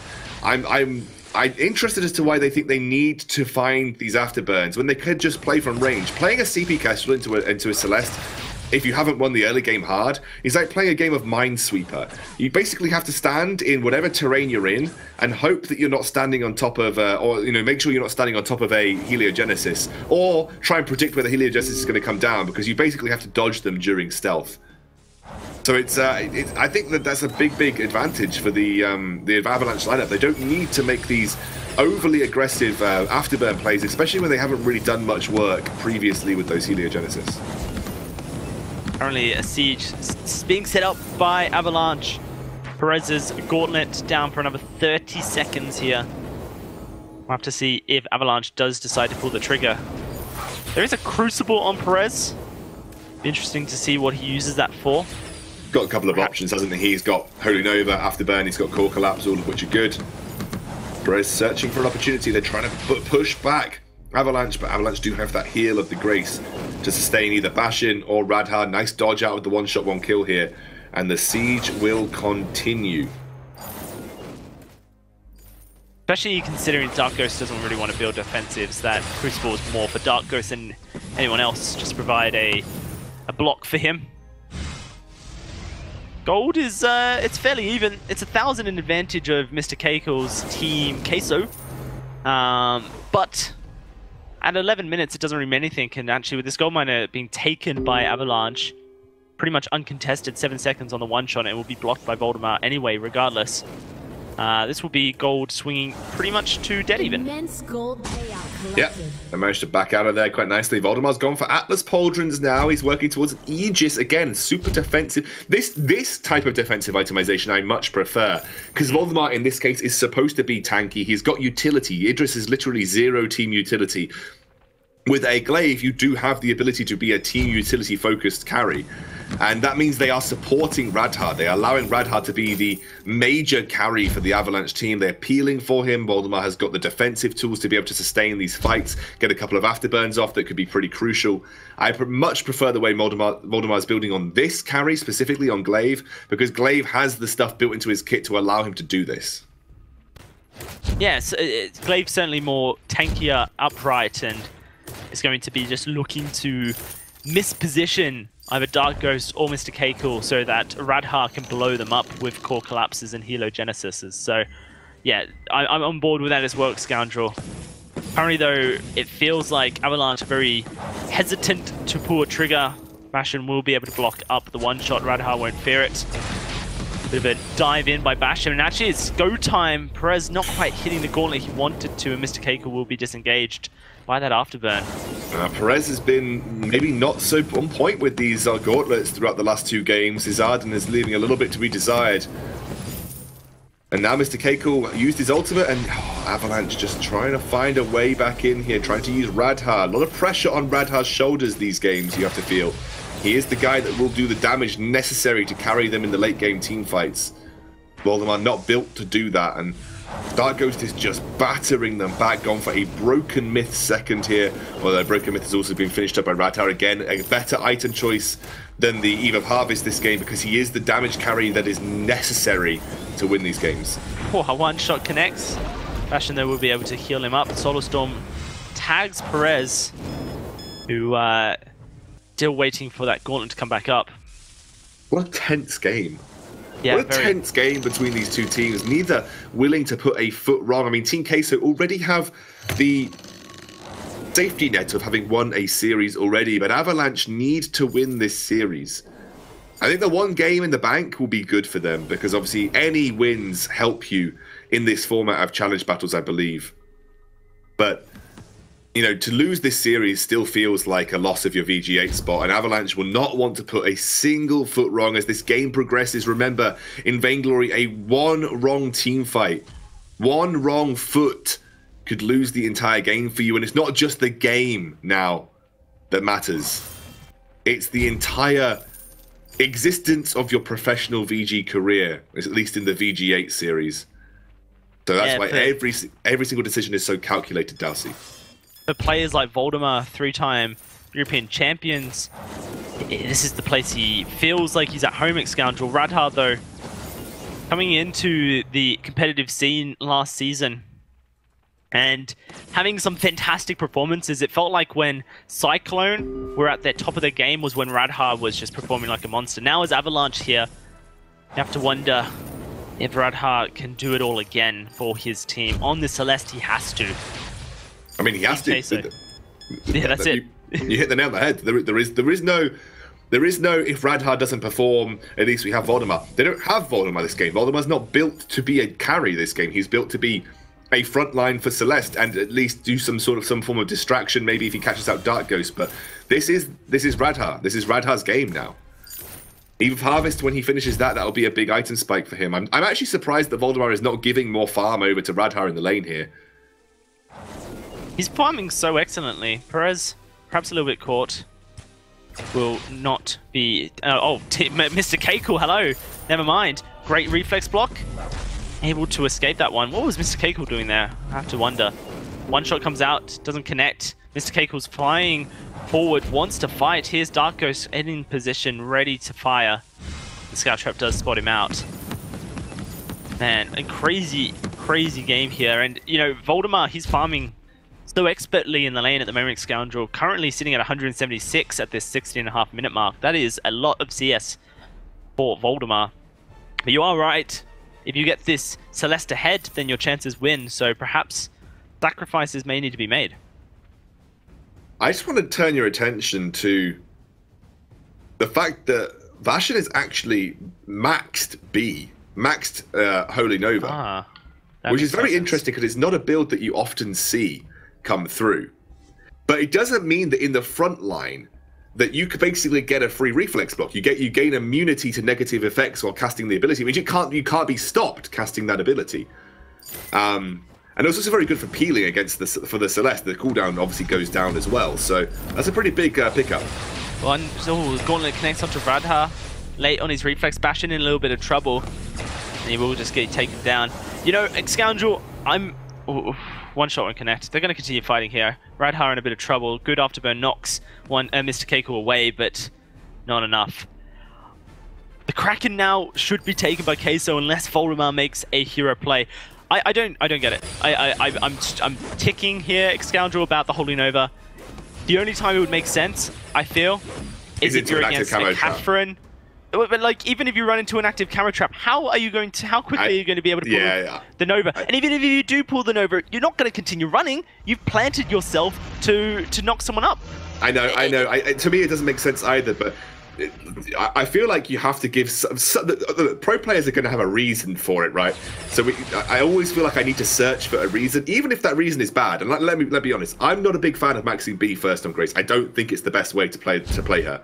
In fact, I never even overdrive B. No. Because there are not many situations where I actually find the overdrive useful. Because again, it's like Baron's jump jets, but worse. Like you get negative immunity when you're stood still taking damage.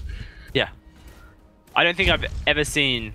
I've done a decent amount of research into what pro captains like to prioritize on the hero selection, the ability selection. We'll talk about it later.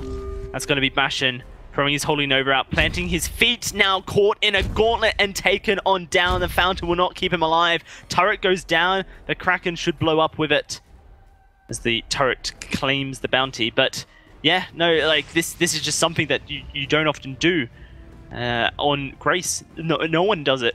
And so to see it happen in such an ultimatum of a match, Scoundrel, for Avalanche here. Like I can maybe see it against a Finn, for instance. Like if you want to run in and your team relies on getting past the Finn and getting a knock-up, like I could see you boots in past the Finn so you can't get quibbled out of your Holy Nova, right? I could see that. But how many times are you gonna need it against this composition? Are you gonna Holy Nova on the exact point that you get caught in the gauntlet? Are you gonna Holy Nova to maybe get out the silence? That's very specific and requires, you know, maybe puts you in position for Mr. Keiko to build a load of stacks. Nah, I think I would have preferred an AMAC. I bloody hope that he maxes C when he gets to level 12. Otherwise, there's something wrong with the world. Well, there you have it. Bold statements. Very definitive statements. Currently 2,000 goals separate these two teams, and a one-shot onto Radha as well. Perez now in position with Gauntlet available to try and find someone, but he won't be able to just yet. That needs to stop being called one shot, one kill, and it needs to be called the Celeste Seeking Missile, because every single one seems to have landed on Radha somehow, despite all these bodies to block it. Somehow still. That's a big hit. Huge. Mr. Keiko dances. He dances like a maniac, and that's going to be Bastion caught. One shot takes down Voldemar, the one to find the kill. And it is just going to be Team Queso charging to try and find another kill, but Radha able to escape this time. Kraken is spawning soon at Scoundrel. Won't be up just yet, but I feel like I can see her creeping her way through the tunnel. There she is. Now, perhaps Team Queso take the Kraken and use it to finish the series. I was not only an excellent gauntlet for zoning reasons, it also caught Bastion during his channeling of his ultimate, which was huge. They're actually going to go in here. Oh, Holy Nova used to knock up a couple. One shot somehow finds Radha once more, and he will get the heals, but it is just going to be him losing his life. Bastion going very low, in fact. Not quite lost his life. The Kraken not fully reset, but Team Queso low enough that they will think twice about finishing the job. Avalanche find a lifeline, and that is through Radha and Bastion somehow preventing this Kraken take. The Kraken, you feel, would have been the end of the game. Darko, actually, whoa, this is a big call from Avalanche because Bastion is quite low at this point in time. As is Perez, does have his gauntlet up. This is insane. This is make it or break it. This is Avalanche looking for the Kraken. Mr. Keiko comes in. One shot finds through, and it's stolen by Mr. Keiko. Voldemar in the midst of a fight. The gauntlet keeping everyone present. But Mr. Keiko so low, he needs to regen. He needs to go back and heal, and he will. Solar Storm gonna hit Dark Ghost. That's a big chunk onto him, but he will survive through it. Perhaps now he has to go back and heal. This Kraken may not find any value for the side of Team Queso, but it's a still nonetheless. Oh, the feels when you're a Celeste and a Vox steals the Kraken from you. That's tough. I think this is going to be hard for Avalanche, or rather hard for Queso to make much use out of this Kraken. They should get a couple of basic attacks, or at least some damage onto the turret, but it's as Celeste takes these things so quickly. The one-shot, one-kill will come through. Bastion soaks that one up, but I think Team Queso will have to admit defeat here. And the Kraken will go down under the 2 Vein Crystal turrets without taking one of them. The ultimate comes out, pushes Team Queso away, and this is such a close set of affairs. This series has been so close, Dowsey, between two very, very alive competitors here. Don't even know where we go from this point. Radha finished his clockwork, able to spam those heliogenesis more frequently. We've got to fight. Darkghost is caught. He's caught in the midst of it all. He can't go in Fizz. Gauntlet does trap up, but it may not be enough. Mr. Keiko's time to come alive, perhaps, as he tries to escape, but he gets afterburned away. This is going to be the silence thrown out. That's going to be a stun onto Perez. Mr. Keiko stacking up 11, 12 on his breaking point. Bastion's still alive, and he walks into Voldemar. Voldemar will find the kill. It's a double, an ace for Avalanche now. And with no Kraken to take, they will push down the lane and try to secure at least 2 or 3 turrets. Oh man, if Queso had won a team fight now, they would have ended the game, but because Avalanche have got so much work to do in terms of turrets, they are nowhere near. They need at least another team fight off the back of this, you feel. They might be able to get 3 turrets here. Darkghost probably won't be able to defend the choke point turret by himself. It will be a 3-turret sweep for Avalanche, and it means they pull themselves into the lead in terms of gold. But Keiko had what it takes to win that fight, but he face-checked the Avalanche roster, so desperate to make use of those breaking point stacks, and didn't quite find the right opportunity. One shot, one kill comes through.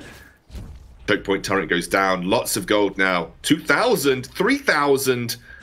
So much to spend for Avalanche, and so little to buy for a lot of them. Oh, Perez, if he stopped it back there, that could have been huge for his team. But yes, it is just going to be builds completed now at Scoundrel. Aftershock completed for Bastion. Looking to be a damage threat of his own on this Grace. Only 3 kills to Avalanche at Scoundrel. 2 of them came from that previous... all 3 of them came from that previous team fight. That was their first team fight win. Now Mr. Keiko in a dangerous position. That was a late block, but he's able to dance away from the Holy Nova. It's going to be Voldemar taking a lot of damage. Here's the one shot straight onto Radha. The man going in once more. The gauntlet is blocked. They are now looking for Bastion instead as he starts chunking up. Caught in the gauntlet wars, but Team Queso hesitant to rush straight into the jungle. In fact, Perez looking to go back to base. He will be spotted doing so. The Solar Storm isn't going to connect with anyone, but knowing that Perez has gone back with a Kraken just spawned, it's going to be another Hail Mary take here for the side of Avalanche. And risky. Team Queso know it's risky. They know it's risky. They're going to back here, but that might give Team Queso opportunity to do the same move. Radha and Bastion will stick around because of that. Voldemar has also gone double Sora Blade, something that we haven't yet touched on. Very interesting build. Good for sustain, gives you the most flat damage possible. Again, Radha seeks out the one shot, one kill, but at this point in the game, Bastion got a very short cooldown on his ultimate, able to get Radha back up to full HP. But it also means he's going to hit hard onto Darkghost specifically, if you can isolate Darkghost here for Voldemar. All the builds now reaching their final forms, and it is a standoff around Kraken once more. The next fight wins the game for these teams. Mr. Keiko, bit of damage onto Radha. Atlas connects as well from Bastion. But now he's forced to run away. There's the gauntlet, but it gets stopped out by Voldemar. And it's gets stunned out of it with the afterburn. Perez now taking a bit of damage, but Team Queso seemingly wanting to charge forward. Bastion with a second ultimate. That Aftershock not only provides accelerated healing, but cooldown as well. That's a huge Solar Storm. That's now they can look to chase. Can they do the work is the question. Going to be Voldemar back. Everyone's backing. It's another reset at Scoundrel in this ultimate game. What is even going on in these late game team fights? It feels like it's going to require an unholy amount of coordination from Avalanche to get a combination of CC into that key target. Mr. Keiko was looking to be the standout carrier for his team. He's gone Serpent's Mask as another sustain item. He's gone full sustain, massive breaking point stack generation here for Keiko. He looks to be the sustained carry for these fights. Oh, Atlas connects onto Mr. Keiko, that's going to be him knocked out of position, starting to run away. Needs to drag them towards these active camo traps set up. They're charging into a huge minefield. Bastion able to survive. Oh, Mr. Keiko almost taken down. Perez is actually out of range for a Fountain, but doesn't mean Fountain is still available for the side. Here comes Voldemar charging on in. Mr. Keiko was able to back. Do they just start up Kraken now? Is that crazy? I feel like it might be, but it seems like we've hit the point of insanity. I think I would have preferred to have even seen a Shatterglass for Bastion, but... Oh, wow. Radhar again, but in 7 seconds he will have that heal available. Mr. Keiko will... Gauntlet comes down! That is going to be Gauntlet. Does stun up Bastion, not Voldemar. Avalanche now walking away. Yes, the Divine Intervention back up again. Let's look at the cooldown. It is 16 seconds with the Aftershock Scoundrel and the crystal power that the Aftershock provides. That little bit of crystal power, just enough to increase the healing to 900. It's pretty insane, so... I think it's 200 and something % scaling on Grace's ultimate with CP. It's pretty ridiculous. They're going to have to push the lane out here. This has been a Mexican standoff and a half between these two teams around Kraken Pit. No one willing to pull the trigger to the absolute extent. Perez is overextended slightly, but they have the health advantage here, and Avalanche know it. They want to be very careful about how they approach this. The flare comes down. That's one thing. Has not been able to farm for the last 10 minutes, Scoundrel. He's been sitting on a crystal bit for so long, continuously just investing 500 gold in infusions. He wants to finish his build. It's going to be a risky one-shot very far forward. Voldemar won't push forward. The one thing that Bastion has a problem with now is that he doesn't have a constant supply of flares. So that's very difficult then to sort of isolate and keep tabs on a CP Kestrel. You're literally using the contraption, which has a very long cooldown on its flare generation. Very difficult. They have to make every flare count in this situation. That's one of the drawbacks of not keeping a slot open for flares. Oh. Captain, that's a big catch onto Voldemar, though. Yeah, chunked down to half HP. Bastion going to take that one shot. Where is this Gauntlet from Perez? It goes out, and this time it does go out. Bastion now going to be caught up. He can't escape, so he heals himself. And here comes the Solar Storm Fountain. They've walked into the Gauntlet. Radhar and Voldemar. Here we go. It's going to be a whole collapse, but Darkos has found Bastion, and he snipes him to death. Perez so low, but he survives somehow. The one shot doesn't connect, and it is just going to be Darkos is just dead. Oh my god. No, he's alive. He lives, Scoundrel. Voldemar, though, looking for Perez, looking for Darkos. Active camo with a double trap! And that is 1,000 damage onto the glaive. Oh, my word. 50 seconds on the death timers. Team Queso going back to base. Oh, my god. This isn't madness. This is EU. This should be game. You feel like this should be game for Team Queso, but there is still that opportunity because they are going for Kraken. They're not going to push the base. They're going to take Kraken, and that means that's time for Voldemar and Bastion to respawn and defend this Kraken. They won't have the same amount of time to take it down, but there is still every chance that there is a comeback team fight. Here we go. Okay, it's not going to hit. No, the one shot secures it, but there is still every chance that there is a comeback team fight right now for Avalanche. If they win a clean 3-0, 3-1, depending on if Voldemar lives, essentially, a Scoundrel, it seems. Yeah. Then they just walk down and they finish the game. Goodness me, this is such a crazy, crazy set of fights so far. And again, 31 minutes into this game. A game that would seal Avalanche's fate almost if they lose it. And they are staring down the barrel, the gun fully loaded. And it is Queso who look to pull the trigger. Dark Ghost has finished that piercing shard now. The crystal bit upgraded. The Kraken's been taken down so low. He's trying to lay down the fire. 6 seconds for the next one-shot. Team Queso, they need to find a team fight. This first Vein Crystal turret now being focused on down. Perez taking a huge chunk of damage from these Helogenises. That's the first turret down. But what will happen now? Avalanche with a Gauntlet catches two, and Bastion is trapped inside it. Solar Storm won't find a huge amount of damage. The one-shot takes down Bastion. That's the Kraken dead, though. And now it is just a 2 versus 3 with no minions for the next foreseeable future. They cannot finish the game. Oh, they can't push because the threat of the Celeste. And we are at our final form of builds. I think there's only one item to be completed for Dark Ghost. He needs to complete that into another Broken Myth potentially to just maximize the the CP and the Pierce that you get from it. Obviously, the passives do not stack, but that's the only item that he can really complete here. But he's never going to get there because he's going to have to invest gold into infusions every few minutes. Everybody now, Bastion sold his Aftershock. What is he going to go for? Is it going to be an Echo? Is it going to be a Shatterglass? Where is Bastion going? It is a Shatterglass. Sentry defeated. It is a First Shatterglass. Crystal Sentry live. I didn't think the Aftershock was doing a huge amount, but he's gone for the Shatterglass now to give him the sort of post-1 increase in excess of Brad Hart with 1,000 a shield. Shatterglass as well. He sold his armor. Oh my goodness. No, he sold his Clockwork. His Clockwork, you're right. He's going for the big impact ultimates. He's going for the big impact supernovas here. That's what's needed to win this game, you feel. Brad Hart needs to hit a big supernova. He needs to hit a big ultimate. I love it when we get to Voldemort sold his Poison Shiv and gone for a Tornado Trigger. He's gone back to old faithful of crit, Scoundrel. There's the heal, 1,115, so an extra 200 on the healing there, Scoundrel, with the Shatterglass. Radha warding them away with those supernovas. So difficult to escape the range of Celeste. But Team Queso have been performing the dance all game, and it has worked out for them for the most part. Celeste has not been able to get consistent damage onto anybody as the Kraken spawns once more. And we begin as Bastion steps on an active camo trap. That was literally almost game ending for Avalanche, you feel. Voldemort's looking for a massive flank here.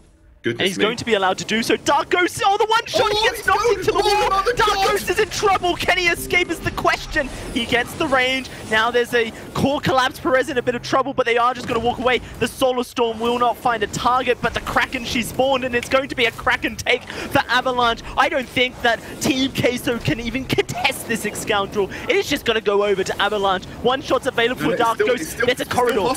It's still possible. Here comes Mr. Keiko. He's stolen one Kraken already. It's going to be a one-shot into the side, but it doesn't finish the job. It's secured by Avalanche. The Heliogenesis is going to find Perez. Mr. Keiko trying his best to kite, but he jumps into another and almost loses his life. Avalanche with the Kraken now, Scoundrel. 50 seconds on Perez.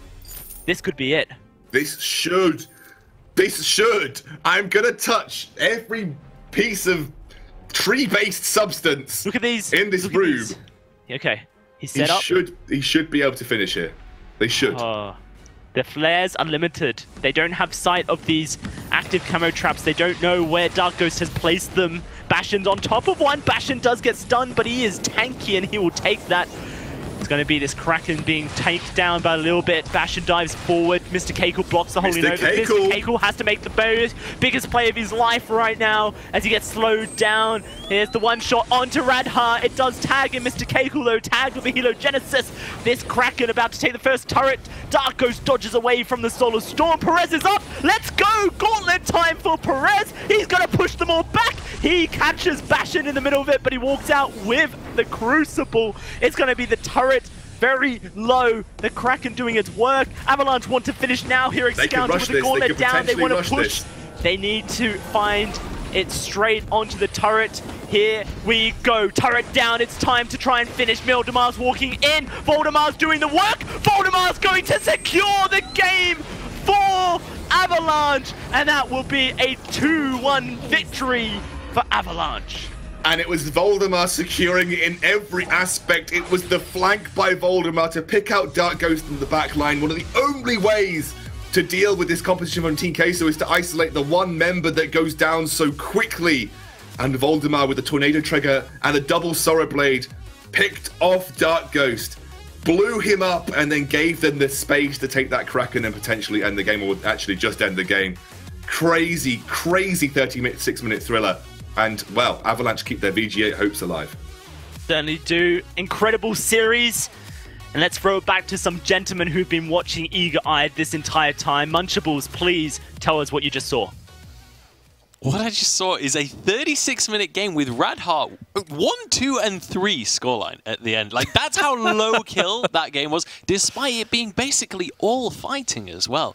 Both teams just kiting back from these fights so effectively and managing to survive just for so long in each and every scenario. Yeah, it was absolutely ridiculous. I mean, the ability to kite through, but also, mistakes being made by both sides. Ultimates kind of going by the wayside. We saw a couple of gauntlets that didn't really get a whole lot of work done. We saw a lot of solar storms that ended up hitting virtually nothing, but when it mattered the most, it was Avalanche that were able to find it. But what an absolutely crazy game leading up to that moment. Absolutely insane game, absolutely insane series as well. Talk me through some of these fights, Dragonborn. Well, this is really when you're starting to see Avalanche find some mojo. They're getting to fight, they're pushing through, and you're starting to see the heal potential of Grace really coming in here. They are going to find, Mr. Cool as well, get the ace. This is the first point where we actually felt like Avalanche could get back into this game, but it kept going back and forth. One of the longest games we've actually seen, all split. There's a Solar Storm, a rare one connecting, as the Avalanche starting to find some of these skill shots landing on the side here. This is actually kind of an unfortunate series of events here. I'm not sure if we're going to see it all the way through.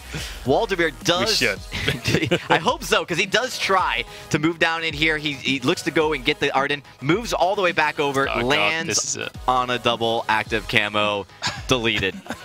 Yeah, absolutely popped there. And not only that, but I have to say, I am so impressed with Dark Ghost's play on this Kestrel. In that last play, he used a reflex block just to soak up the last shot that was coming in from the Crystal Sentry to survive that. Otherwise, he was going to fall to the Sentry and then find that kill. Also, his one-shot one kills, almost every single one he threw out hit onto the Celeste, which is the target they wanted. But... this was the play where Waldemar gets this flank. This is the game-breaking play for the side of Avalanche. Yeah, literally the game-winning play, but there was still a chance for the Queso after this. This was heartbreaking to watch because after all of those incredible one-shots all game long, Dark Ghost gets himself into a beautiful position, taking a different angle than what you would normally expect. This one-shot is not blocked. It's not even close to getting blocked. Yeah, but it's just too early and is not able to steal that Kraken away. They just needed to get a flare or something in there so he could see the health bar. But in the end, this was the final fight. This was the final push from Avalanche, and they managed to take it in the end. Everyone just charges at the Vein Crystal and just finishes things off. Yeah, absolutely incredible play from Avalanche to hang in there. This is a grueling long match for them. And we talked about, this is the dark horse. They are a team that very emotional. And this kind of victory, they're going to take this and carry this on to the next rounds here starting tomorrow. So I'm very impressed with them. I think that these guys, obviously, on paper are great. I think they just need to bring that together. It was a messy series, the messiest series I've ever seen. But all that matters is the win, and this is a really big win. The first Vainglory A team to actually pick up a win in the series here today. Absolutely, and it was, as you rightly say, a messy one, a 2-1 victory, but a victory nonetheless. Yeah, I mean, it was so back and forth. It really could have gone either way. So hopefully for Queso, this doesn't bother them too much because they were in a position to win this. They were playing incredibly well. However, going into tomorrow for Avalanche, while obviously you feel good about this win, you still have work to do. You still need to win tomorrow. And the big thing that I want to focus on for them tomorrow is I want to see Bastion playing a lot better than he did today. I was not very impressed with any of these 3 games from Bastion.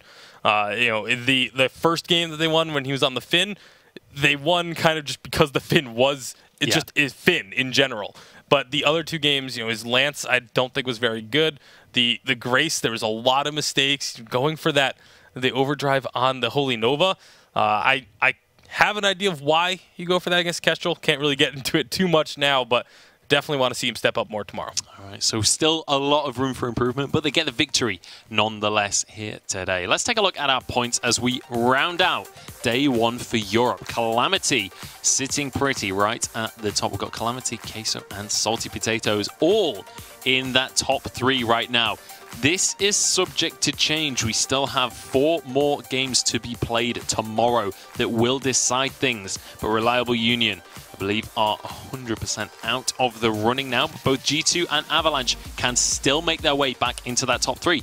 But all 3 Challenger squads right now looking great so far. It's looking fantastic. Final thoughts on day 1 before we move on into the American games, guys. Just really impressive stuff from Calamity Reborn. I believe, on the opposite side of the Reliable Union story, they are should be guaranteed a spot in Vainglory 8 next split with the 4 points they picked up today. So I think they absolutely came out of the gate. We were expecting them to do extremely well, and they have done just that. And they looked exceptionally clean as well. Final thoughts, Dragonborn? Oh, I'm really impressed with EU. I'm really impressed with Calamity Reborn specifically. I think that their meta fight, their mechanical skills, their ability to be very aggressive early, this is something that we praise North America region for, we praise maybe East Asia for, and to see this team do it, I think they're going to be a huge splash into the Vainglory 8 on the EU side, and definitely going to be a team that, you know, if they could go full force to live finals, they're going to be a team to watch out for. They certainly are. There's a lot to watch out for here in Europe, but that is going to be the end of the day for today. We'll be back first thing tomorrow morning, once again, the same time as today. But we're going on into the North American region right now. We have some incredible matchups coming towards your screens. Make sure to join us. We'll be on twitch.tv/VIS League in a few minutes' time. Thank you very much for watching, and we will see you later.